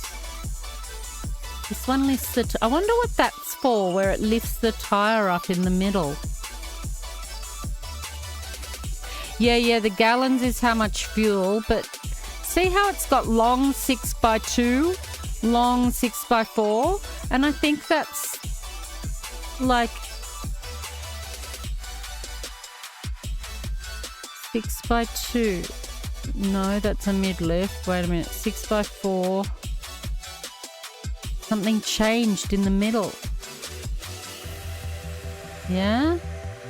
And I wonder what, like, that's about in a way. And then you look at these mid-lifts, and they lift that wheel up off the ground. Why would they need that to come off the ground? This is the most expensive one, so I'm going to guess it's the best one. And it gives me the 300 gallons. And all this is only going to cost me just over, or well, about half what I've got. And still leave me room to paint it. And what's this? No, we don't need that. We can fix the interior. I'll have like room to play around with the interior. Why is it saying 46,000 now? Oh, that was with that. With that. Yeah. And with that. It's the weight. The weight that it can handle. I would say that the biggest one's going to take the biggest amount of weight. And like torque or something is the amount it can pull still as well with weight, I think, and how fast in a way. This is how much I know about cars and stuff. And trucks. And okay, got to do a paint job. Oh, I got some available. Oh, look at you. Oh, but can that be modified? That looks If you can't modify it, oh, that's pretty. Oh, can I modify this one? Make it pink and have hearts. Oh.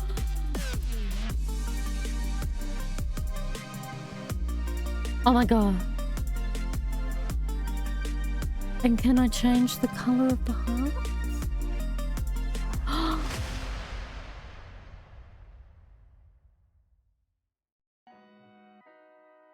No? That's so pretty.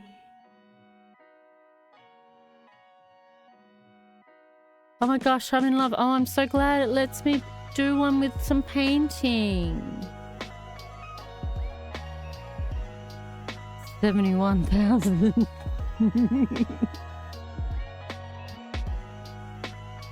And what else is red? Why has it got some other red? Well, let's have a look at that. What's that? Pick that colour.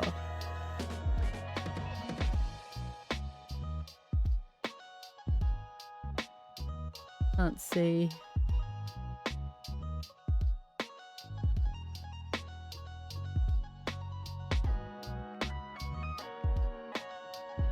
Any highlight in particular that's changing? It's a bit gaudy, but I love it. Because there's a bit of a clash between the red and the pink, but but I don't care. I love it. I love it. Oh, look, there was this Cupid. Stars and Stripes.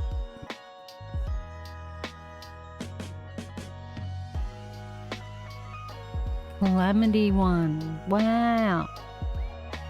Oh, there's some spacey ones. We were talking earlier in the news about there's a couple of space events too. There's supposed to be a comet that we're going to be able to see. Around this time, you might want to have a little look it up and see which direction you need to look in the sky to see it. But it's soon.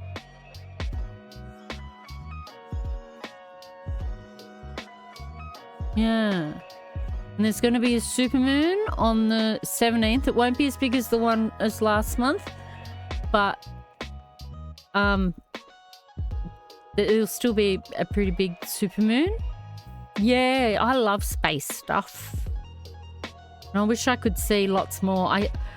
Like when you see like old paintings and they've got these comets with these massive long tails, they must have been quite spectacular back then. And I feel like these days we don't see them like that because they've kind of all died out, like because of the whole thing where everything's kind of formed and everything's so far apart, we don't really get bombarded anymore like in the past. And so they kind of got to see some of those last comets that still had long tails and stuff, but for us they're really little.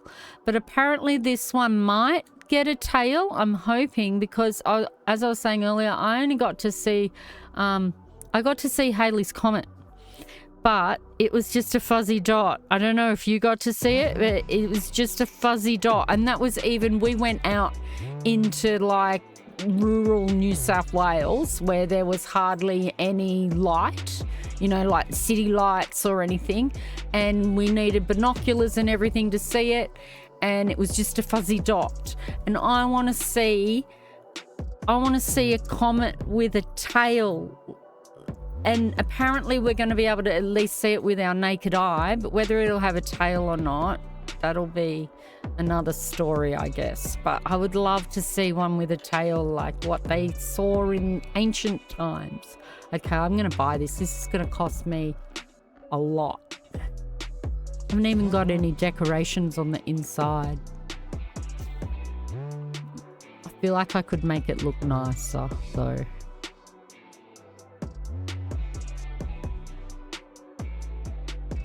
But I don't know if there's others that are going to give me the option to paint it like that. See, that one doesn't let me. That one does. This one. Does this one? Oh, I could do that, but that's... I don't think I want Cupid. I like the roses. The hearts and roses.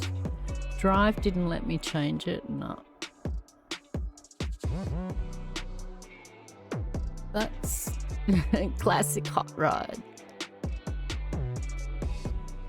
I do kind of want to make my truck look sexy this time. So not just one color, not just a plain color. Let's go for whatever that. How do you make that? Apply color preset. Oh, that's so ugly and great at the same time. All right, I'm sold. And I've got nothing on the interior. Jesus, I'll have to go do a bit of driving first and then I can come in and add some pretty things, some accessories. Like, it's very plain. Yeah, very, very plain. Maybe I can afford something for the seat. I could buy another bee. I got a tiger salamander.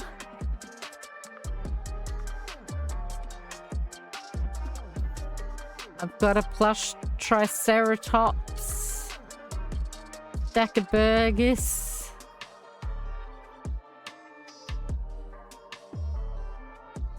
I like the oh, I can't see him properly though. These seats have got arms. We had that one. Oh, that's cute. That's cute. Or maybe I could put him there. Can you put them there?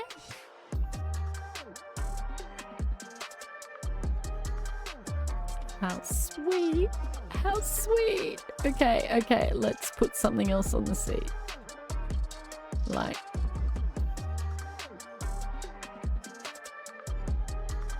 my notebook, because I don't get anywhere without my computer. And like, I need a bobblehead, a bulldog, a chihuahua. I could do the hula girl. I thought I had like a little shepherd.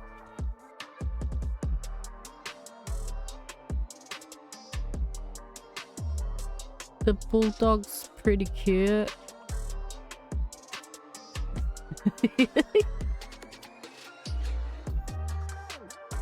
Okay. I think that'll do for now. It's gonna cost me $74,000. The order.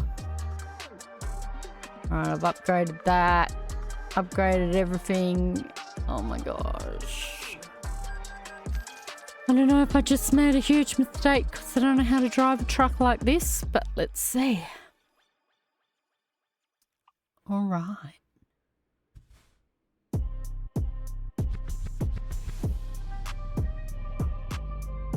Okay, where am I now? I also bought a headquarters just down the road. We're in Jonesboro or Jonasboro. I'm not sure how it's said. Time to get the job done. Parking brake.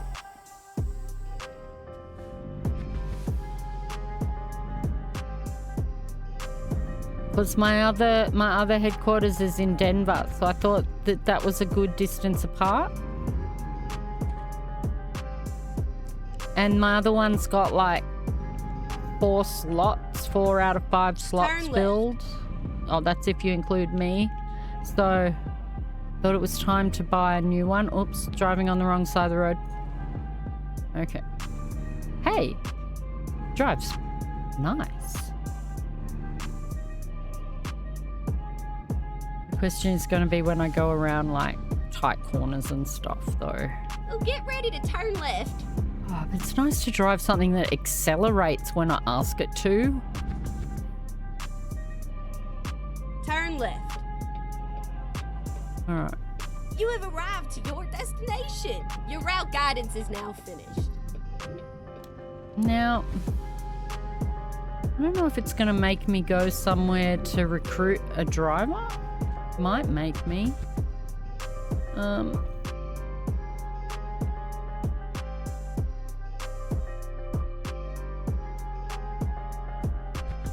So that's the other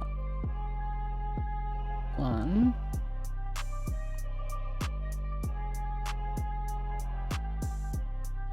Recruitment agency. Do I have to drive there to recruit people? Can't you recruit them like online? Discover more agencies to have a wider selection of drivers for hire.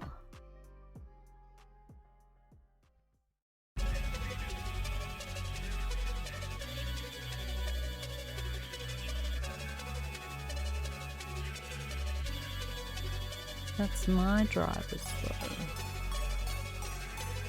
You have to... Oh man, it's been such a long time.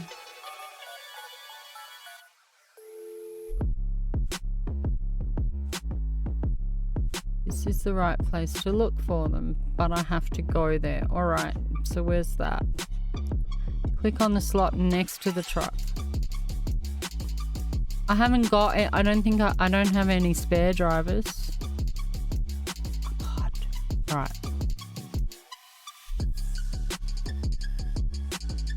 Truck manager.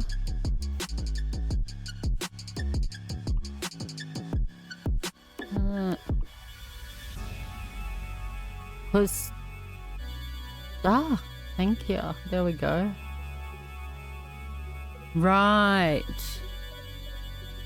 And there's a way to buy trucks too, I swear, when you're not at the truck dealership. But I couldn't find that either. I think it's the new menu as well, throwing me off a bit, you know. Because I'm already like behind the 8 ball because I haven't played for so long. Especially like this sort of management part of the game.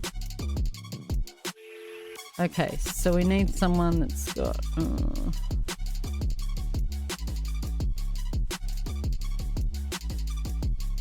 0.8. The first guy was 1.7. He's got a couple of things there. All right.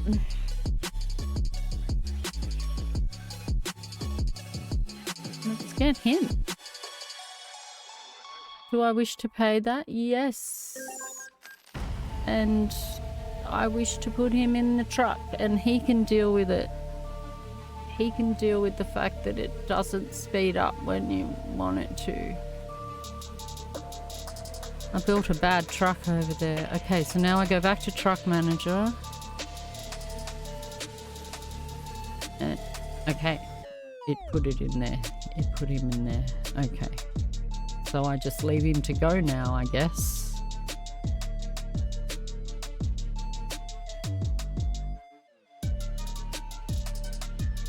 What's that? I have to buy someone before I can. Yeah. Before I can put him into the truck. He'll do the rest. I'm ready to try out my spiffy new truck. I just put him in a nice pink truck. He should enjoy that. All my drivers have pink trucks. So, and they're getting fancier as time goes on.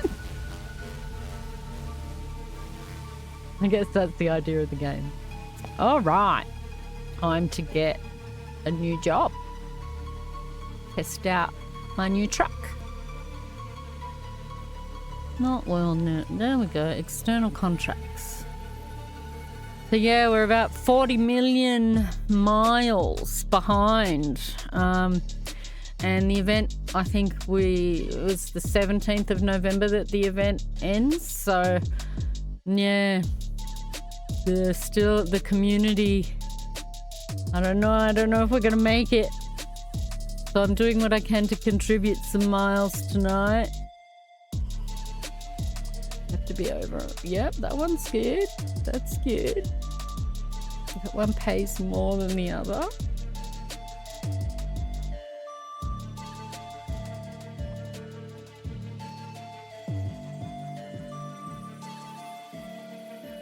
And you can also like leave the state, but the destinations have to be to or from Arkansas cities.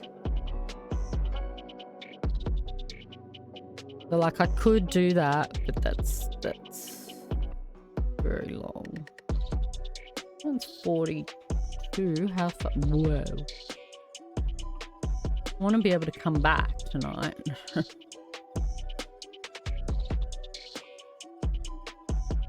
No, not far enough, not far enough, not far enough. Little Rock? 125 miles. Kinda not far enough, really. I like to go a bit further than what they say. And they're not paying very high, those jobs.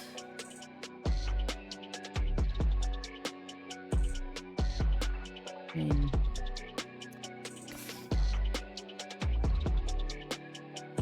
could still take it, couldn't I? Those are cool. But I have a truck that I'm not sure how well it drives, like how to drive it yet. Maybe I should just take a standard delivery for the first one. That is not standard. It's kind of straightish road.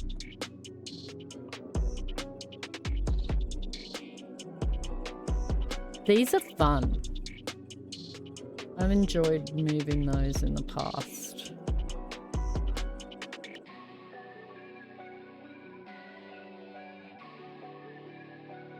Articulated trailer, fragile cargo, standard delivery.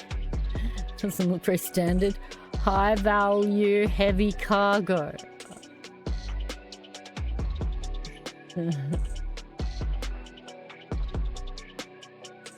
You have to start driving. Do you have the Arkansas DLC? This one, oh.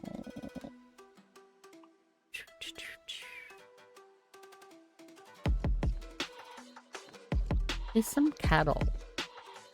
Penny. Oh, that's a long way again.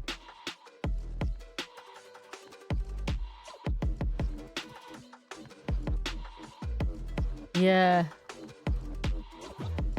we've like I reached the personal goal. Just we haven't finished that community goal.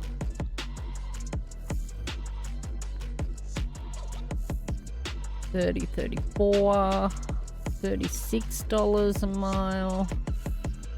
I feel like I just want to do a simple one just so that I can try out this truck because I've never driven in a truck like this before.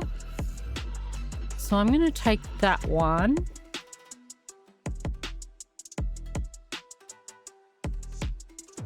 Let's do this. And I need to change the scene a little because I'm kind of sitting in the dash there.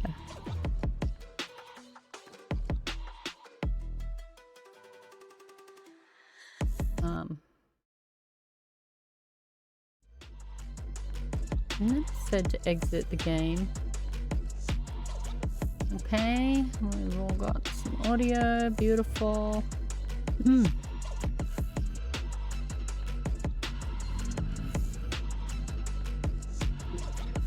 Slept, I'm full of gas.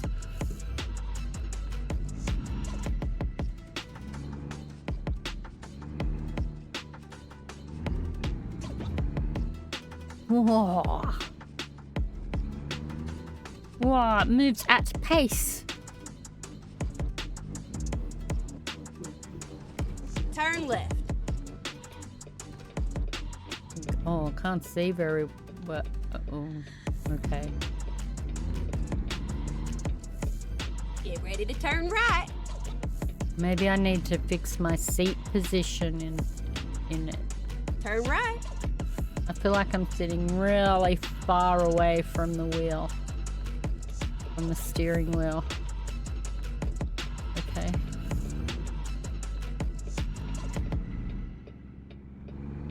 Keep right, and then turn right. Oh my gosh. And then turn right. Oh my god, okay. Turn right.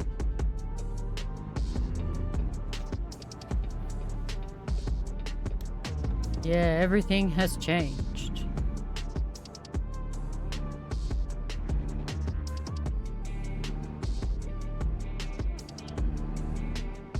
Yeah, we're supposed to get some pendant or something as the community prize.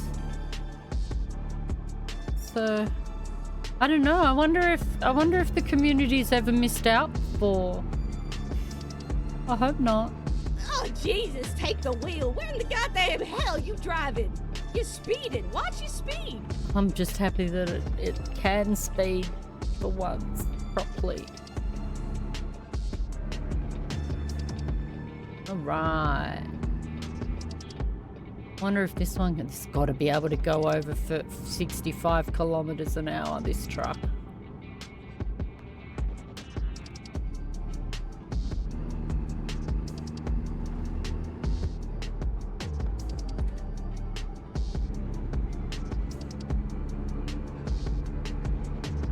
Yeah, I had intended to come on and play Euro Truck for a bit of a change, but then when I looked at the miles we'd done, I went, oh, I better contribute some miles to Arkansas, so... Keep right, and then exit right.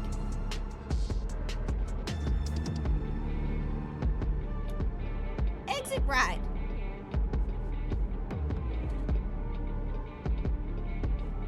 Do my brakes respond better? It feels like it's slowing down better. Get ready to turn right. Well, I'll find out now.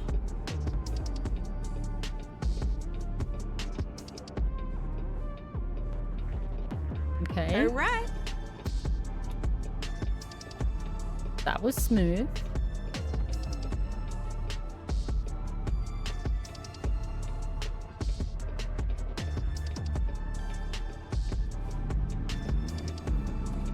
I think I'm about to find out why I always liked Kenworths.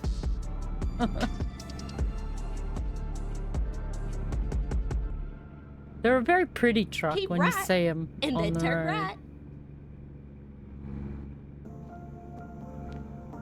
Yeah. Turn right. Yeah.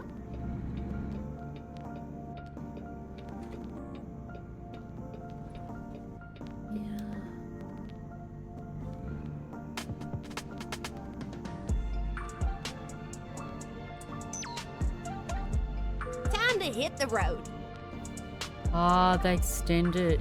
Yeah, I think they did that with the Christmas event.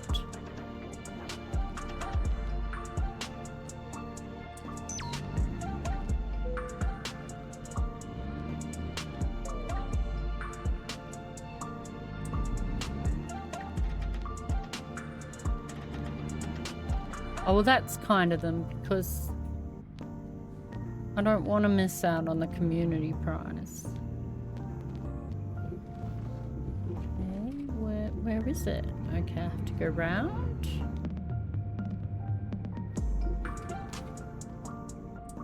No? It's over there.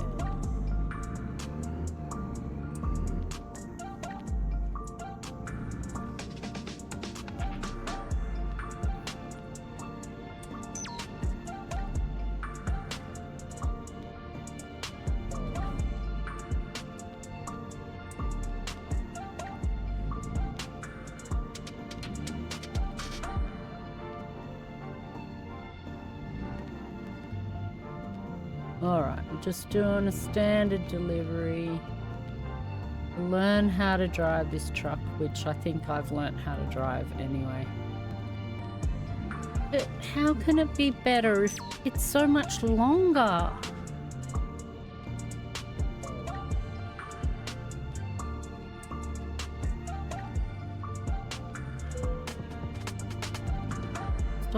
Stop.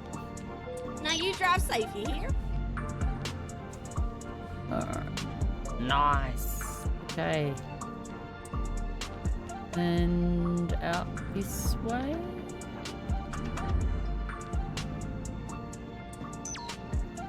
No?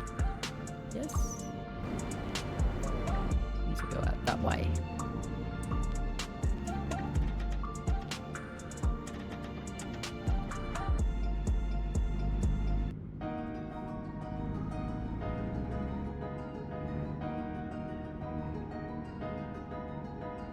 Yeah, this looks right.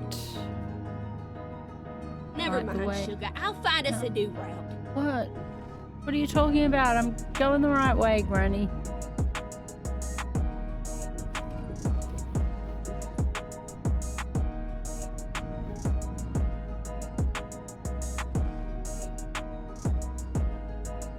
Oh, get ready to turn left.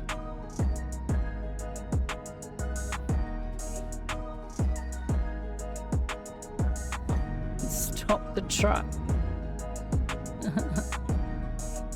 Turn left. Turn left. Okay.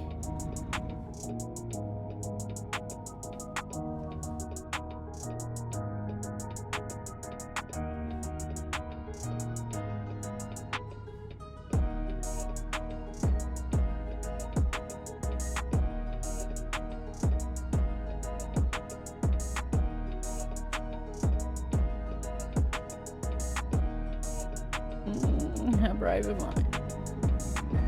And do it.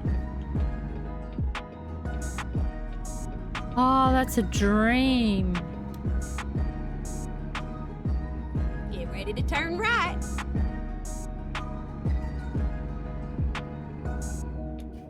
Turn right. Oh, a little bit on the grass, but hey, it's all right here.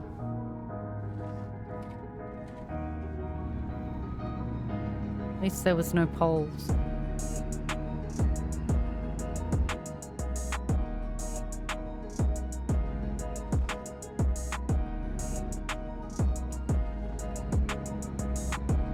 Its revision mirrors are a bit sucky. Oh, it's got that bottom one. Interesting. Okay.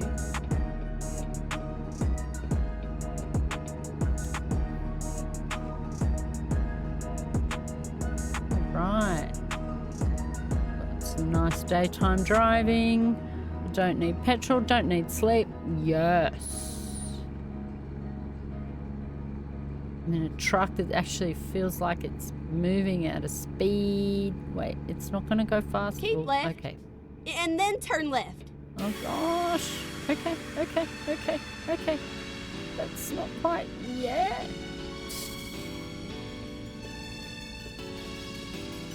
Turn left. Oh, that was close.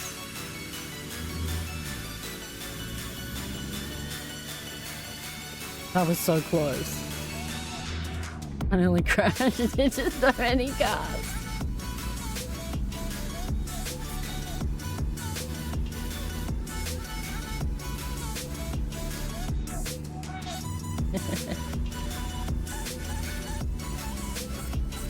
Yeah, it feels heaps better.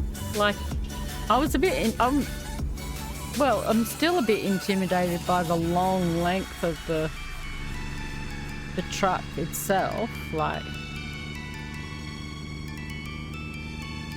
but it feels really totally different. Really good. Is this lane end? It's gonna let me out. Okay, now's the test to see whether it can get up past 65 mile an hour. Maybe I've got the truck limiter turned on. But I think it would still go to like the truck speed limit, you would think. Oh, it feels heaps better though.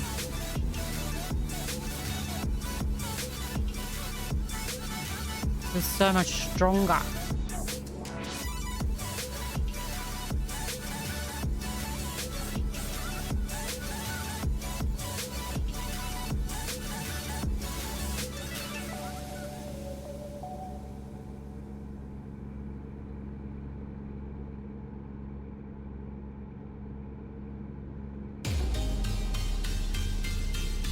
driven all the state now.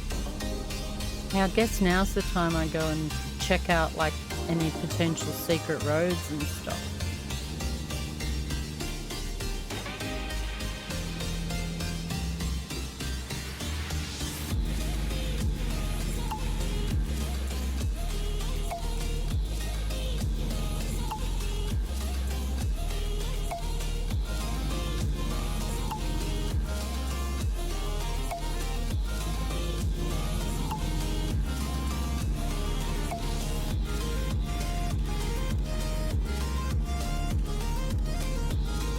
Feels, I don't know, maybe I'm just getting better at it, but it feels smoother when it goes around the corner than that. I was driving a Peterbilt.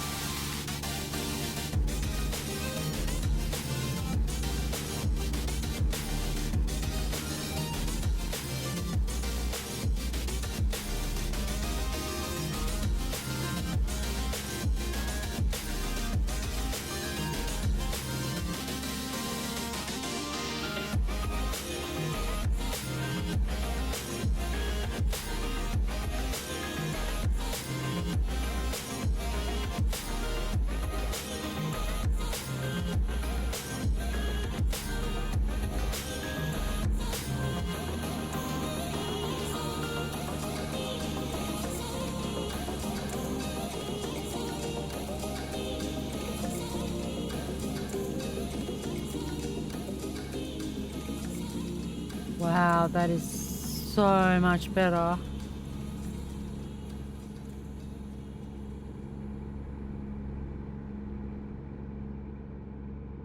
knew part of the problem was the truck. Truck I was driving was just not powerful enough for the jobs that it was giving me.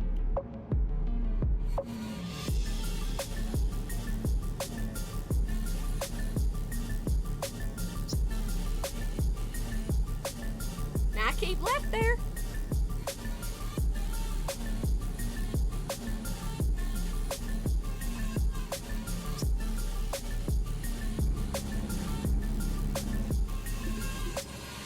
Lane ends merged left. Is that this lane? Really?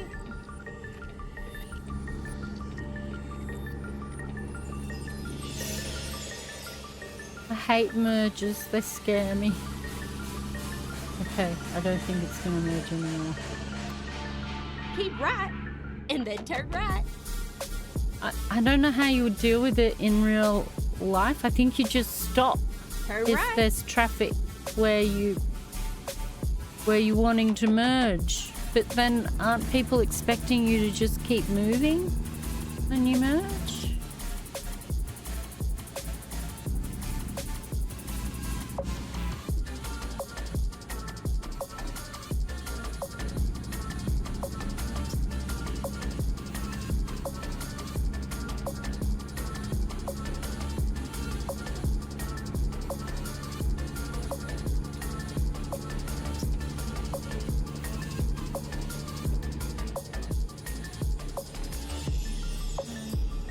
If I don't let him in...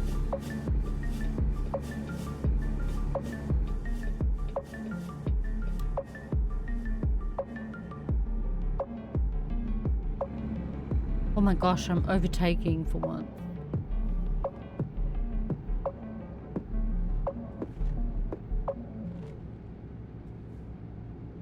The truck is so good. They move over so like I just did, sorta. But what if there's no room? I don't know.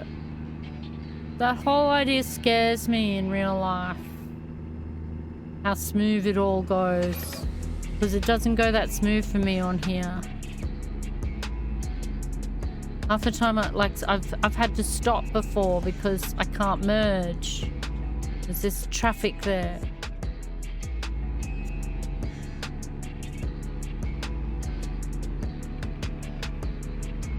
But I've had to move over too, like into the other lane, like I just did then. But I only did that because I was going to crash into the back of the car. But I guess that's what you're supposed to do it for.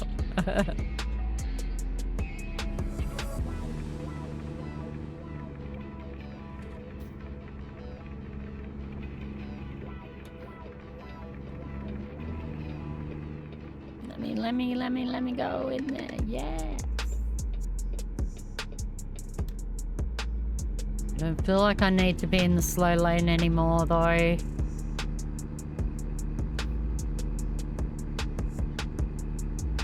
It must have a I must have the limiter on, because it just won't go past 65, and I feel like it's got the power to do it.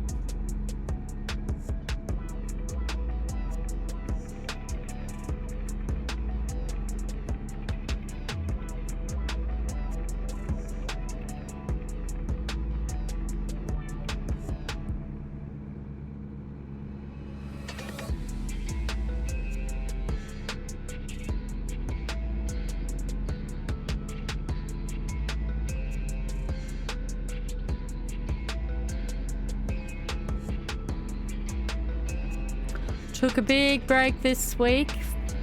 I did work a little bit on the music setup. I was talking about that earlier, and about how I sort of need to take a break between working on it, so it gives my ears a bit of a chance to hear it afresh and stuff like that. And I wish I had a sound engineer that could just help me with a music setup that would sound that I would be happy with. I'm kind of happy with what I got, but I don't know how professional. But it sounds terribly professional. I just don't have an ear for it. But it's something that I'm keen to sort of get up and running. Otherwise, I did catch up. I had to do the lawn. So I did the lawn. Well, I've done the front lawn. I got to do the back, but like I've made it look nice out the front at least, you know.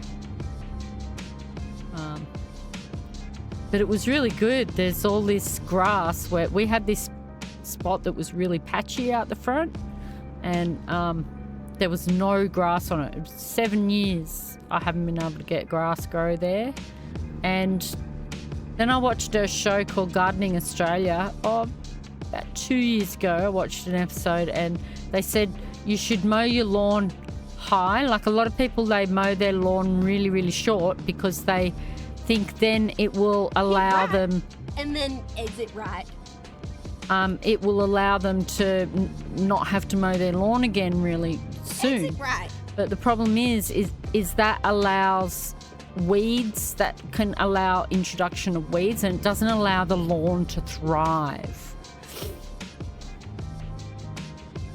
And so I started mowing my lawn on a much higher level, and it has made a massive difference, both to getting rid of weeds in there, but also presence of grass where there was no grass before, because now it actually gets a chance to sort of vine out and spread out.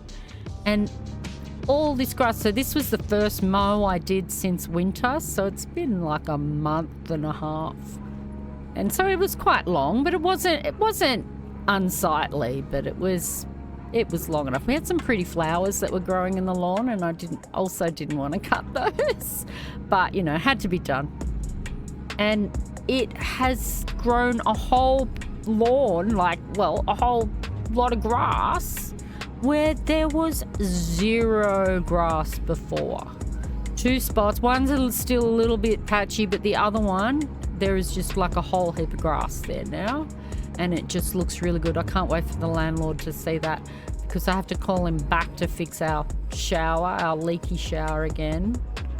And that's kind of got me a little bit, because he only fixed it not long ago, and so that kind of, I feel like he might think that we're turning the shower off too hard. I'm pretty sure we're not. We are when it starts leaking, we start turning it off, and then that just kind of obviously makes the problem worse and worse. Keep right, and then but it was right. Almost like it was leaking the moment he fixed it. Exit right. And it's really intimidating to sort of hassle the landlord all the time, especially in a housing crisis, and when you're only we're paying pittance in rent compared to some people in Australia. Okay, I need to turn left, she said. So I'm sort of like, I don't want to bug him because we're paying so little. Get ready to turn right. And I don't want to be a hassle to him, but at the same time, he said he likes to know about maintenance jobs, and if we don't maintain it, then something worse can happen to it. I don't know. It's so terrible.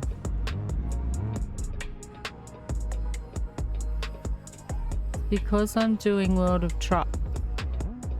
When not, you can... Is that true? Is that true? Oh, I missed the lights. Is that why I can only go 60? I've never noticed that before.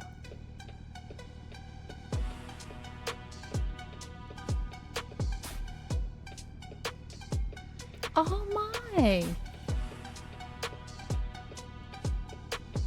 I mean, I played... I don't often take, I don't anymore actually take jobs that aren't external contracts. I like the external contracts because they count towards like my World of Truck stats. And so that's why I take them, but I've never noticed that you get limited like that. Ah.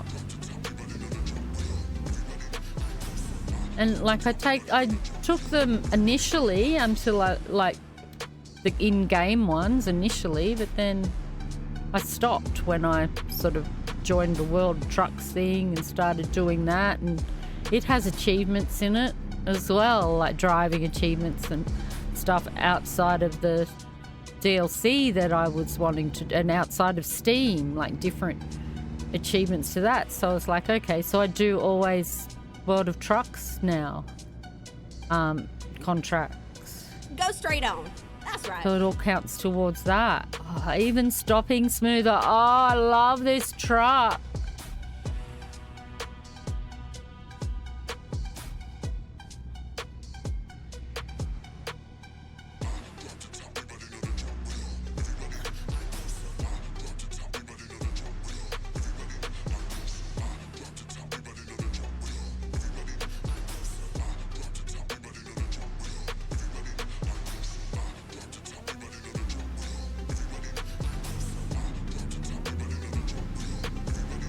Oh my gosh, maybe I'll make it through the lights while they're still green and stop getting fined for going through red lights. Go straight on. That's right.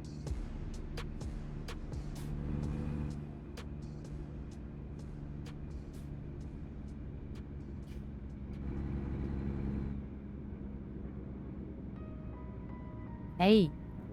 Oh, no. It's got crosses. Oh, why? Why have crosses there? Looks Go like straight that on. could just join up to things. They just let us access those. I mean, I understand that when you drive through some of those things like gates and stuff and you can drive off the edge of the map, but why don't they let us drive up to like near the places that are the edge of the map? More roads.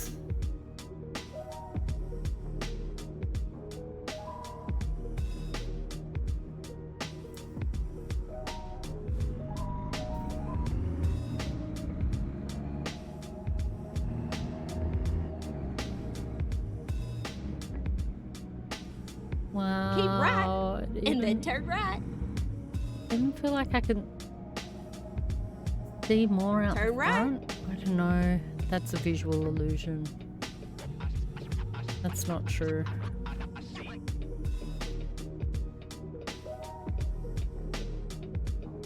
Can't see as well like around the back.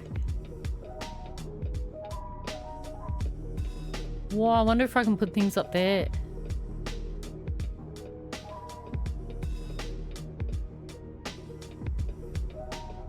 I have to put some dangly stuff.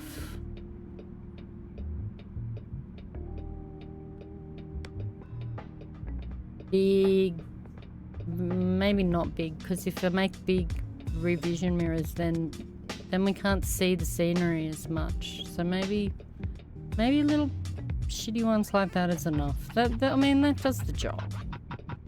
Maybe I can get ones that are a bit closer to the cat. Oh.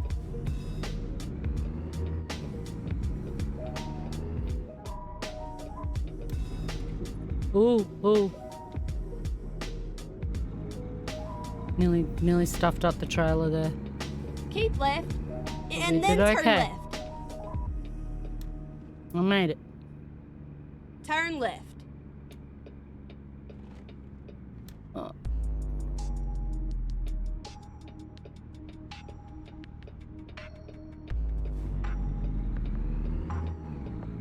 Alright. This has got to be an easy part, for sure. We're finished. Let's see. What's it gonna offer me? 40. Yes! I could do that. I can do that. That's easy. It is only a 40 XP one, but I can do that. There's not even a trailer right next to it or anything.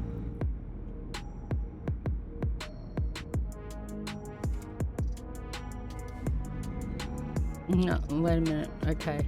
I'm a bit too excited here. Hold on. Forward.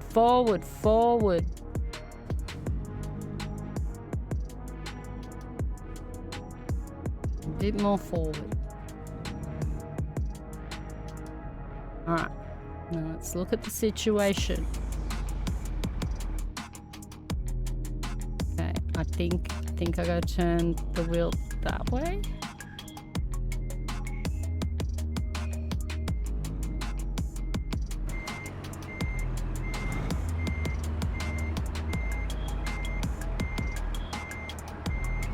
I've gone up onto the side of the thing. Too close. Oh man, I did a harder one last time.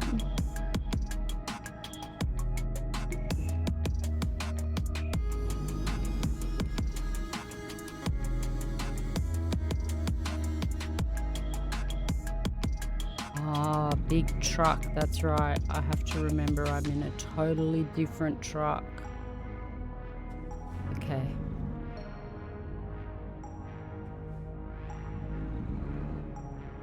I can do this. I've totally moved the truck the way it does not need to be, however.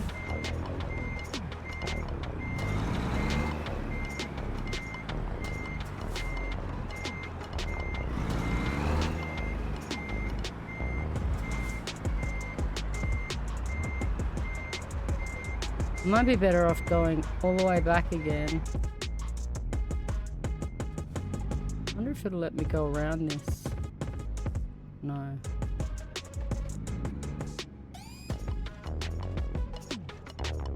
Oh, there are skaties over there. Skatey boys. Alright. Let me think about this. The geometry.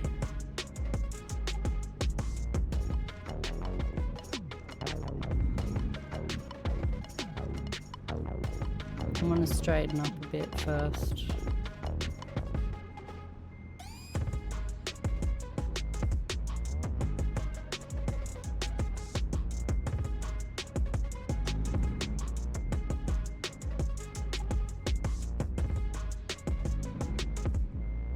And I just started getting a bit too close to all of this stuff over here. Whoa. I said forward. Why is it not going forward?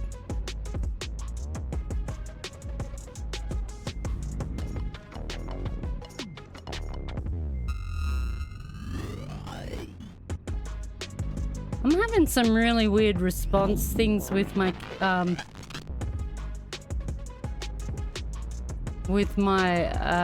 joypad.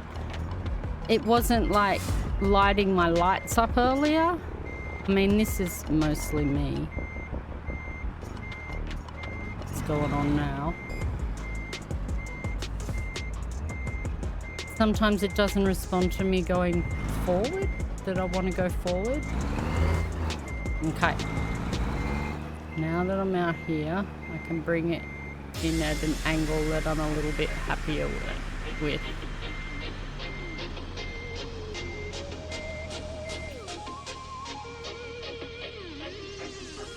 Now, I don't know if that's because it's a different truck. Stop, stop. Now go forward, go forward. Could be because it's a different truck.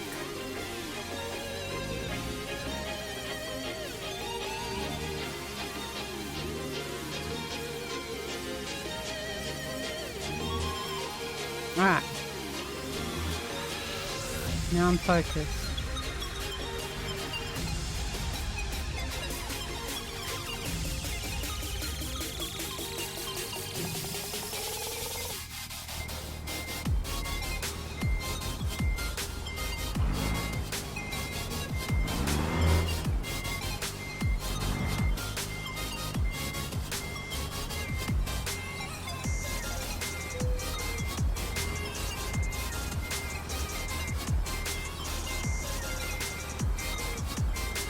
I knew I could do it, I just needed to concentrate, just needed to focus. It was super easy. But let's see if it'll stop going. Yes, good.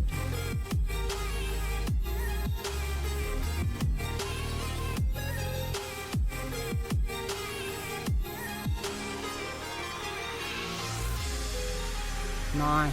Stop going for, okay.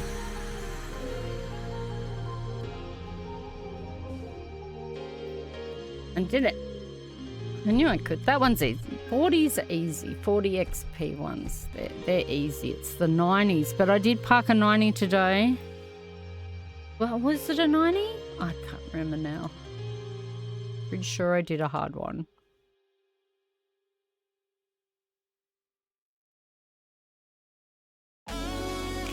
I wasn't like I had to park it between a truck and a big car.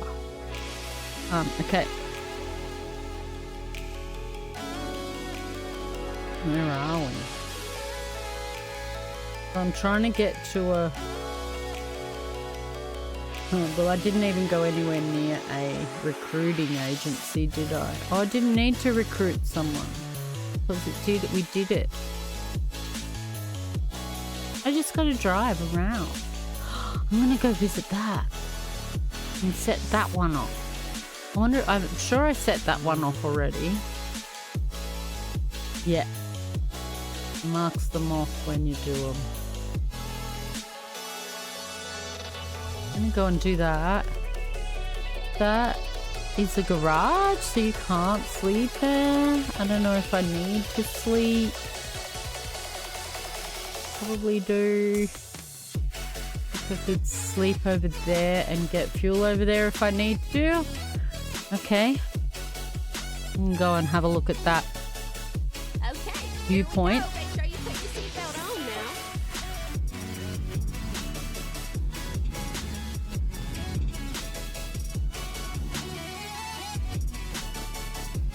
Oh, that feels good. What a great truck. All right. How much money have I got? 24 grand. I could go and deck the insides out.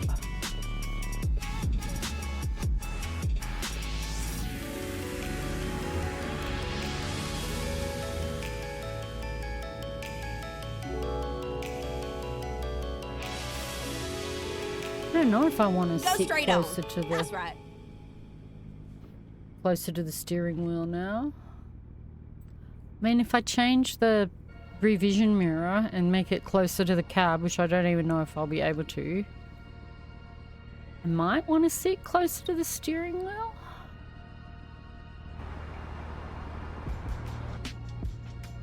But this is giving me quite a good view.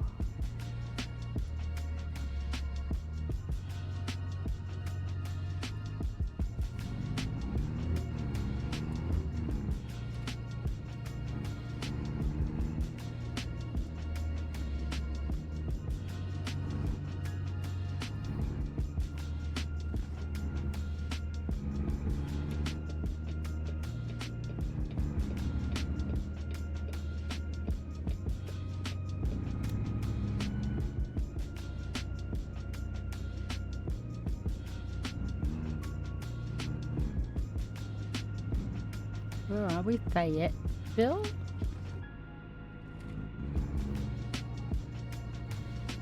Oh, that's it there. Okay, I'm gonna go over here.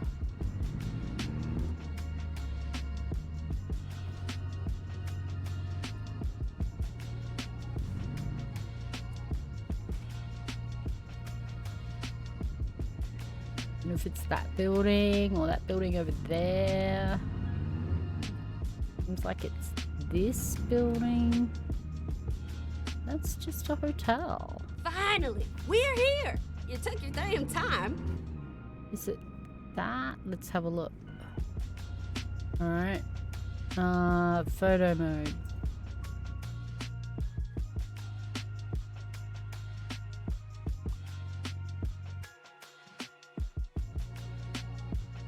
Historic Washington Country Courthouse.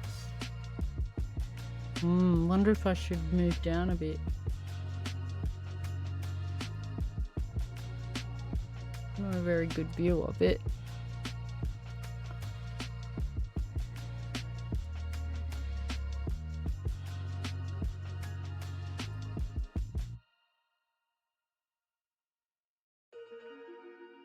Wonder if I can go around that little corner.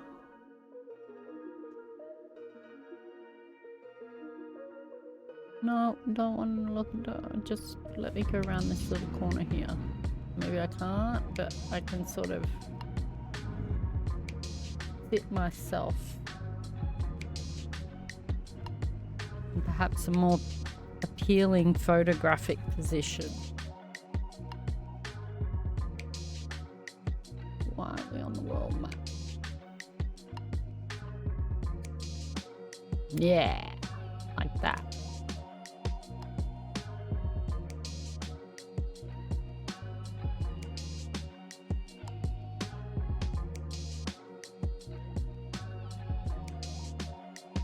Giant traffic light in the way.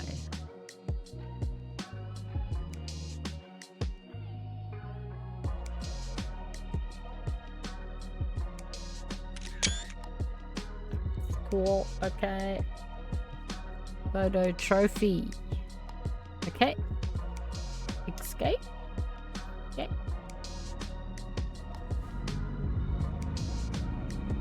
There we go. Okay, I need a job. Need to sleep. Don't need fuel. So I think I'll do that. I think I'll sleep first and then go for a job. Just so I'm not stressing about it later. Okay, here we go.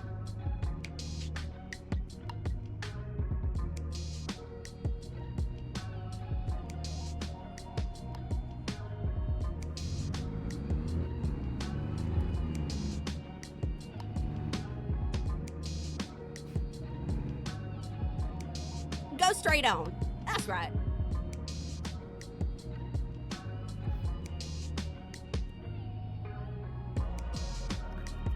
Wow. That's amazing, the difference between the two trucks. Between that Peterbilt I was driving and I swear my first Peterbilt wasn't that bad. That's why I bought a second one. I don't know. That was just shocking to drive.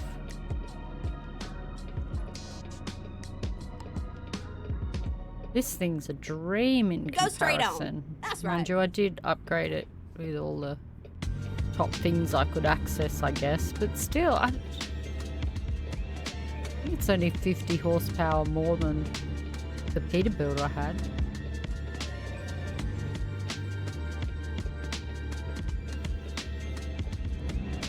Keep left and then turn left. It's wild middle road, middle lane thing.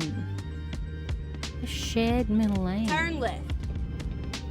I see they've got double lines there.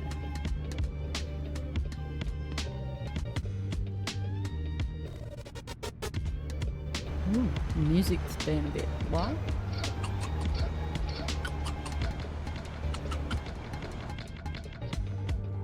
I wonder if there's actually something wrong with the music.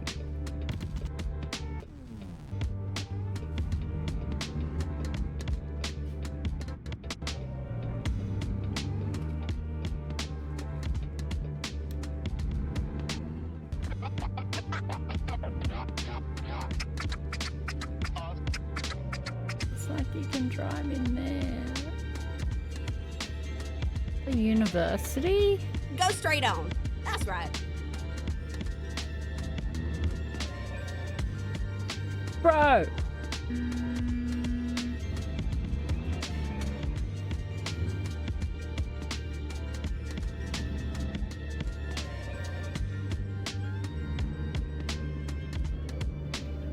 Only I can break the law in this game.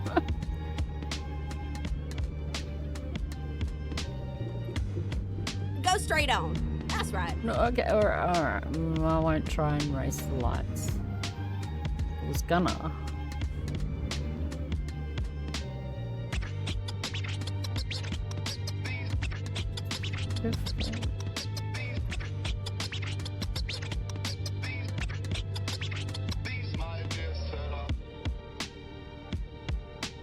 Okay. I don't know. I think there was something wrong with the beginning of the track. Either something wrong with the track or the game was making it skip. But it's pretty groovy now, this song. It's a scratchy record thing that it does. Oh Lord, watch your speed! Hey, look, it's 40. It's just so quick to jump on me. Go straight on. That's right. Okay, I will, but these people are going through the light. You're gonna yell at them.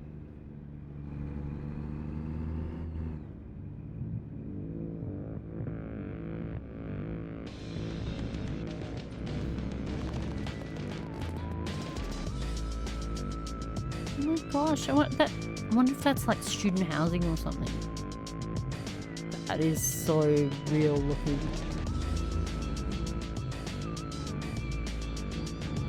Makes me want to do my house design program, which I want to stream that one day. Just sit here and just stream myself designing houses.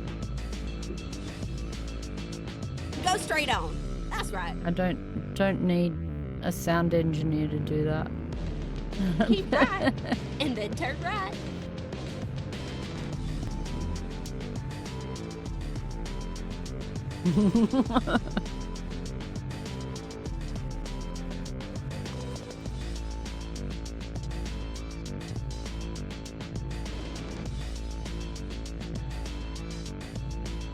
I like to design like tiny homes. I like to set myself like challenges and design like a whole unit in like 30 square feet or something like that.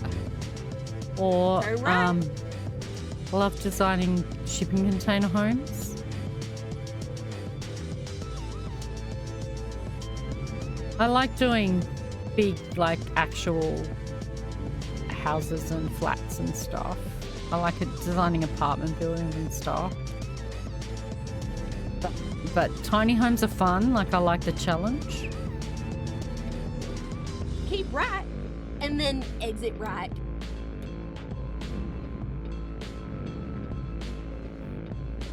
Exit right.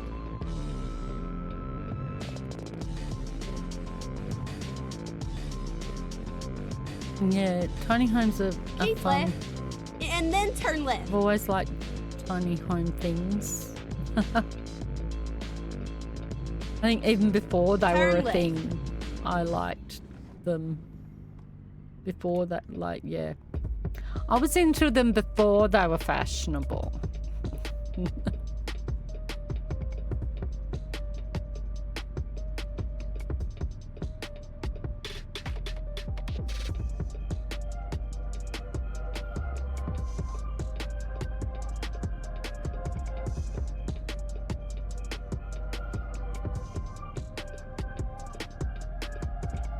Oh, this one tells me the degrees outside. I might be able to get rid of my GPS eventually. I can get a truck that tells me everything I need it to. Oh, let it go.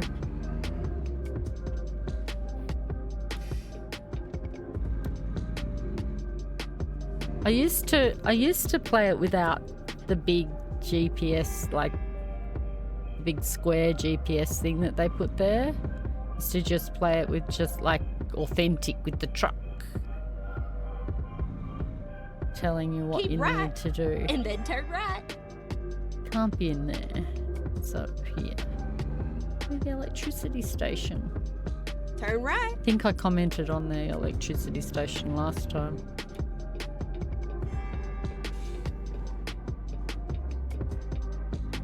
Keep left, and then turn left. Okay. Well, I haven't Turn been left. here.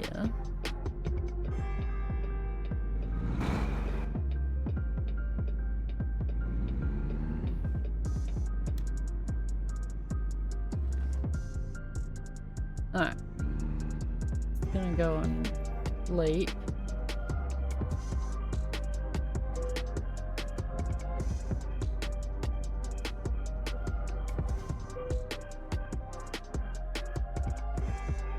Wake up at night time and go back to sleep again. Well, okay, rain. Why not? Quick job? No, external.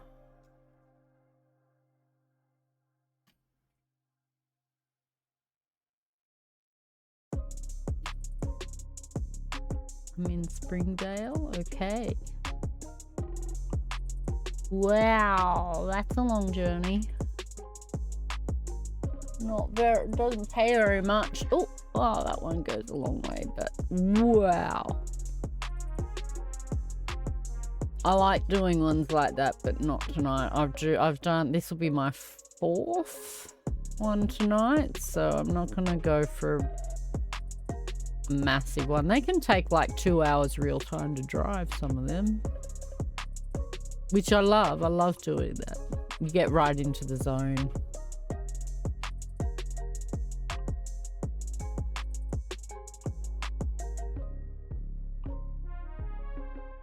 I don't think that's going to count. Like, I wonder if the whole journey counts towards the, like, or only the miles that you do within Arkansas. In which case, I don't want to just drive backward and forward between Springdale and Jonesboro.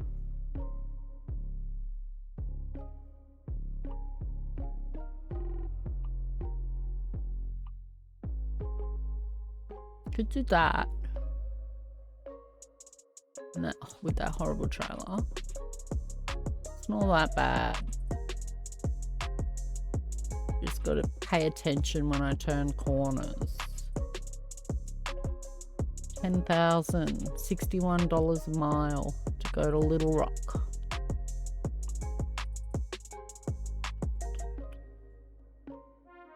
Some cars. Wait. How is... Oh, okay.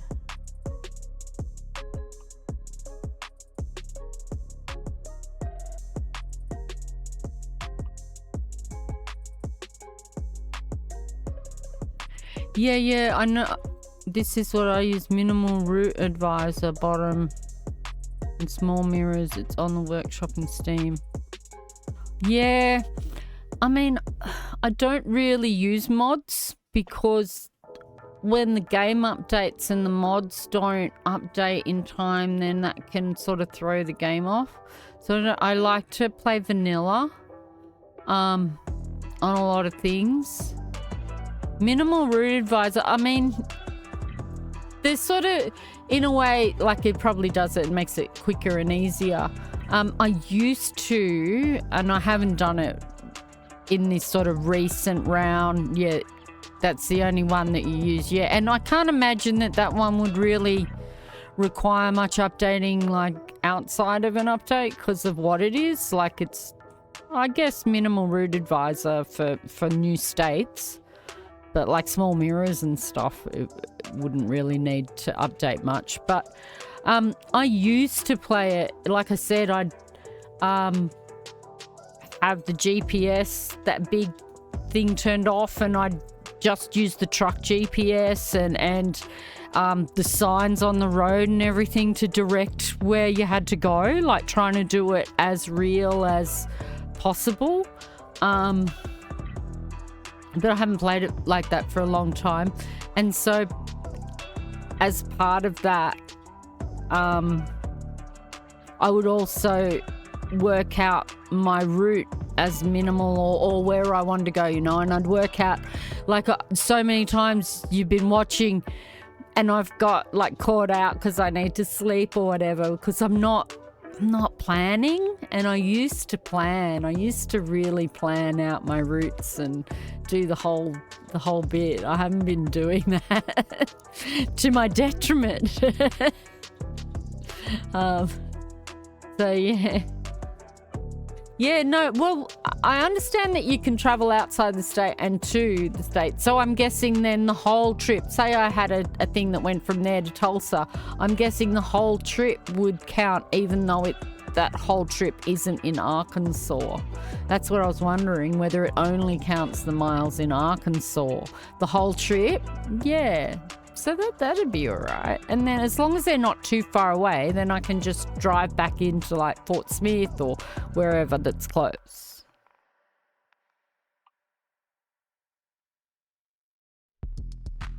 And that way I can like open up some of the other bits like as well, potentially. Let's see if anything goes to Tulsa.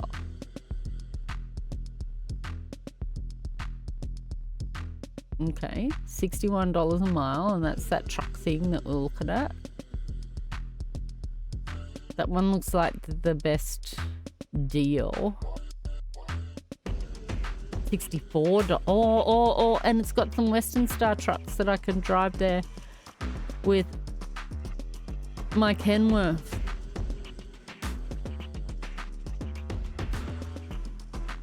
I like that. There's another one. Rockport. Does that mean it's going to be going to a port? Is there like a river there? That'll be cool. Alright, I'm going to do that one. Got 15 hours on it, so I'm definitely going to get it done. Has got an articulated trailer, but I think it'll be okay. I think I can do it.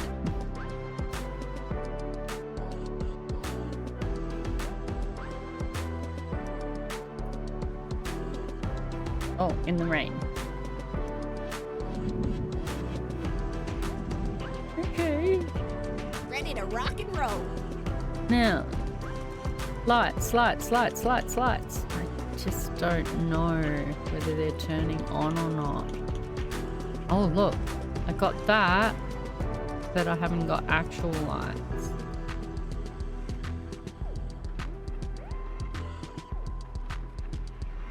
I wonder if that's the same person that keeps evading, because it's the same link. I don't know if my mods are there. I think they are. Alright. Oh, I haven't got a trailer. I could just go backward, couldn't I?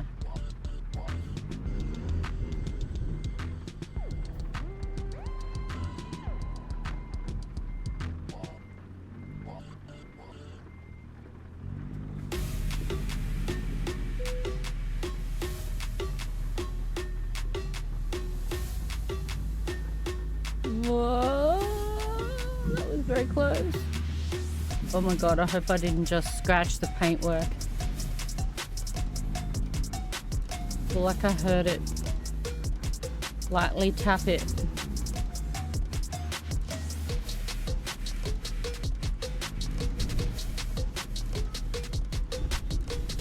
Keep right, and then turn right. Turn right.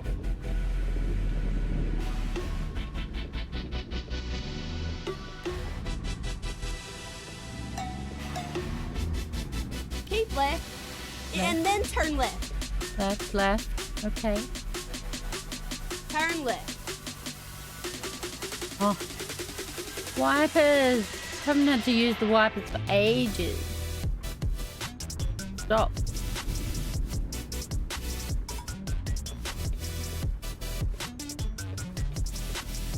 I'm not wiping the whole thing.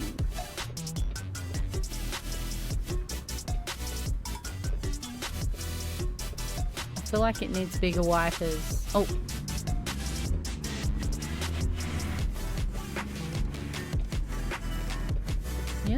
Yeah. All right.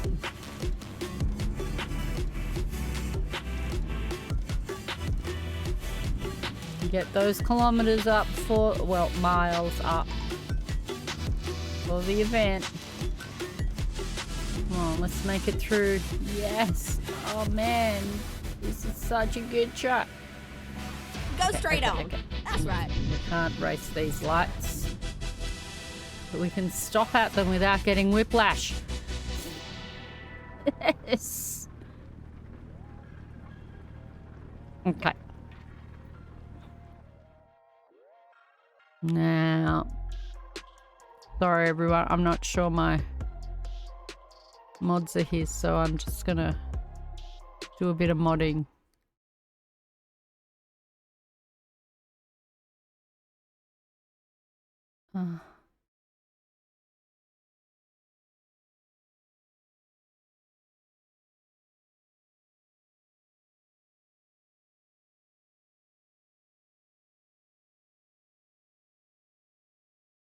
Okay.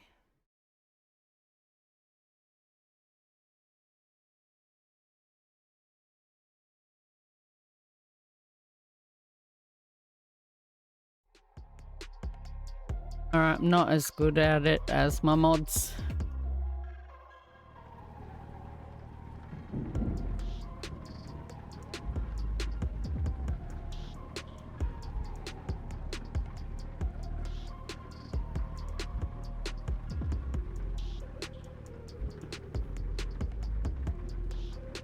Got some rainy weather. I don't think I've had any rainy weather throughout my Arkansas journey. This is the first time. Oh, I might have slept through a little bit, maybe, but I don't recall driving through much of it.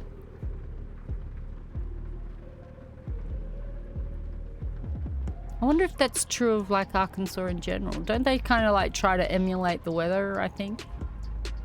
A bit. Like I've got mine turned down though, like to 25%, but I still think they sort of try to emulate the region a bit that you're driving in.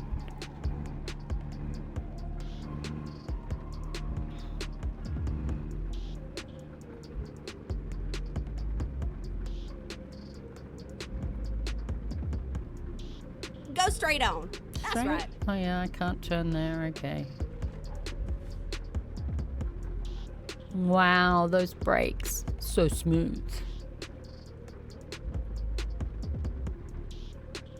Wonder what I did to that other Peterbilt car, that Peterbilt truck, because that was just shit. Oh well, it's my driver's problem now. And they seem to be earning me the Keep cash. right, and then turn right. Yeah, do I turn here? No, in there. What? Turn right. Does it have a sleeping thing in there? We already slept. It was a nice ride. Why are we going here? Make sure you come back and visit me, all right? Are we checking the truck?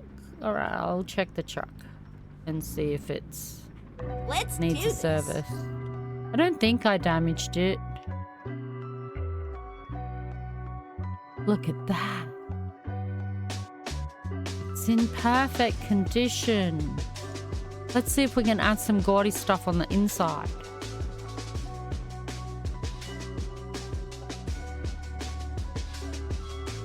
Alright.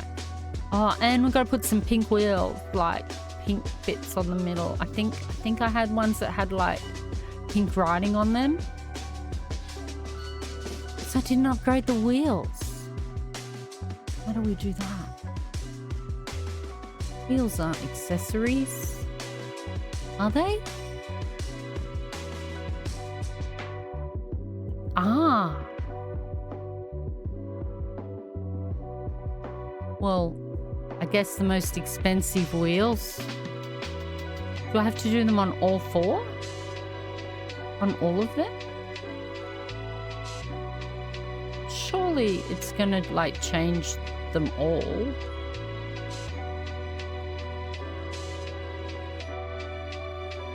Wait, how do I spin around?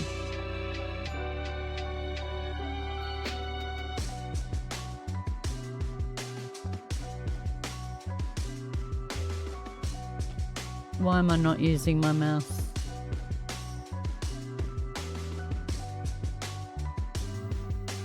Yeah, it does. It's gonna match the other one on the other side. Okay. And that's a vortex and that's a dynamic. So I need to put the most expensive ones. They're the best ones. That's the ones we want. Okay. Can I change the color? I had ones that used to let me like change the color of the tire. Like the writing on the tire. I'm sure I did. Front flags.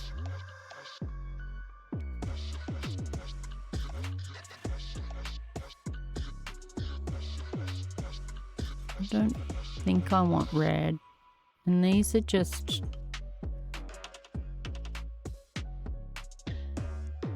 Has it got Kenworth ones? Hasn't it got Kenworth ones already? Got those. Put shiny... Didn't change the wheel.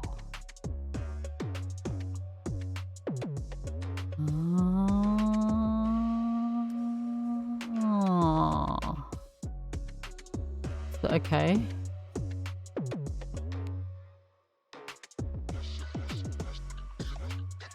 Is that a different one?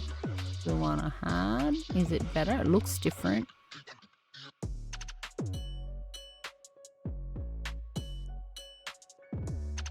How do I take it back to default? Oh, that's what it's got on it. I see. Standard. Which only allow... Ah. Well then.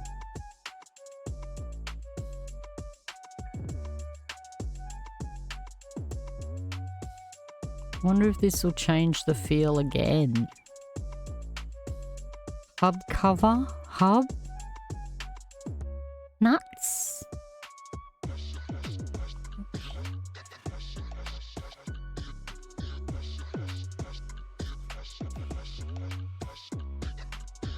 Wow.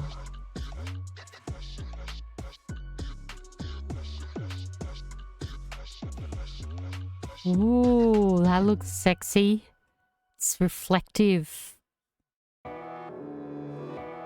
Wow, puts it on both sides. That's gonna spend $4,000 and I haven't even got inside yet.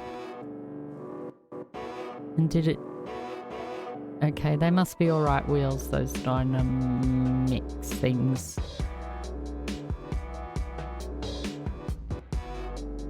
I don't know if I should change too much. It's gonna change the feel of the car, the feel of the truck. Nice though. That was a Seagull wide chrome. I'm going for another one of those. Seagull wide chrome. Wow. Yeah, I like the reflective chrome stuff. That looks awesome. Tire. The most expensive tire. The most expensive tire.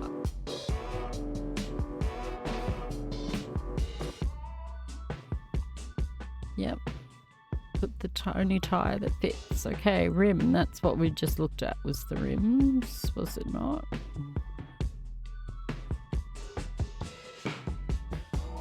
Okay. What's this got? Front mirrors. Oh, but I've had them before and I thought, oh, they just sort of get in the way.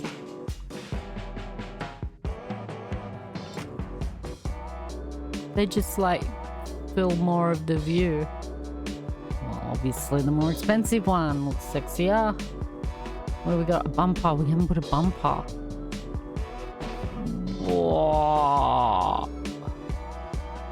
have to put... I wonder how I get my truck to have the right number plate again. Front banner, oversized load. Meh. Bull bar.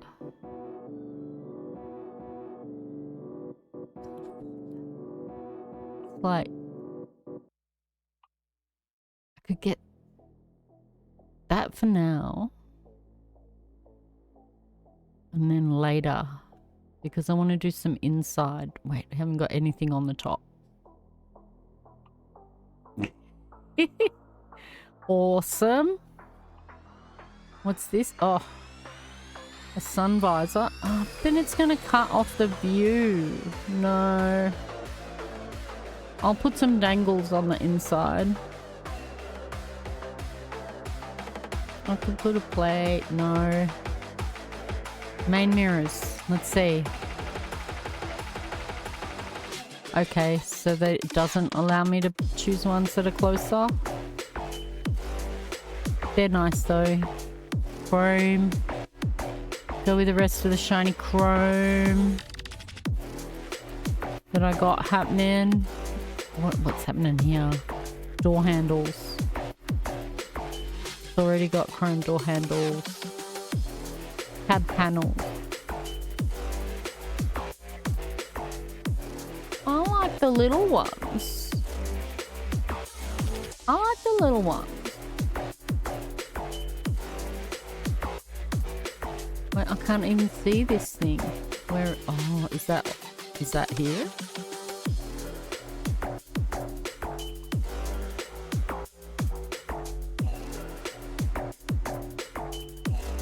Dual exhaust, absolutely. Okay, headache racks.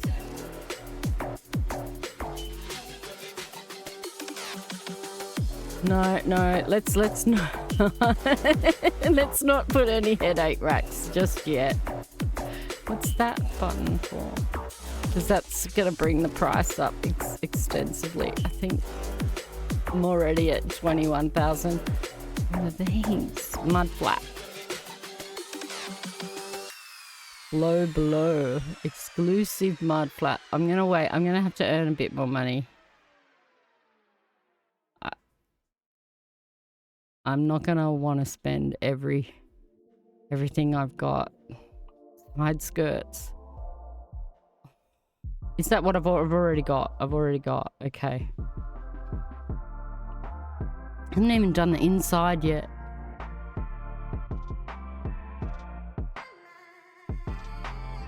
Interior. Okay. Got to change this steering wheel. What have we got? Diamond Vit Tan Interior. Vantage. That's more money than... That's too much money. I can't change it yet. Accessories. Wait, what about internal access there? We've got a dog. What can we... Cup holder. What? There's nothing there. That's dumb. Floor items.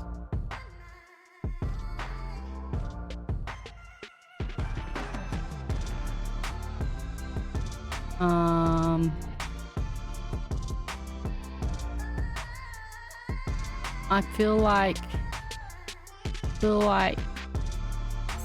some cans of drink or like that would be good. Why would the instant lunch be on the ground though? An instant lunch multi-pack maybe. I feel like the drinks might be on the ground. Oh, that's pretty cool. Those are expensive drinks. $175 for drinks. This is $60 for water.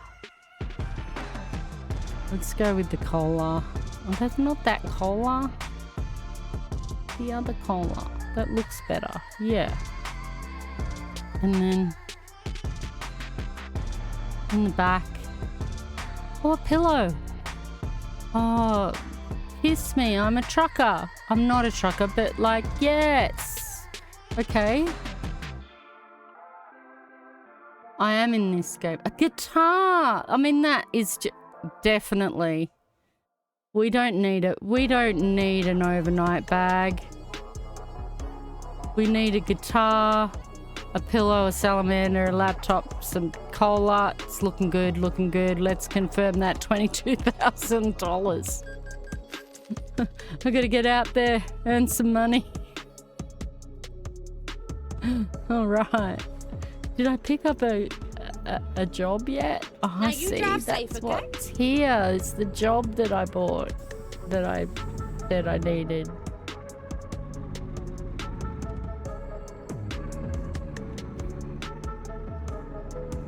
All right, but I've made my truck very much prettier for this job.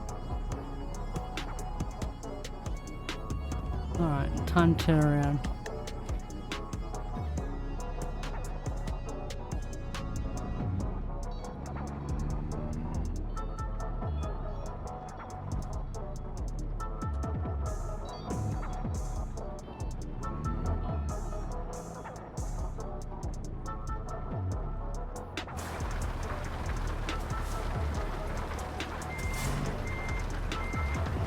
Nice.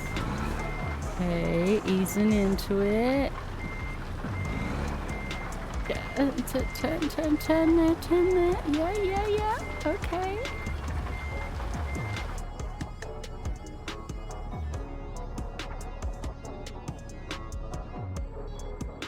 It's all good. And take some trucks. Right, we're going to take some Western Star trucks with our Kenworth to show the Western Star people what a good truck looks like.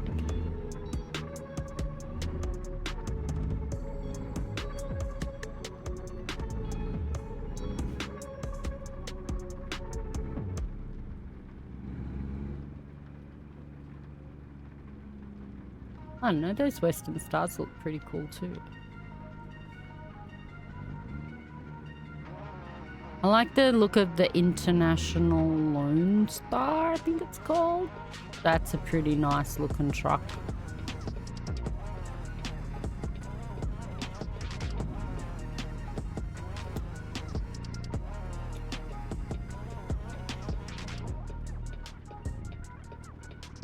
Oh, I'm not gonna try and jump out in front of this traffic. Nope.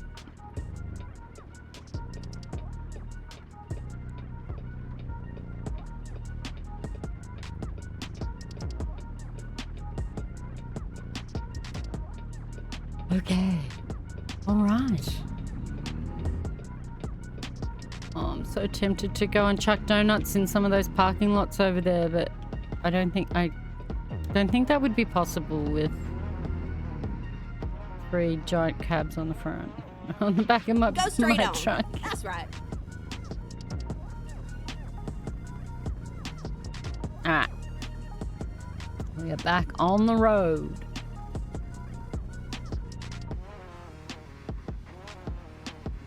$103 miles. Oh. Wasn't that far? I would have liked to have picked one that went a bit further. I hope it counts. Has to be over 100, so cross my fingers that is right.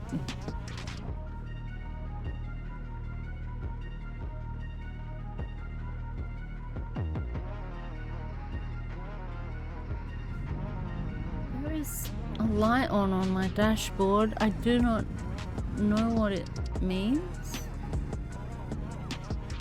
Is it for the wipers? No. Is it for the lights? No, because the lights aren't working again. Oh no, there we go. Hi.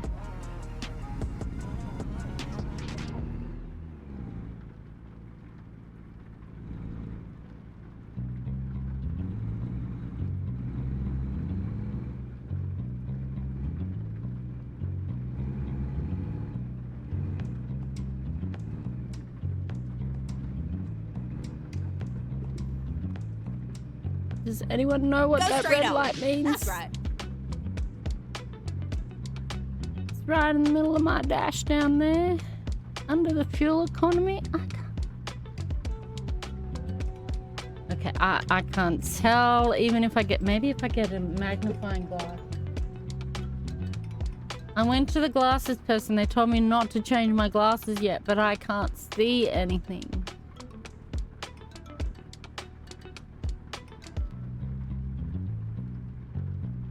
There's no writing. Not writing. It's turned off.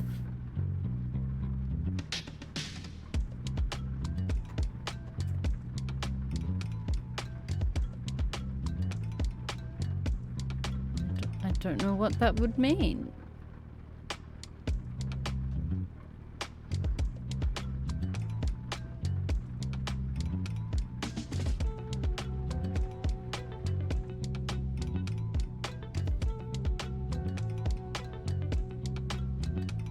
I was bad this morning. I didn't get up and go to gardening. I should have, but there was a message saying not many people were going, and I was like, well, I want to be one of those people not going because it's too early in the morning at 7 a.m. But I should have gone. I feel guilty now. Because it was a lovely day. But I went to the dentist yesterday, and they cleaned my teeth, and like, teeth cleaning used to be the best part of going to the dentist. Like, I have dentist trauma, and that used to be the best part, was when they cleaned your teeth, and they'd get the little device, and it was like an electric toothbrush, so it'd go round and round, and they'd use like yummy toothpaste, and then they might do a fluoride treatment, and that would be really tasty, and it used to be, that used to be like a good thing, at least one thing that was enjoyable at the dentist. But now they've started involving needles and pointy things to scrape your teeth with, and they've got to make your gums all numb before they do it, and it's just a whole thing. And go straight on. I woke up and my mouth was quite sore. I feel like it's bruised a bit. I feel like it's a little bruised, like all where they put the needles. But they also push down quite far into your gums with the scrapey tool thing, like the pointy scrapey tool thing. And like, I've got pretty bad teeth, but like, so that's, I guess maybe it's worse for me now that I've got bad teeth. But I remember when I was young, and they just brush with like this cool brush thing. And they'd just do this mega clean with the cool brush, and then they'd like soak your teeth in this fluoride stuff, and it'd be lovely, and that'd at least make it worth going to the dentist. I mean, I had a terrible time as a kid at the dentist. They pulled out practically, I hardly lost any teeth naturally.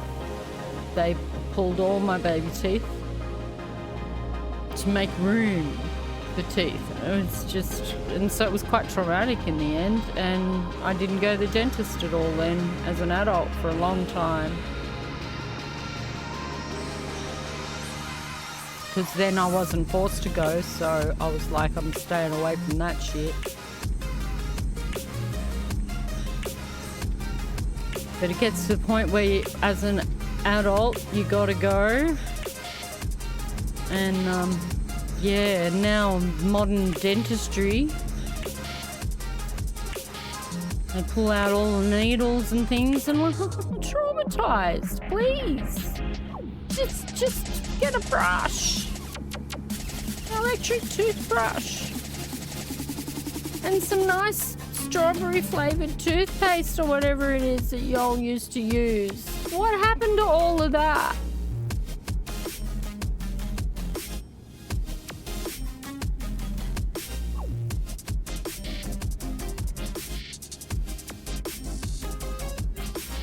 Oh, bit of a traffic jam overhead.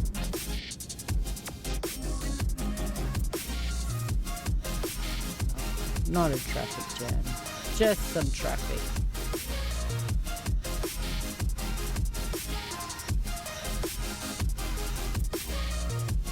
I don't know, can't really complain. We're sort of, well, dentist isn't covered in Australia under Medicare. I mean, nothing's covered in America, is it? So we have a pretty good Medicare system, though there are a lot of things that aren't covered. But it's not as bad. You don't end up in like lifelong medical debt in Australia. If something's an emergency, generally it's going to get covered under Medicare and you don't have to pay a cent. But of course, for whatever reason, your teeth aren't deemed part of your health and medical, you know, and so it comes under dentist, and it's quite important. Your teeth are actually like the front line of your health. If your teeth are bad, then everything else sort of Go straight on. Can suffer because of it.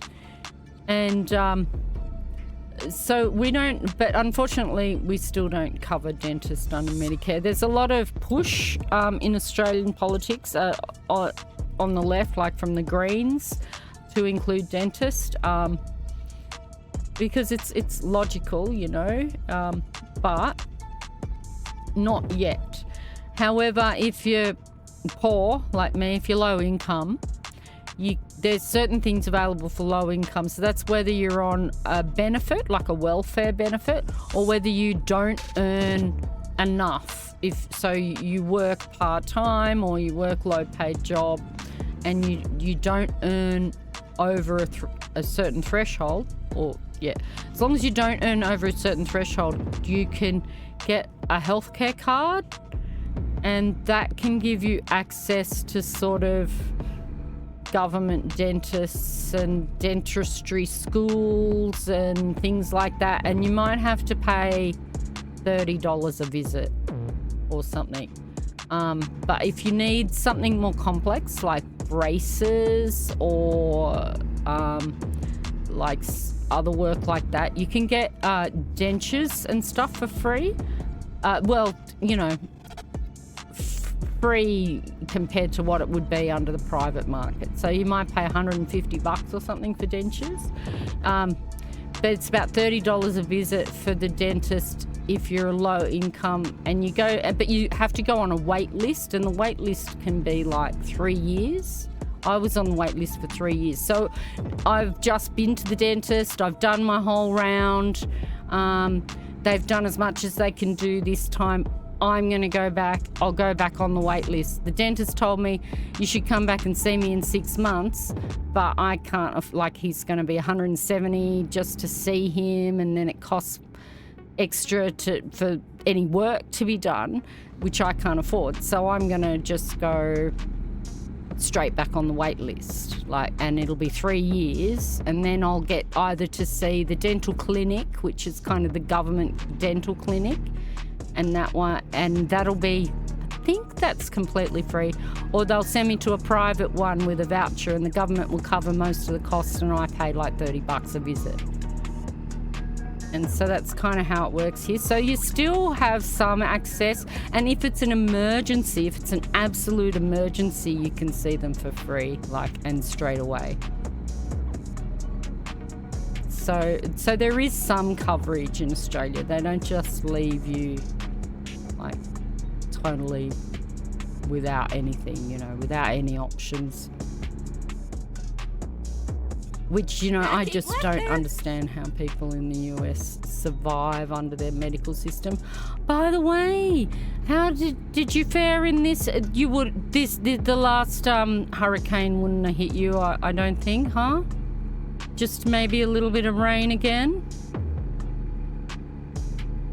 Lucky it wasn't as bad as they were predicting, thankfully. Is that Oh, it's not. I thought we had happened upon a secret road.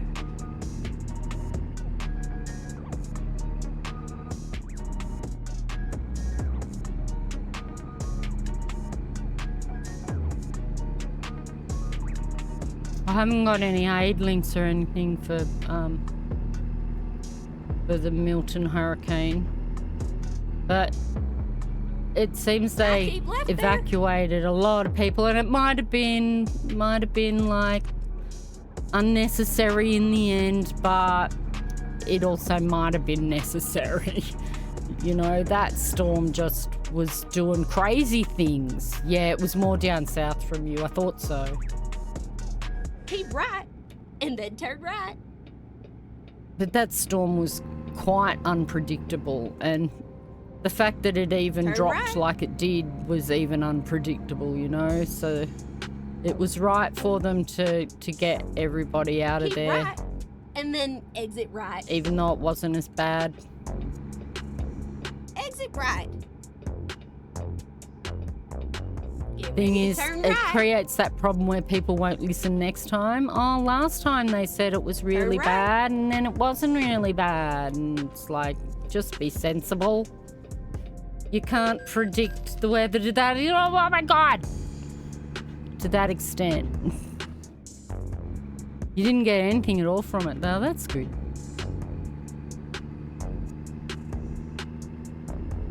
I thought red light offences were behind me. Obviously, I ignored something there. That was definitely not the truck. That was definitely me.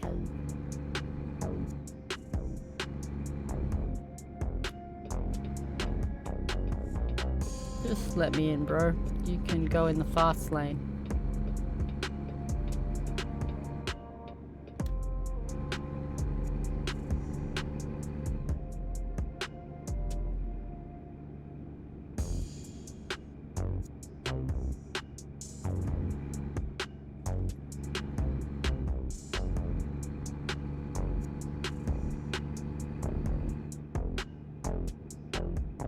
Get me to turn, surely. No Keep trains. right, and no then turn trains. Okay.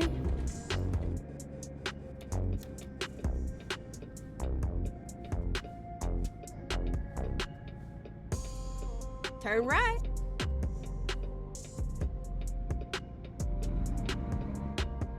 Alright, this is where it's gonna test me. Okay, I'm still just try. Yeah, okay, and then I did it. They went around the corner, all on the road. I did it like a truck driver. Oh, this is a funky song.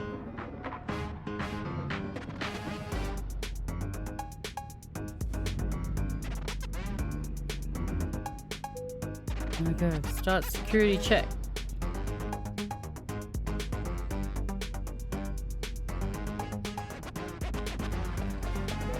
Good, they didn't find the pot.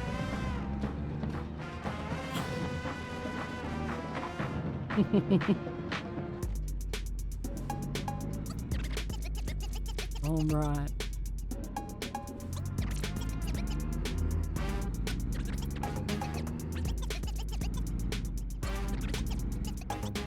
Go.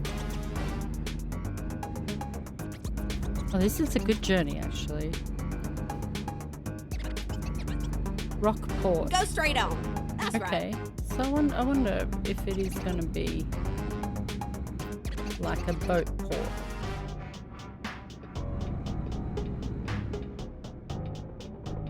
Caution! Watch your speed. I'm sorry. Sorry, Granny. Keep Been right. here? I've and even then turn been right. here? Oh, we're in another state. That's right. Turn right. I think I remember coming here once before. This is quite involved, this Rockport.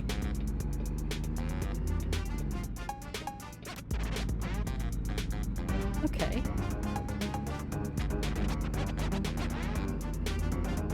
Well, get ready to turn left.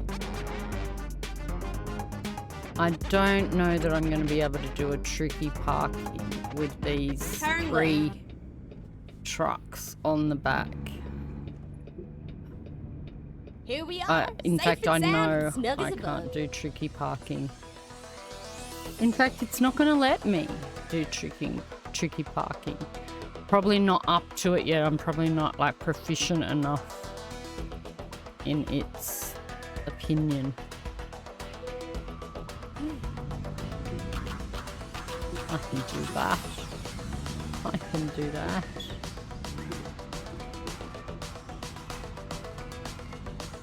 Come on, can I? Are they going to straighten up? Yeah. I'd say I have to be more proficient for it to offer the harder parking there, because it said it was like existed. I can't imagine how the geometry of trying to reverse articulated trailer like that would be.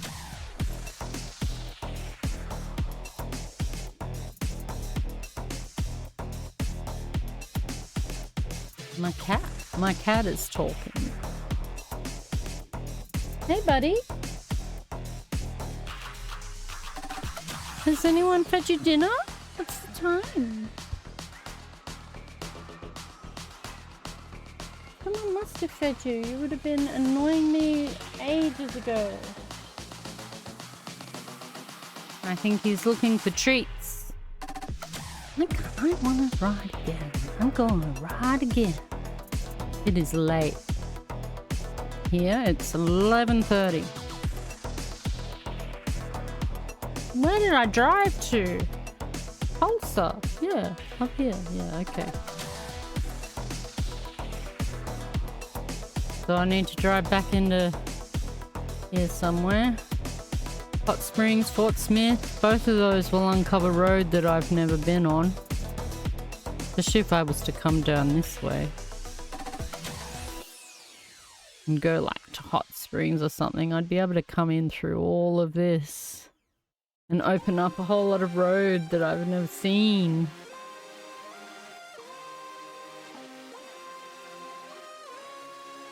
Okay, let me just have a look. Do I need to sleep? Probably. No? I must have slept on the way, and I've still got fuel.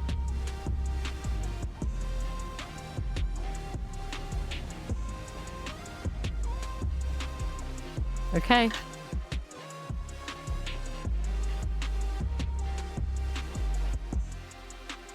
Right, need to go back to Arkansas.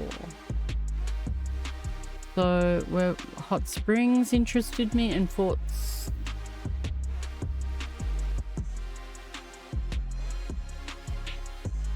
Does it matter which way this is? No.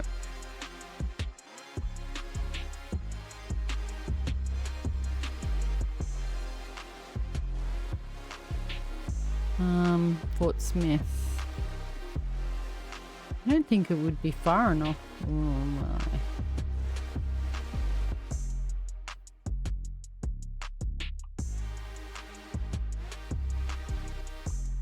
That's where I just came from.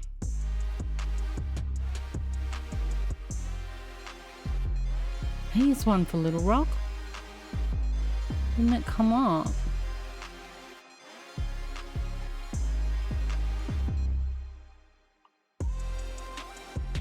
Oh, it's not for Hot Springs. That's right. I was looking for Hot Springs. Okay.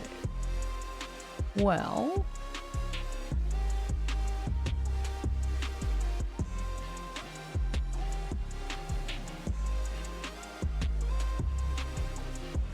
Difference in price between these two. You can't see, but this one here is $11,000. It's $40 a mile. And this one here is $26 a mile. And they both go to Little Rock. So. Oh. Okay. Hold on, I have to do mod duties.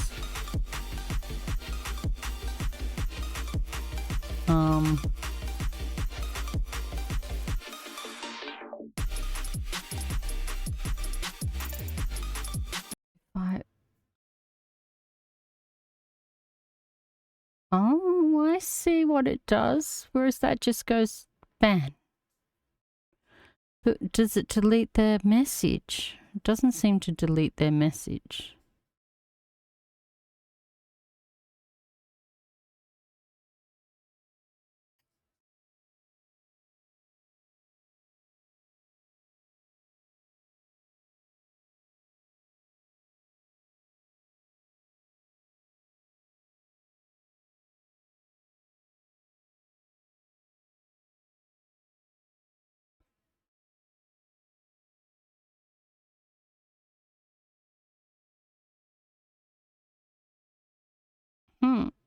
I'm not sure how to make the... I've seen the bot work, like to moderate. But then some people seem to be able to get through it. Anyway. And if they had just triggered the bot would have been kinder. Okay. I want to do that. Did I accept it? Accept, begin delivery, but I'm going to go a different direction. Time to get the job done.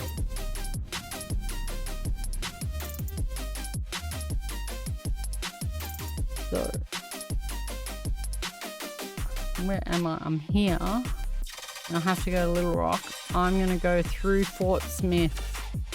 Like I'm going to go the longish way so that I open up some road that I haven't been on.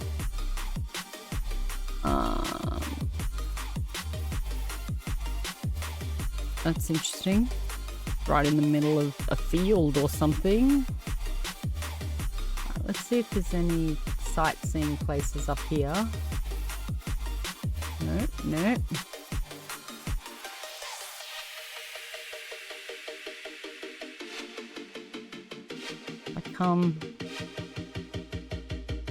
I would have to go out along a road to get that one anyway, so come here, it lets me use this if I need to. What? It's going around in a circle.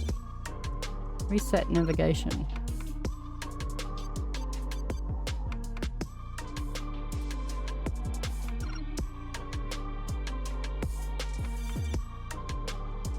That's whack. Oh, it's on the wrong side of the road.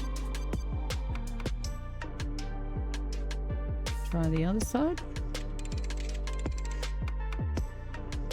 Can't get down there. What's it trying to do? Go back to where I am? Oh, because it wants me to pick up a thing first. Alright, I'll pick up the delivery first. Ready to roll. Yeah, it wants me to pick up the trailer first and then it will let me set a better route so that I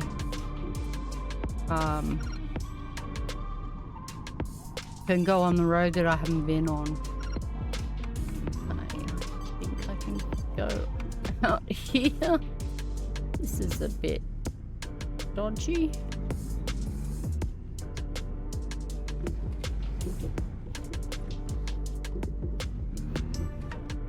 Turn right. I love that it's active in here, like there's cars, truck.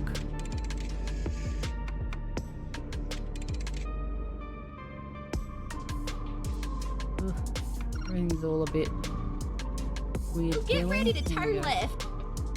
Where? Not there. Turn left. Alright, now go get the trailer and then I figure out where I want to go.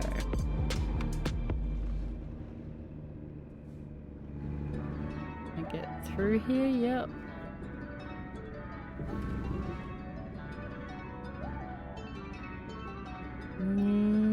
Turning here, no.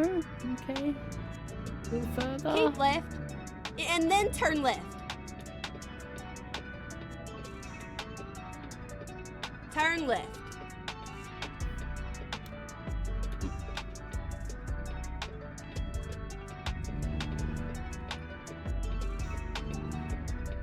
Wow. Turn left. We're All right. finished.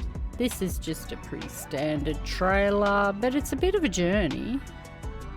It'll be a bit of a long journey, especially since I'm going to take a little bit of an extra long route.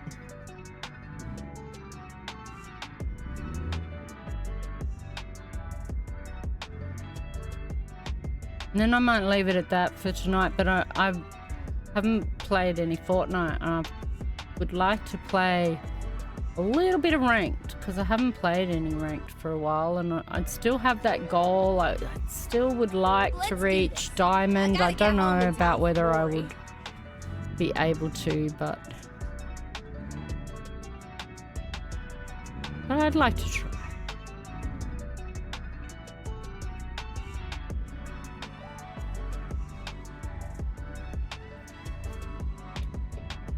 Turn right.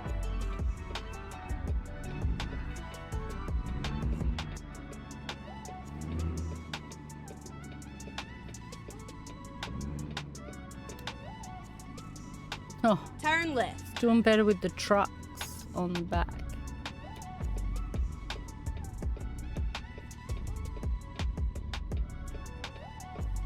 Hi there, officer. Okay, let's go, let's go.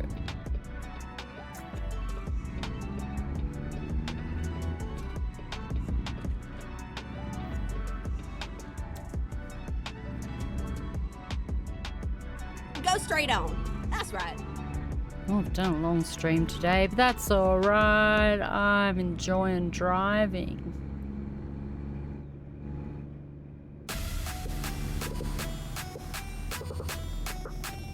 No need to finish what I'm doing if I'm having fun. Devil's chariot. Watch your speed. Oh, Keep left. alright. And then turn left. Still managed to stop in time.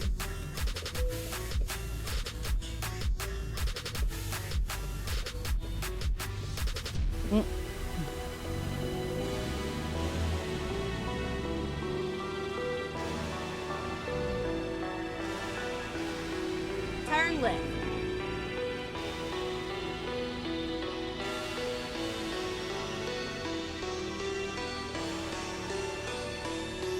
I wonder if I went over the line.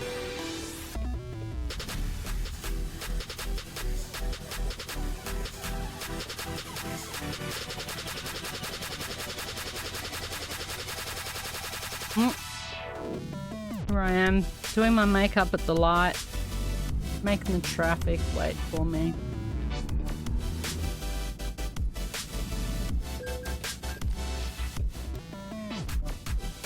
What red signal?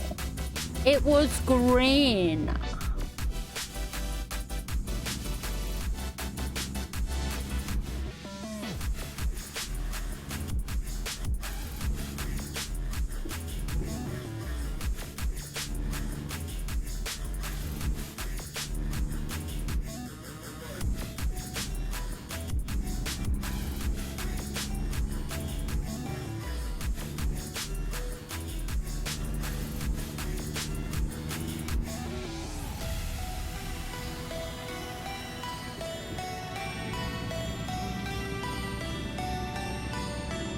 Games today really blow me out with their realism. This is, you know, it's pretty wild.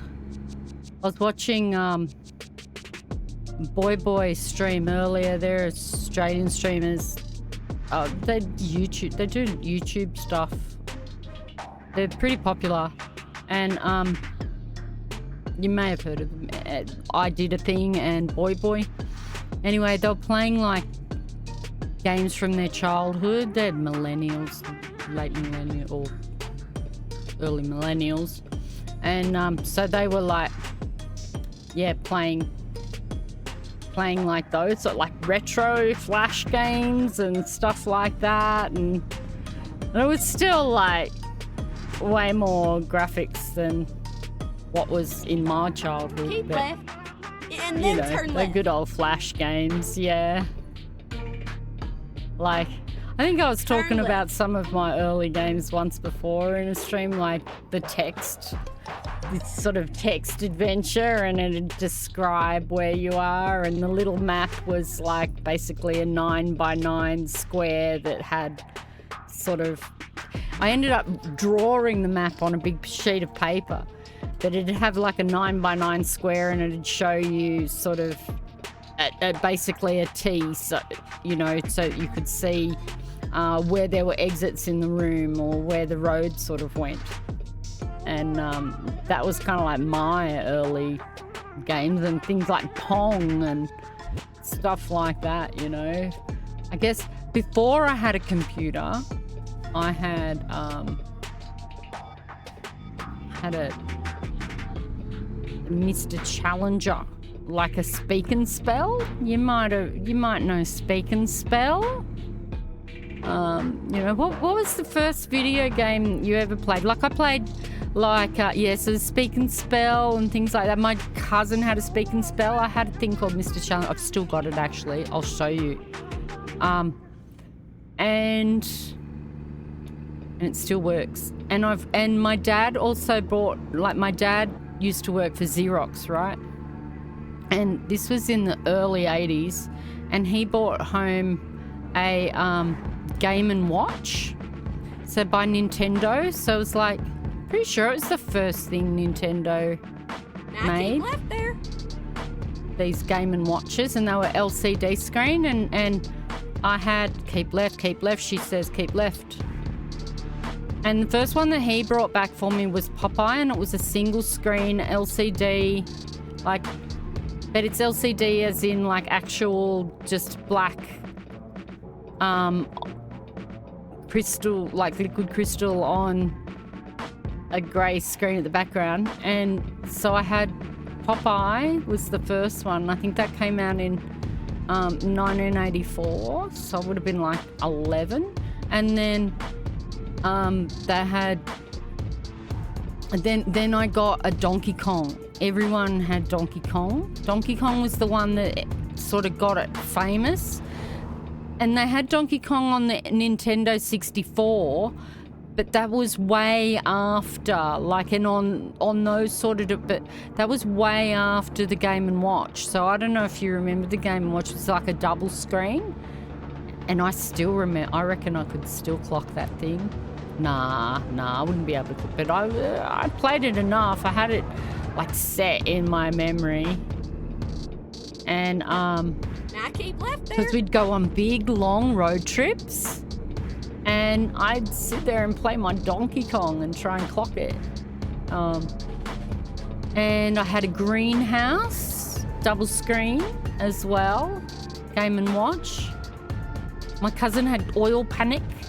Oh, and I had a Mario Brothers one, but it was like a bottle factory, and they had to like catch bottles and put them on the next layer of the conveyor belt, and then if they missed the bottle, like they'd fall on the ground and break and smash. And so that was kind of like, that was the first of those sort of, like even before, I guess, having a PC. I don't know, I'm still pretty sure I had my MS Sharp PC at that stage too. But it wasn't as fun because the games weren't, you know, a graphical game was Pong, and that wasn't all that exciting. Whereas the detail in those little Game & Watches was quite incredible for the time.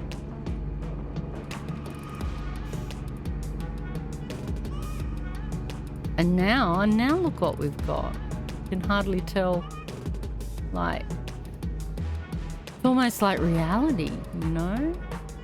What's the first video game that you recall playing, like, when you were a kid?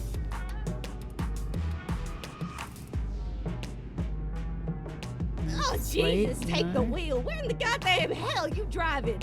You Not speeding. that Watch your much speed. over. Come on, give me a break.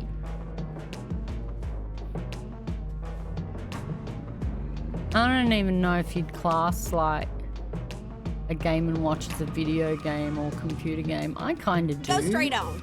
That's right. They're computers. They were computers. Just gone through. I'm going to get another fine. No? This game's so inconsistent.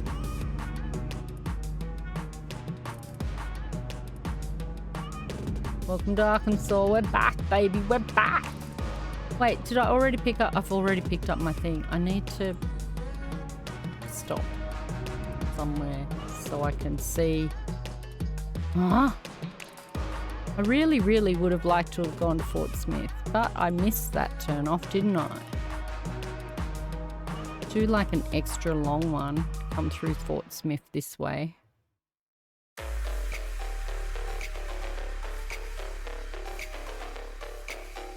Space Invaders.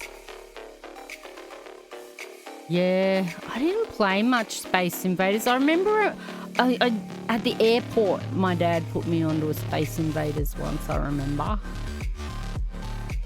I didn't get to play much Space Invaders. I miss this. I'm so dumb sometimes. I'm such a bimbo. It's what I wanted to do, was work out my trip. I don't think it's gonna let me really do this very well. All of this, I could have come and seen some of this.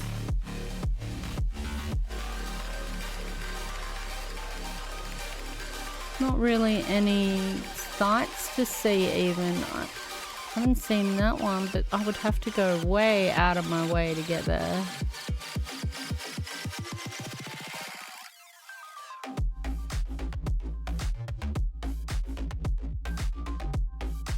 And this one's like goes off the road.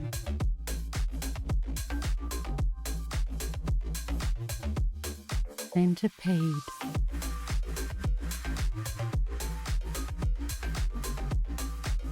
Yeah. And Windows games. I remember like this is sort of getting a bit further in, you know, like, because we had, by the time you're at Windows 3.1, you've got actual graphics now. You've got colors, you've got graphics and stuff, you know. But Pipe Dream and Minesweeper, I used to play those so much, and I'd go to sleep dreaming of like ways to put the pipes together so that the water would flow.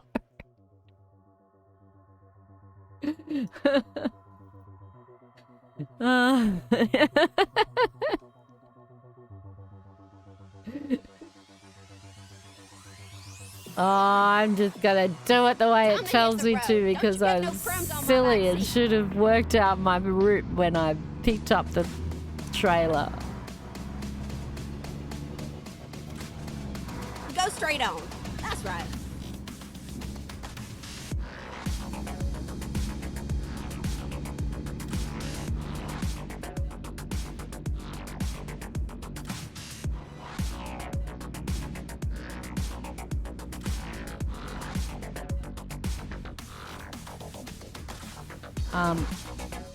They were green. I'm thinking opposites. Oh well, it probably would have got me if I had gone through it.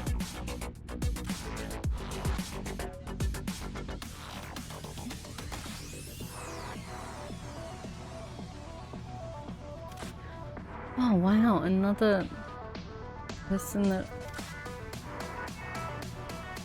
They're like Russian follower links.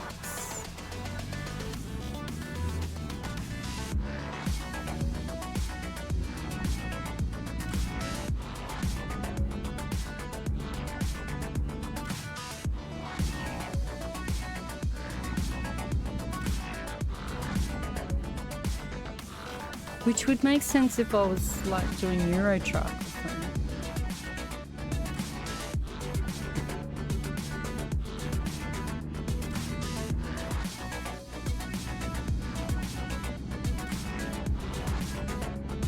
A little bit all over the road.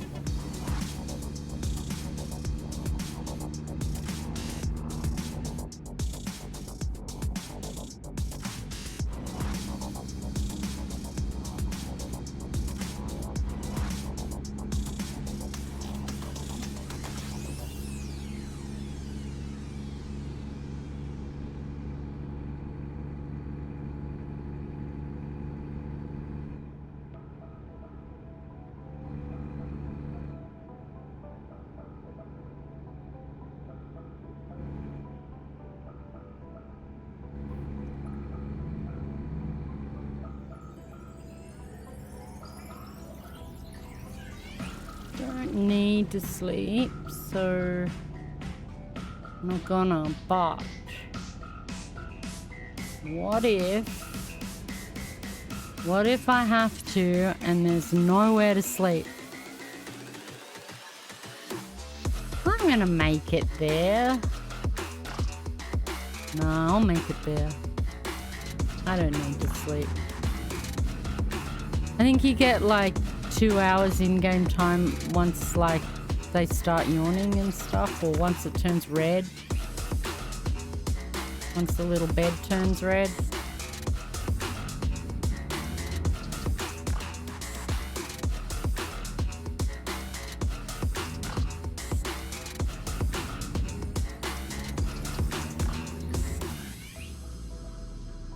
Go straight on. That's right.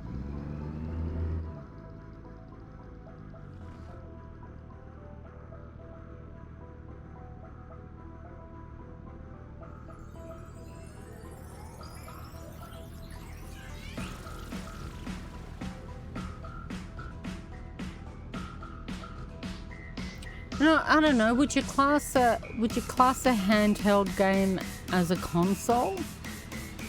They're not really a console in the traditional sense. You couldn't plug them into a TV, could you? And I guess like Segas and stuff, they all came after that. So you wouldn't. I guess they're just like a class, just handheld computer. Yeah.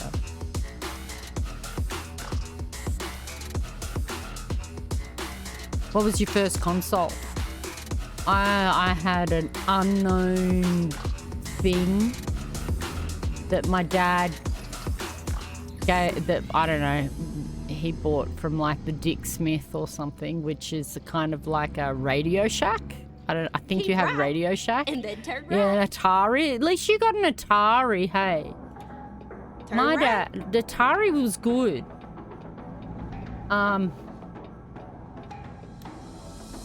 I had an unknown thing, and anyway, it was, you know, it was okay. It played games and stuff, but then he gave me the computer, this like actual MS Sharp computer, which, I mean, I guess graphically it wasn't better, because like I could play little like racing car games and stuff on the console, whereas the computer was not really capable of doing that. But like Pong and things like that the computer could do, but it only really had like 4 colors or something, 8 colors. I don't know, it wasn't very good. But you know, and I was able to like program in BASIC and stuff, and Dad was trying to teach me like how to use an actual computer, because he knew where they were going to go. He worked with them and stuff, so he knew what they were going to become. Now keep left there. And when I got that computer, I gave the weird console to one of my cousins because they had nothing. Eventually they got a Commodore 64, and I was so jealous. I was so jealous of things like the Atari, the Sega, the Commodore, because they had great graphics on them and stuff, until I got my first Windows 3.1 computer,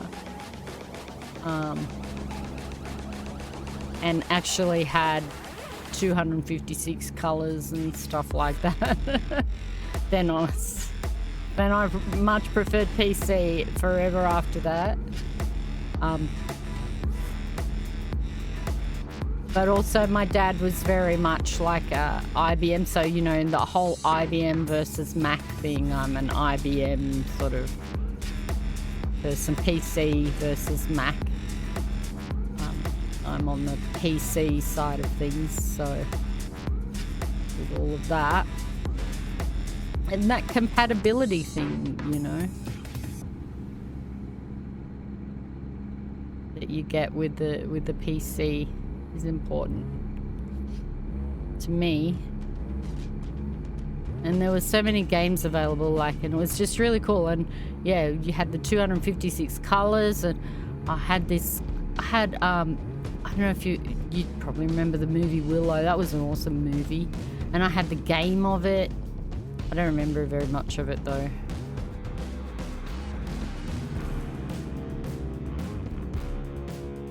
On PC, that was pretty cool though.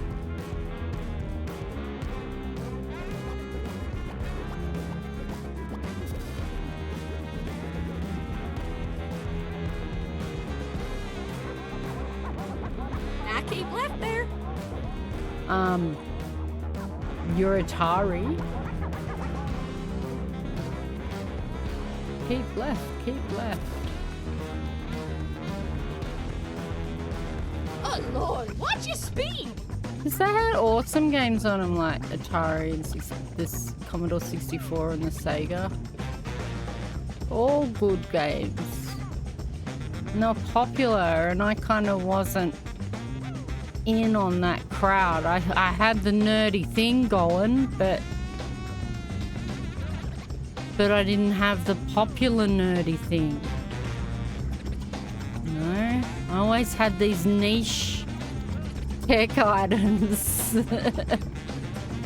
which is cool in itself. That's, you know, man, my blinker's always on. I'll try to remember. My memory's really bad. I'll try to remember to show you the Mr. Challenger that I've got. My very first handheld computer game.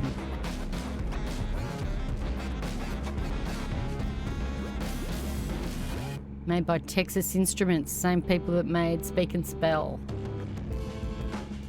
My cousin had a Speak and Spell. I was jealous of that too. I don't know why. Mr. Challenger is superior, I swear.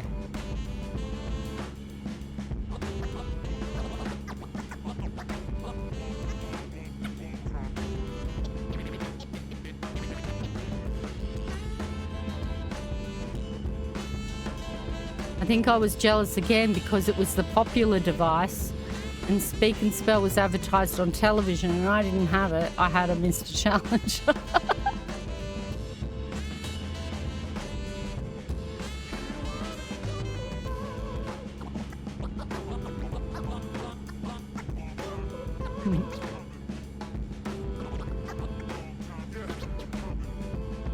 And she had a Pac-Man, like an actual handheld Pac-Man, like a. They must be.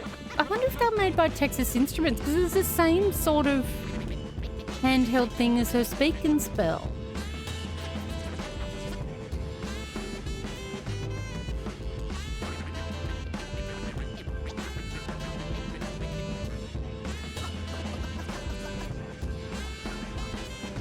Yeah, I was heaps jealous of the Pac-Man.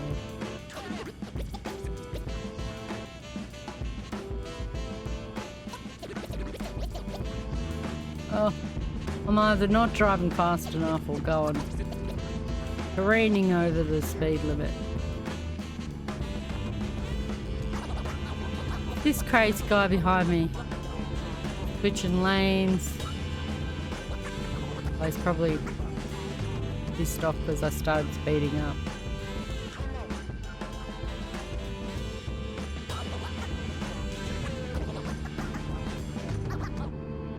A football one. I didn't see the foot, like a Pac-Man, but football.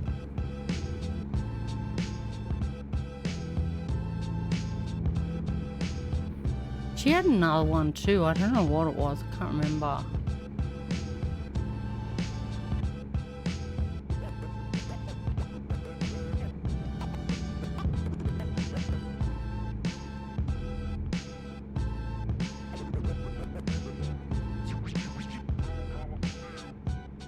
And go over her place and I'd take over a Pac-Man.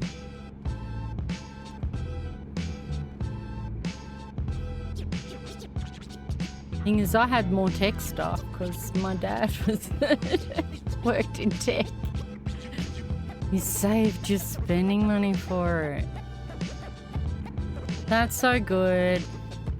I wasn't really able to save for things like that. I mean, because my dad, he wouldn't really let me work, and like as a little kid, even just going out and like cleaning cars or something just wasn't something Caution! Watch your speed! he would allow me to do. And Keep right. they never really gave me much pocket money. I mean, I certainly learnt how to budget, but saving for something Turn like right. that was quite unrealistic. I saved. Oh, I've got to leave. I saved for, as I got older, for things like record albums and stuff, and that'd take me, you know, I'd put something on lay-by and put $5 a week because that's what I'd get. So sort of trying to get something that was a couple of $100 and then exit or something, right. you know, that was kind of that was out of my reach, those sort of things. But I guess they were generous enough that they bought me a lot of that sort of stuff anyway.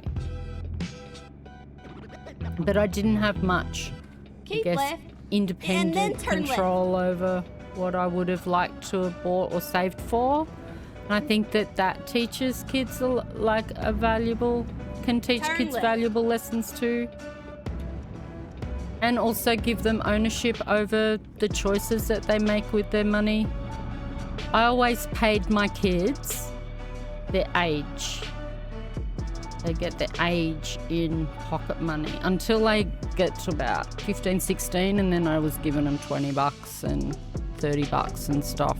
But before that, you know, 5-year-old, $5. When you turn 6, you get $6 and stuff like that. So, yeah. Go straight And I on. think that's fair. A 10-year-old, $10, that's okay. That's not excessive. And I think it's a fair amount, and it lets a kid have some control and save for something if they want.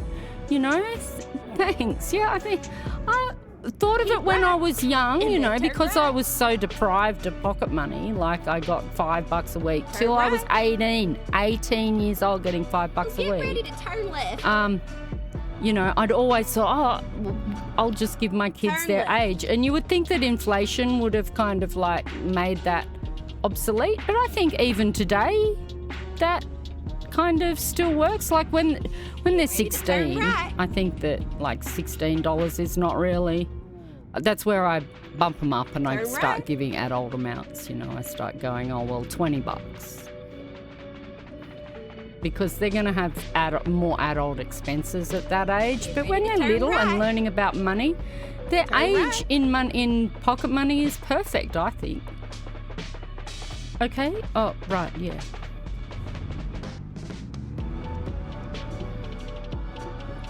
And my kids are really responsible with money. You have arrived to your Super responsible. In fact, Your my route first guidance daughter is announced. so responsible. She's bought a house. She's done better than her mum could do. But all my other kids, they're all super responsible with their money. And it also allows them to like make a larger purchase if they want to save for it.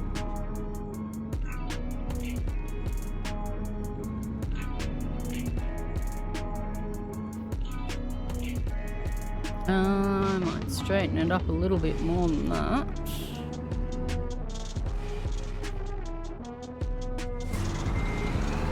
Oh, get turning the right way.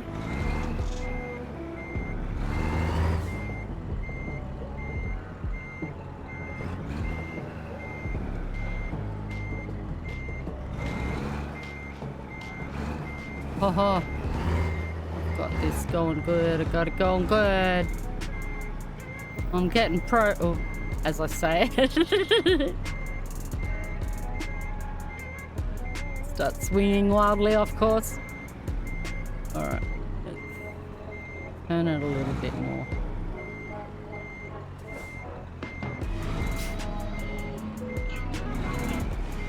I'm not going to skip parking the trailer. I'm doing well. What a suggestion. Well, I'm not doing great, but doing okay. Do you move your body as well?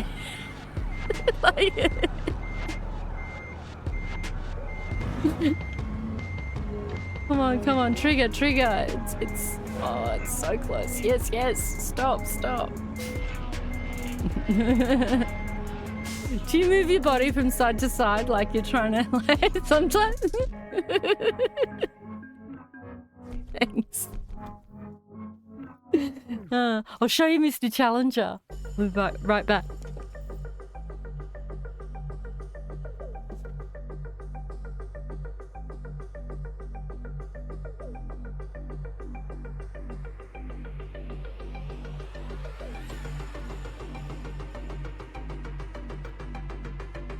I'll put it on the big screen.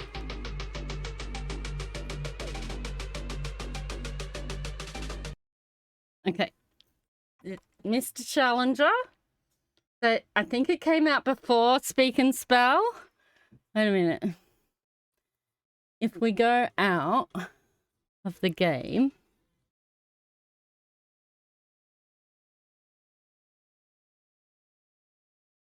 Save? Like, doesn't it save anyway?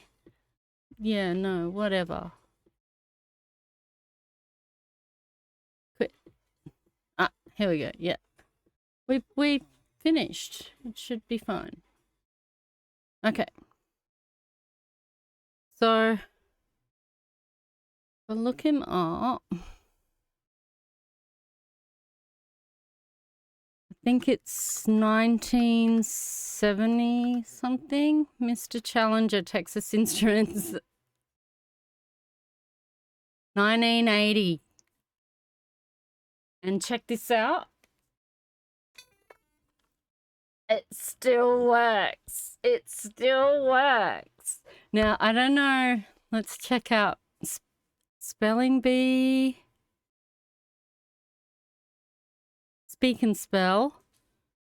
Okay, so from a technical point of view, the toy makes use of the technology introduced in 1978 with Speak and Spell. All right, if we go over to the main scene, you can see what I'm reading here. And so the Speak and Spell came out first, in fact, and then Mr. Challenger came out. And they're just calculator machines. This Mystery One, I forget how to play it. It's got like a crazy letters. Go. C. Oh, this is a memory game. So like C, A, C, A. C, A, A. Isn't this riveting? Oh, C, A, A, A.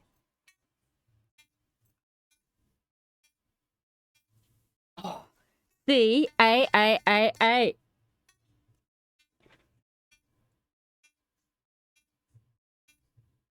No way. C, A, A, A, A, A, A.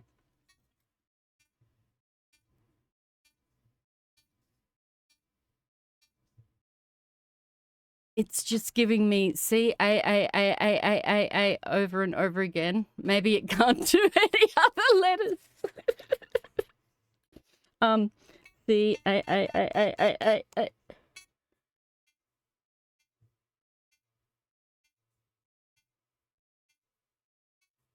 Oh! Oh, no. Okay, C. 1, 2, 3, 4, 5. Okay, it was 6 and then back to the C. Your first system was the Nintendo Entertainment System. Excite Bike was the first game that you played, you think. Let's have a look. When the Nintendo Entertainment System came out, they might have it on this. No, that's a calculator. Nintendo Entertainment System. 1983. So, yeah, I was so jealous of these sort of things. Means it will turn off Mr. Challenger. I don't know what to do with it. Like, I want to keep it, but like it's a museum piece, you know. I kind of want to put it in a museum.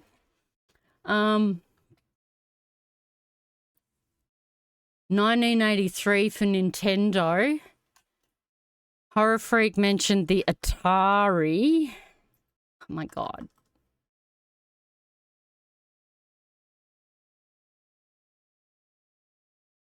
$1972. But when was the first Atari? Like, this is 70s, mid-80s, 84. Wow.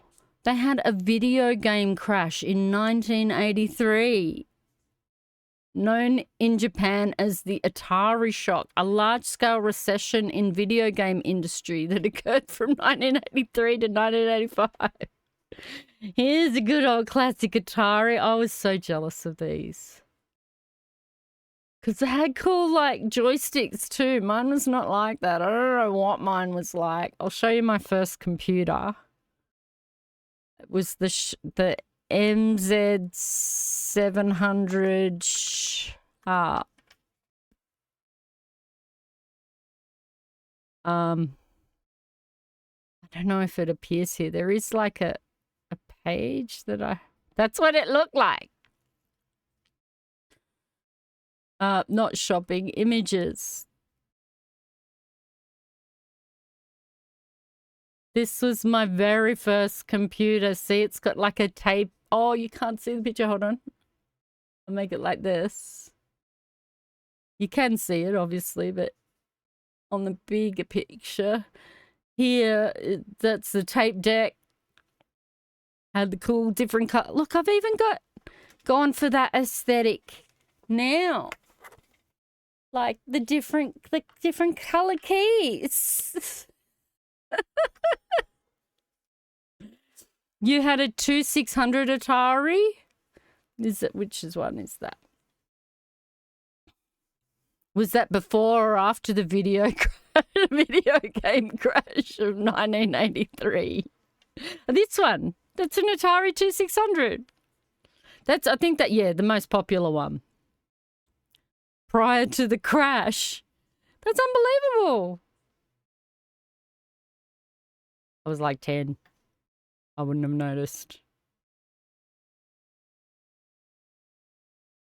We played our way through all of that. I don't even notice the video game crash. Yes, that was my first computer. Mr. Challenger was my first console, handheld. I never had, well, I did have that console. I did say I had a console before I had this, but it was pretty crappy. I guess it was better than this though. Yeah, it could at least play like the car game and stuff.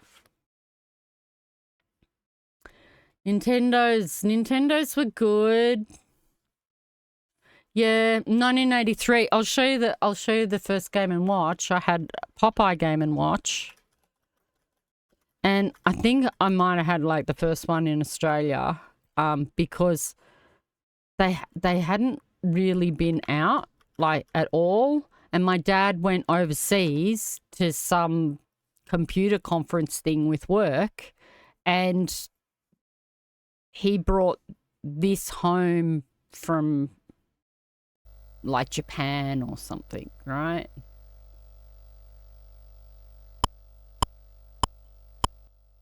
Again, riveting gameplay.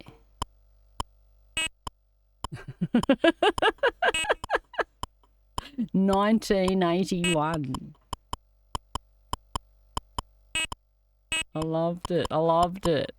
And then there was and it'd get crazy and she'd chuck out all these ones all at once and you'd be like, I can't catch all of that, Olive. Okay.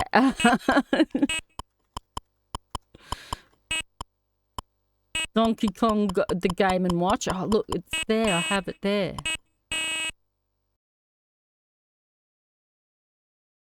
There are a lot of people talking about Nintendo Game & Watch, but no. This is the real deal. All my Game & Watch collections, one my Donkey Kong was stolen from me in like uni, when I went to uni, and you're living in share households and stuff like that. So someone stole my Donkey Kong. But, gee, sounds are great, yeah. But the other things, I lost stuff I'd put in storage, and I lost everything in storage, and in it was this my other Game & Watch collection. I also had a fake Game & Watch, and it was a tri-screen. It was called Rabbit Hop, and it was like 3 screens, and that was pretty cool too. Had this memorized so deeply.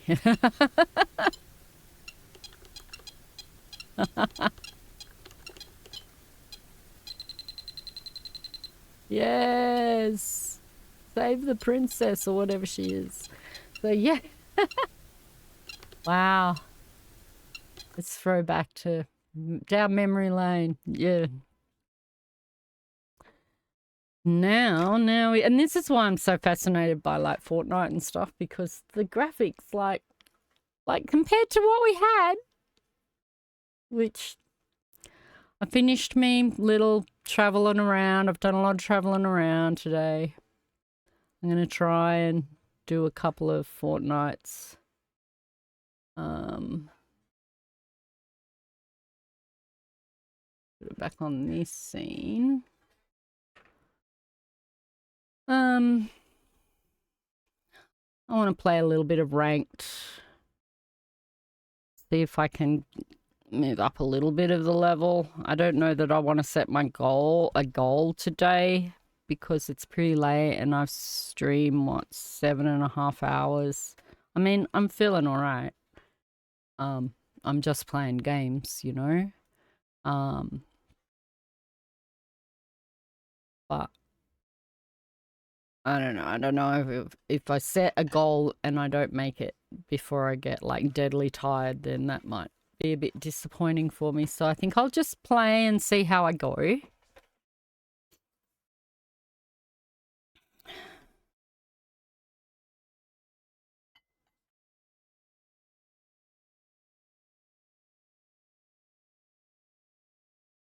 Yeah, so I'm really sad about having lost all my Game & Watches, because they were awesome, and I see them sometimes down in the pawn shop, and they got like $300 on them and stuff. 300, and that was the last one I saw was about 8 years ago, and they had like $350 on a Donkey Kong.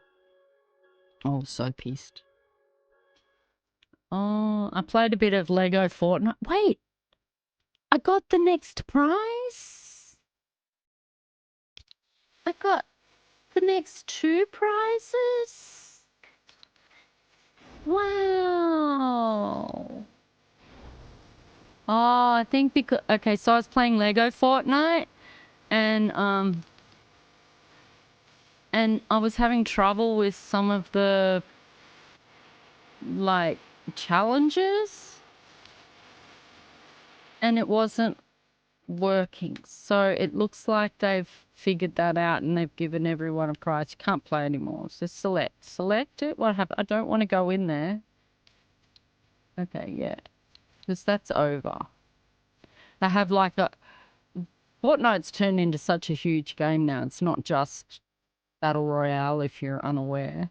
And it's not Save the World. It's got Lego, it's got racing, it's got a music mode. So I was playing with my friend on the weekend, and his little fella, his young fella, wanted to play, and he plays a little bit of Battle Royale with us, but he doesn't like it because he doesn't do well at it. And so we went in and we played some Fortnite Lego with him, and of course, it's kind of like Minecraft and got us all addicted. And so I just went in there. I've been playing Fortnite Lego that's why I did that a fair bit of that this week. Fortnite Lego, trying to get as much of the battle pass for Fortnite Lego done, which is a separate battle pass to this.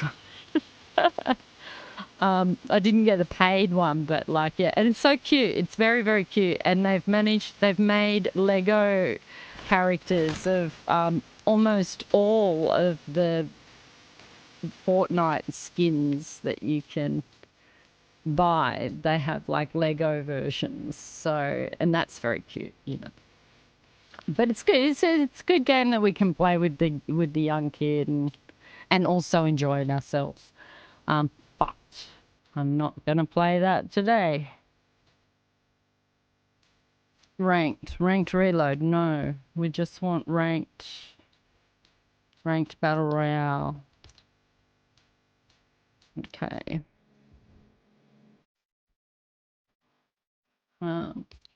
Ranked on. Oh my god, I haven't played for a while. This might be a little scary.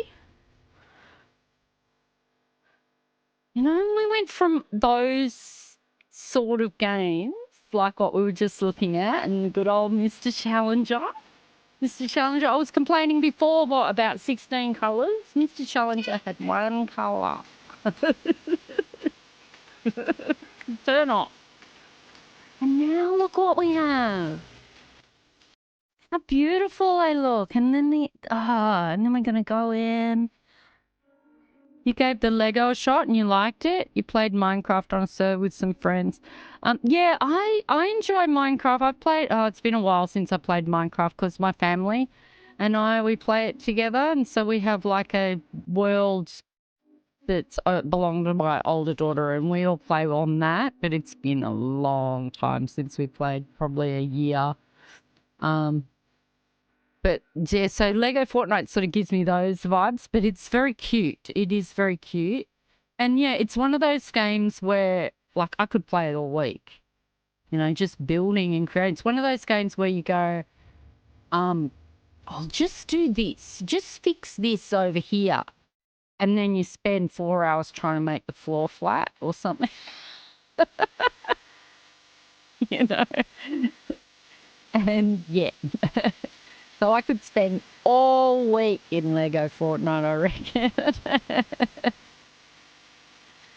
So I have to like consciously go, no, leave. Okay, we should have a quick look at the shop because I haven't been in here today. We've got Scary Creature. You can sort of see from Saw. Apparently they had a version of this in COD, in Modern Warfare, and people were saying that the Modern Warfare one looked more like a person cosplaying this character. I don't know this character. I'm sure I've seen the Saw movies. Maybe it's...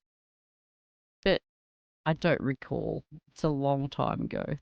Pretty scary. I'm going to be pretty intimidated when I come across one of those in the matches.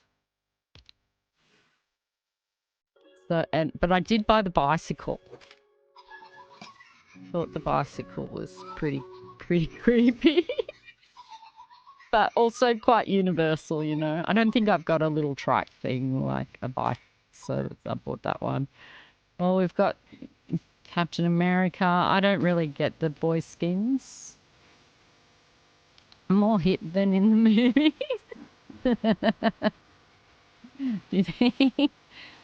I love the art style of Fortnite, so you know.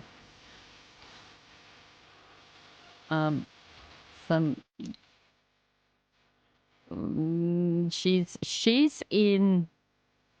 I'm pretty sure she is. Yeah, part of the Captain America bundle. I'll show you something. I have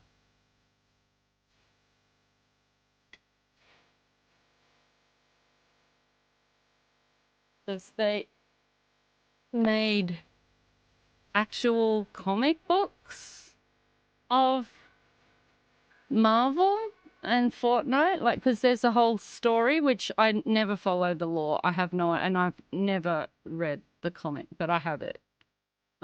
Because I'm a big Fortnite fan, a big Fortnite collector, and I'm also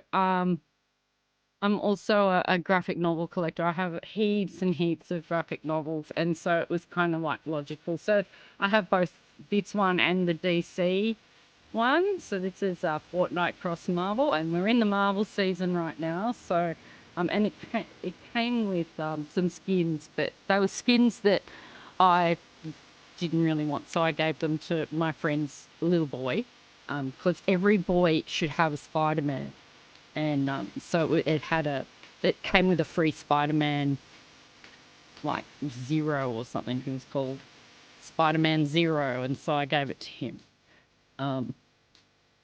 Because yeah, every little boy should have a Spider-Man in their Fortnite skin locker. I've got one of these. Got her. They're interesting, these ones, because you can sort of go in and change a lot of the colours and all over them. Change their colours all over. Let's see. So yeah.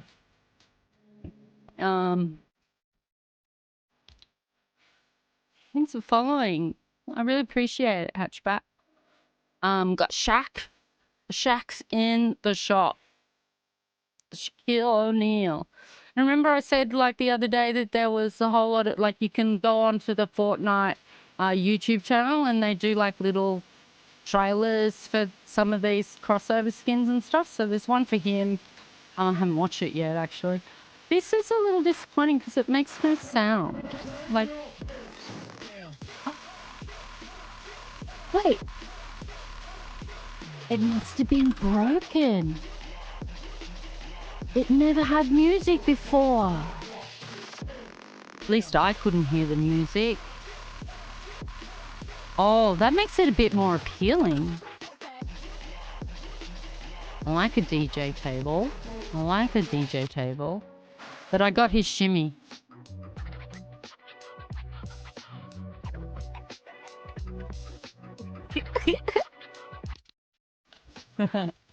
Oh, the creepy outfits are back.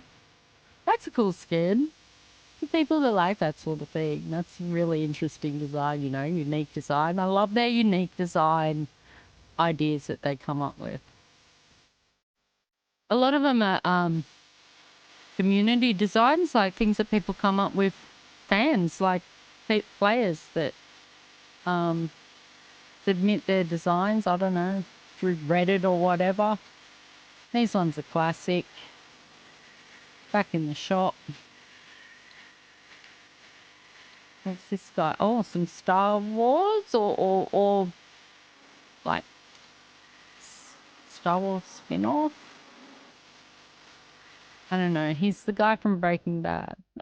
That's what I know him as.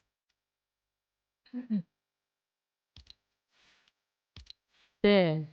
Yeah. They actually did his face. They often don't like copy the faces very well, very perfectly. I don't know. He's a generic dude. This is a great skin for people that like these, you know, the funny kind of characters. That's a good design. Gus. Which one's Gus? Oh, Gus. Gus. That's him. And they do his face properly. So but I don't really, what's the, he's obviously in Star Wars, but what's the show? I forget the show. I think it's a show that he's from in Star Wars. And I don't watch that show. I tried it, but I just... Oh, look at this! It's so cute! I don't buy any of these. Look, that's $10. $10 basically for a drum set. This is how I used to look at the skins. I'd be like, oh my god, that's $20 for a skin. I now have thousands of them. You always, yeah, Breaking Bad, exactly. We should have Breaking Bad characters. There's an overload of Star Wars that we've got in here. Okay, songs. Some cars that I'm not really interested in the cars. There's some little, these are pretty cute. The little Lego. I fell for it in the end because it's Battle Bus. And we were looking at the real ones the other day, like on the Lego website. It's quite funny, actually, because YouTube got me for the copyright music that was in the ad, and I was playing the Lego ad for the Battle Bus, and it got me for that music in that ad. I'm playing an ad, for God's sake. All right. Looks like that was the shop. I'm going to play a little bit of ranked. I'm not a great player, Hatchback, so don't expect much here. And I'm in ranked, so I'll probably get wiped out quite quickly, or like the first person that I face. I am Platinum 1, but that's a little bit of a, like, that's not really how good I am. Is that even good these days? I don't know. My aim is to get to Diamond this season. But I don't know. There's not much of the season left. I don't know if I can get there. Not that. Where do I get to see it?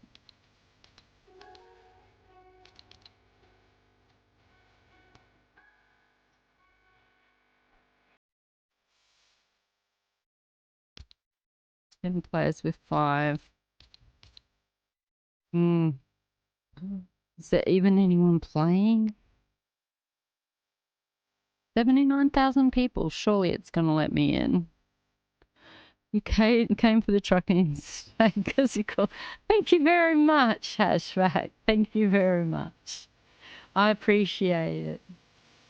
I'm only new to the whole streaming thing, but yeah.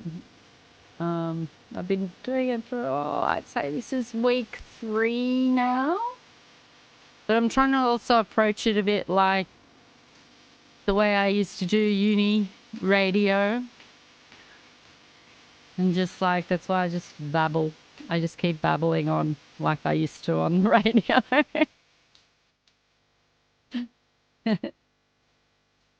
But yeah, I was doing some trucking, but I've done quite a fair bit of trucking now. And I like to, I usually play Fortnite every day. But I wanted to really do that, contribute to the Arkansas event, because we haven't completed the community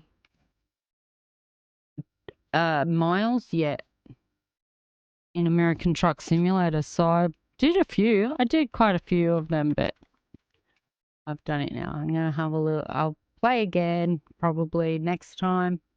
I might even play off stream because I want the community to get the prize. I thought I'd come on and play a little bit of Fortnite to finish off the night. I've been on for almost 8 hours, so a little bit of Fortnite. I'm not going to try and reach Platinum 2. I might make it, but I'm not going to make the goal tonight to reach there.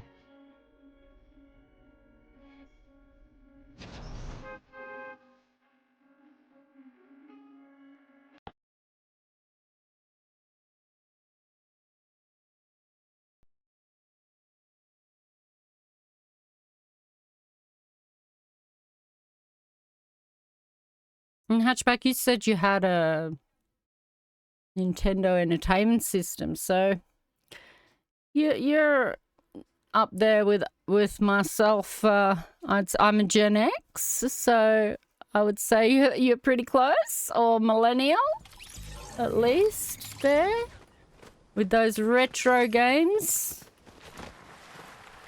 Oh, I think I didn't click on the screen, and now I have to get the aim assist working properly again.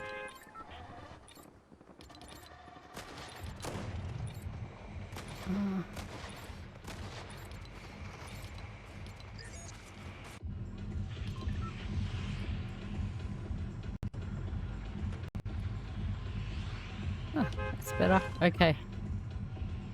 Oh. Is this ranked? I don't know if it's got any NPCs. I'm going to have a little look. You're a millennial? Yeah. Yeah, I think my son-in-law's got a, like, still has a Nintendo Entertainment System. I think so. He's got a heap of retro games, like from his childhood he kept. And I think he's still got a Nintendo 64 as well. Nintendo 64, I reckon, was the best one. All right, vote. Well, I can't do polls because I don't know how. And I haven't got my mods here to do them. And I don't know if we've got enough viewers for a poll. But what's the best console, okay?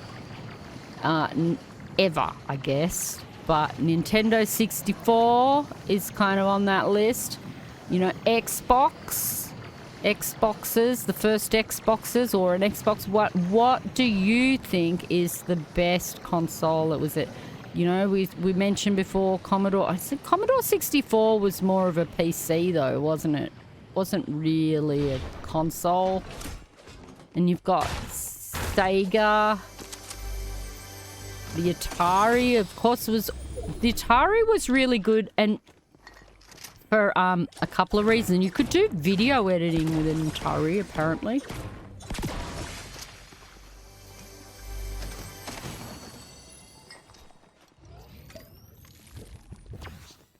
Yeah, there is definitely no NPC here.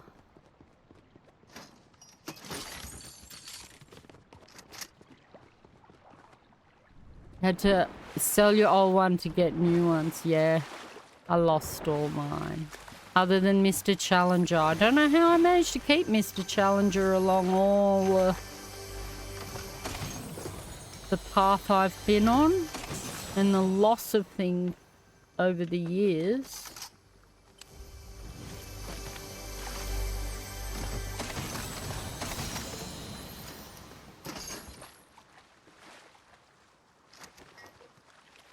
I was very much a type of, like, I'm very much a collector type of person.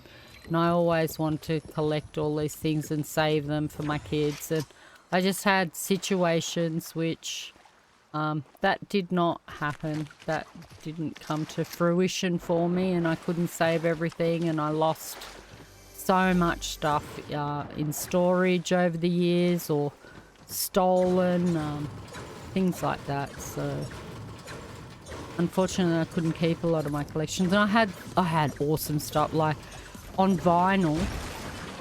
I had like signed vinyl records from and a CD collection, a huge CD collection. Because I used to do radio, I had a huge CD collection for that, and vinyl collection. Just community radio, midnight to dawn mostly. But I had a big music collection, and I had some that was signed, and I had like vinyls that were picture discs and stuff like that, and I had U2 a U2 album that my friends had got signed for me. I wasn't able to actually go and get that one signed. I had Hot House Flowers, Faith No More album that was signed. Henry Rollins. Actually, it was an album that was like a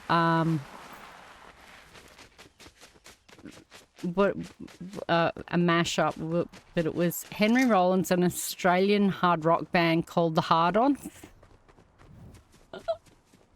And they were actually quite local to my area, but they were very, very popular in Australia. They weren't just hard rock, they were like, and I wouldn't call them death metal, they were just like thrash sort of metal. And they were pretty cool. Alternative rock band. And they did like, they did a cover of Highway to Hell or something with Henry Rollins. And it was during the time Henry Rollins was doing all his spoken word sort of tours and stuff like that. His spoken word stuff is incredible. I don't want to get into it with them because, like, I mean, I'd like to look at their box they have, but I've died to those guys too many times and I'm in ranked right now. Someone's about to land on my head.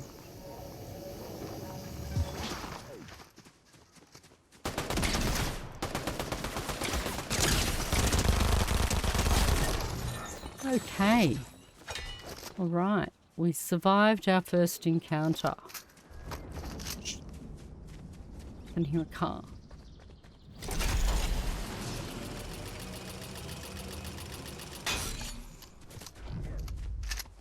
Phew. Alright. I can't hear a car. There's no cars in ranked? Is there?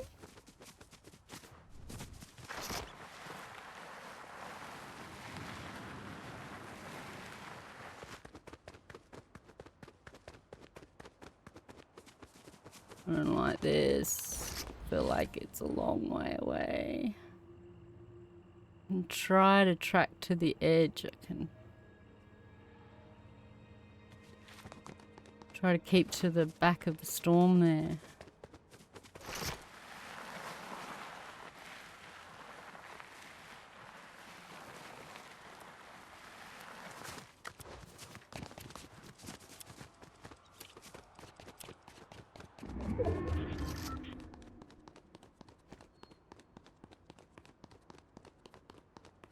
Maybe if I... Oh, I do need a bit of shield. You got to get the day started. You have a good day. Horror Freak, I really appreciate your company. Thank you so much for your support.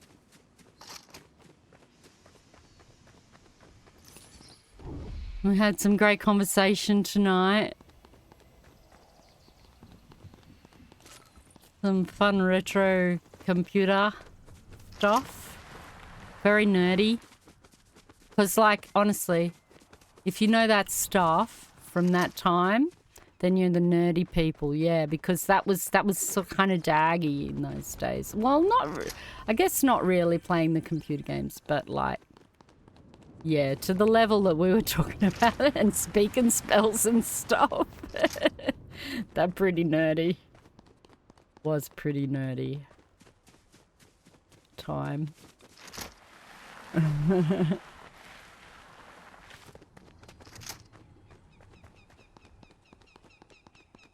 Alright, now if I can just stay on the outside of the storm circle, or just like on the edge of it, then I'll know that no one's behind me.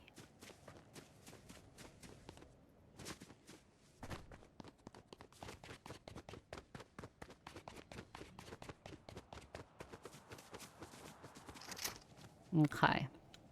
Let me see. Do I have... Ooh, I have like a stealthy.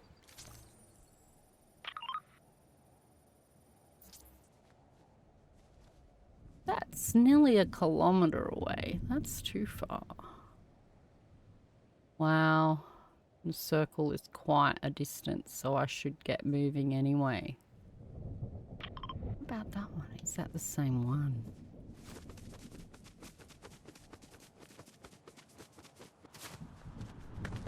Kind of wrecks my plan to keep the circle on my backside.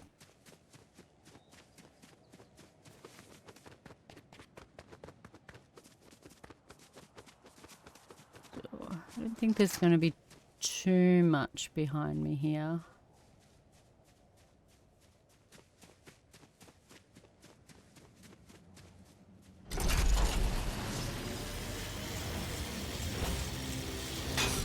Could do with a car. It would make things a bit faster.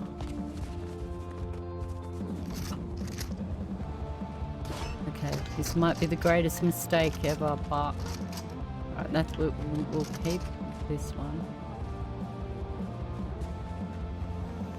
Or maybe because I have a heal item that's about to die.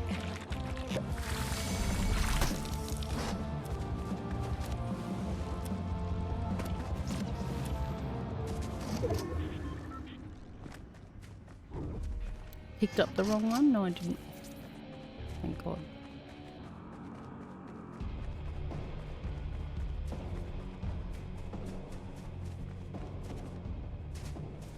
Well, I haven't faced too much opposition just yet. I'm at position, I'm 13th. That's gotta bring me up in rank. Okay. Okay. Ouch. Oh.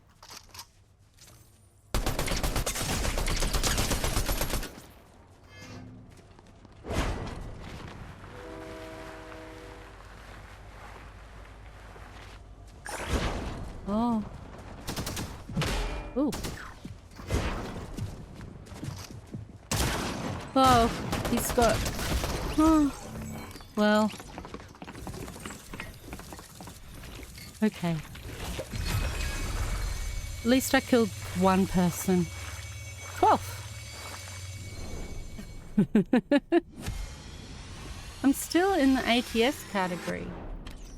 But I switched it. Let me try again. Done.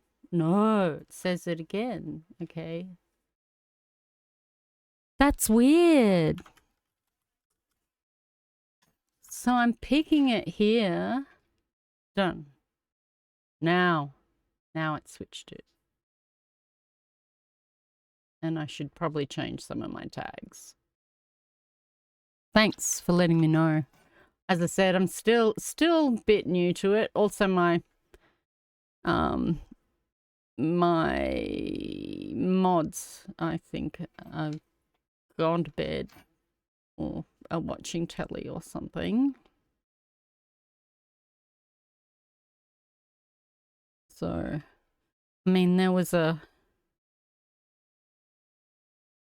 person that came and dropped a link. I couldn't even get rid of it because I don't know what I'm doing.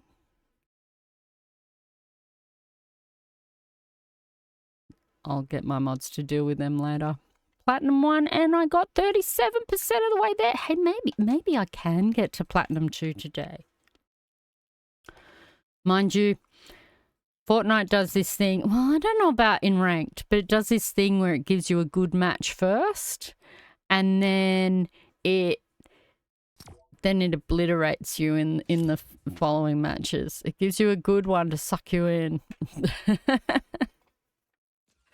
Yeah, there is more people, but there's less more people in the Fortnite category, but there's less there's also a lot more people that stream it. So there's actually less people to go around all of the people that stream Fortnite.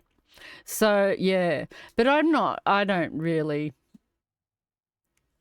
well, I do. It is like my favorite game. But my intention was never sort of to become a Fortnite, streamer necessarily. I just like playing it, and so I'm just going to play like games that I play during the day and stuff. And sometimes I'll probably play like Planet Zoo, and I was saying earlier that I enjoy like designing like houses and tiny houses and stuff, and so I'm like might want to do that. Sometimes not even a game, but people play Sims just to design houses, but I would use an actual like house design program and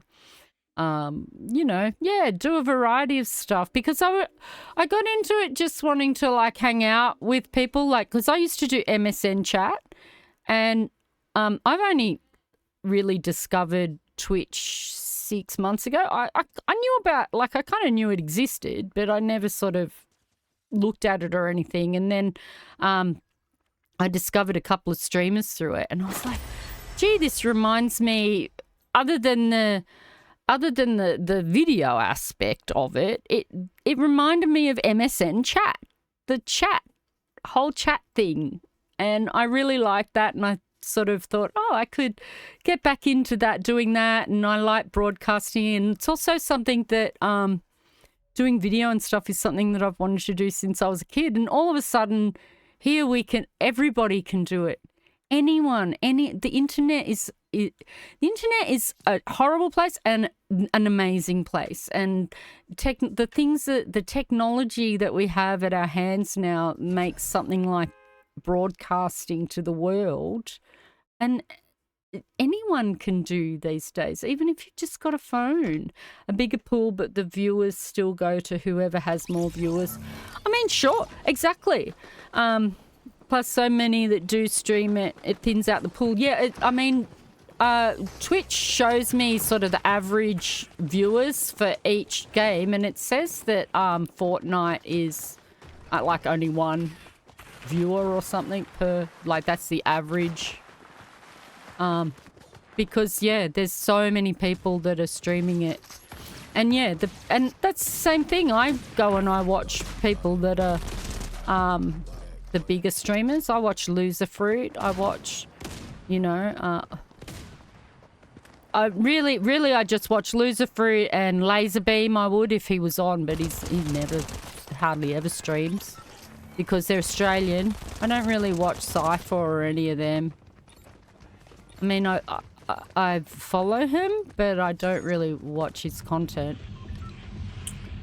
Watch a couple of them on YouTube. Like I really like Evolve Jake, because he does kind of strategy and stuff that teaches you like really good clues of how to play.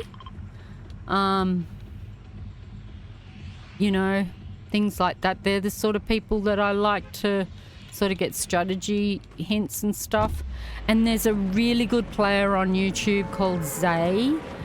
And once I started watching him, like his competitive player, once I started watching him, I was able to better, like I used to get quite disorientated in the game, and I found that I got better at that, watching someone that was moving so fast. You tend not to watch the bigger streamers, you prefer to go to growing ones. And I'm starting to do that myself too, because, when I first came to Twitch, I came here because of Hassan Piker, and I really enjoyed his political content because I write into politics and news. And then Boy came here, and I went, right, I'm going to watch Boy.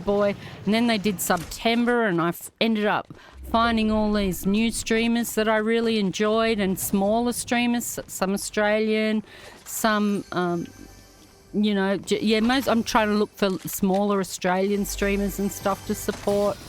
And also political streamers. That's the sort of thing I like to sort of do in my off time.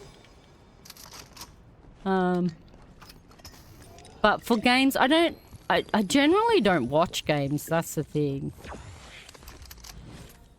And so I don't even really watch like Fortnite YouTubers either. But I do, like I said, occasionally I do.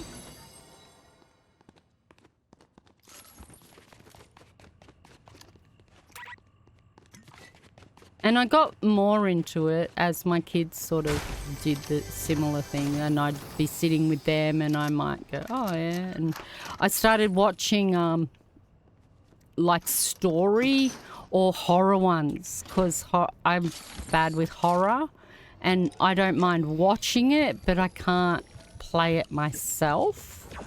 So I've sort of got into like watching other people play horror games and story games and stuff.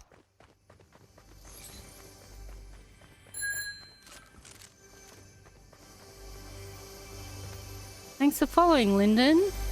Welcome to our cozy little corner on the internet.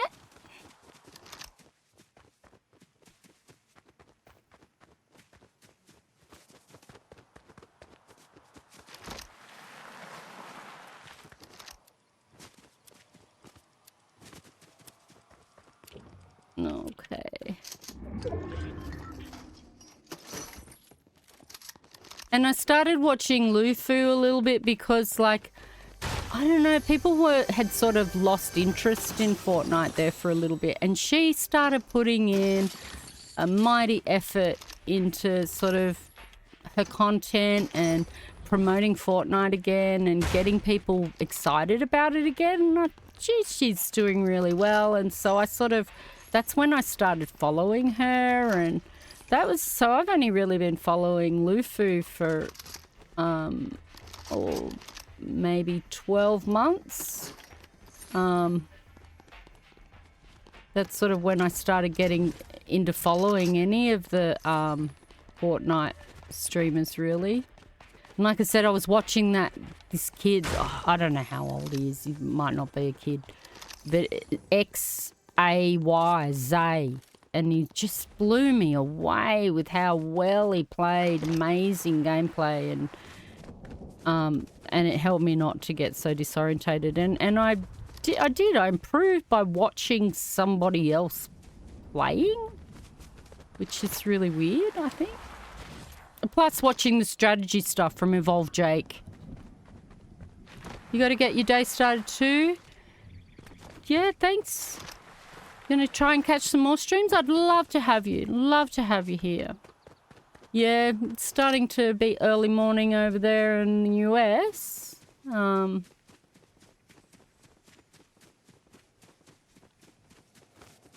I don't know what it's like over in Europe at the moment, what time it would be. Ooh, don't want to go into the storm. I'm waiting for these guys to appear. That way I might be able to get the forecast. Yeah, no, it's well and truly the end of the day here. What have I been doing? 8 hours.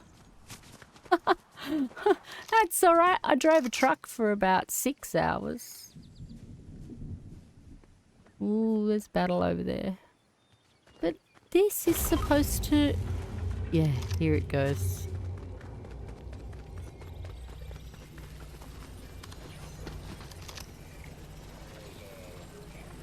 Right. I've got to get these guys so that I can get the forecast.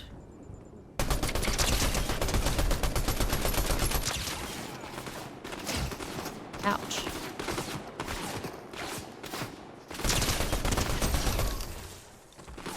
And... Alright.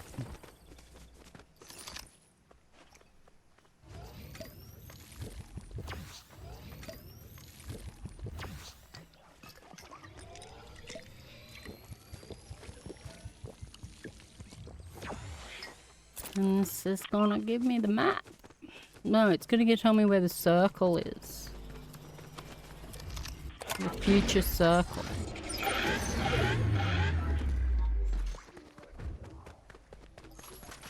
Oh my god. Run! Run from the storm!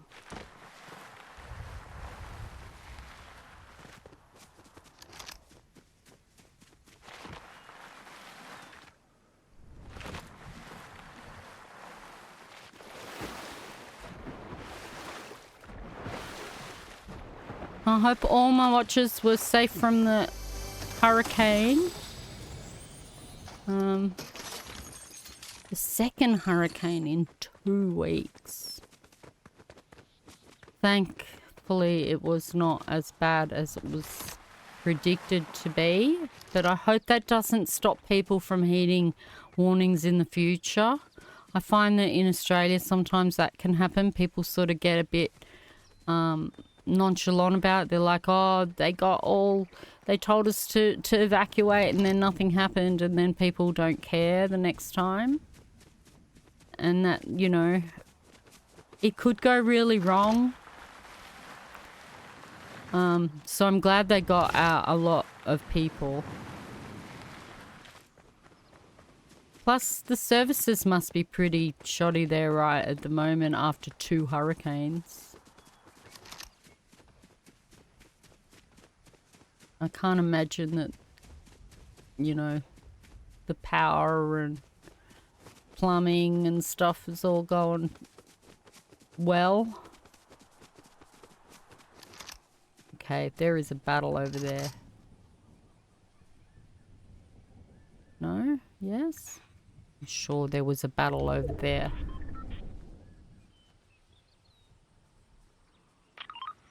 I'm scared.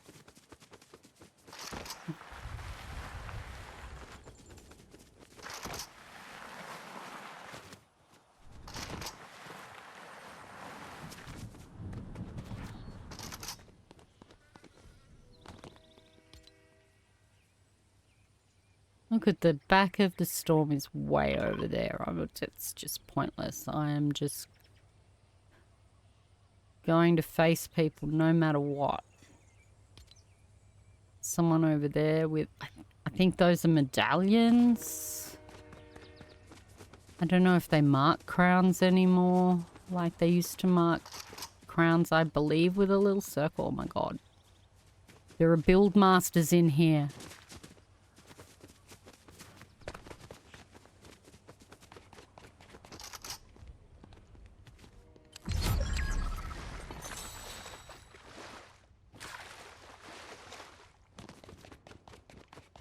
Oh my gosh, I can see a circle near me. Go hide in here for a second. Oh, I see them. I wonder if they were following me. Aha. They've got themselves in shit over there. Let's go.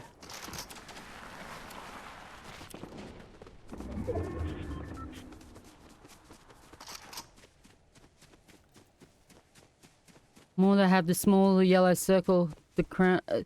They used to mark the crowns, I think. Those are medallion people, yeah. But didn't they used to, like, originally have, like, a circle around crown holders? They're coming my way. They're shooting at me. No!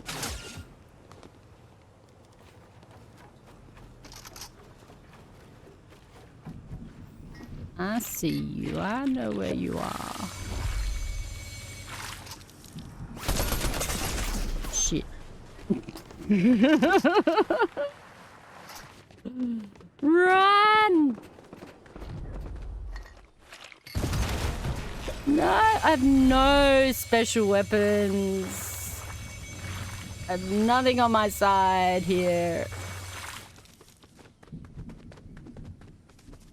I have no health left.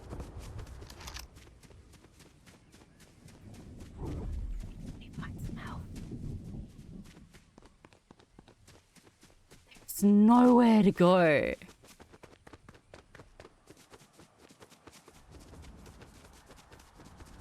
Alright. I think they're a little confused as to where I might have gone.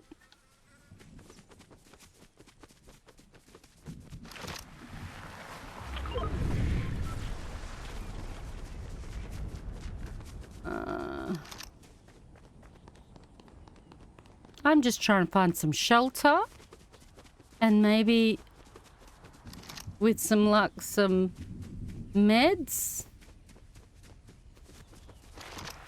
If I can get into the river Styx, I can at least get some dash.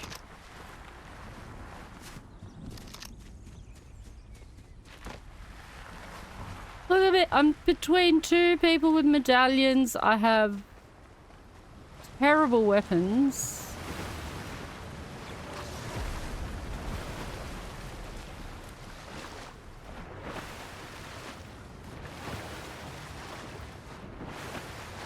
They're both after me. Is this gonna give me something?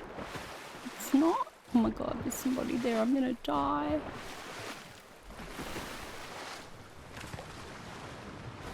Swim.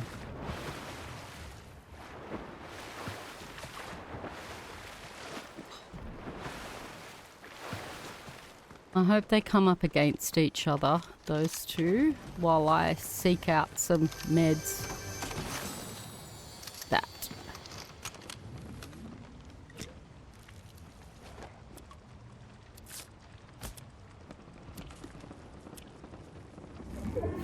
What did I come? 6? I'm 6 so far.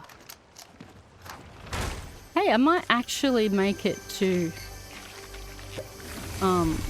Platinum 2 tonight. I didn't think I would.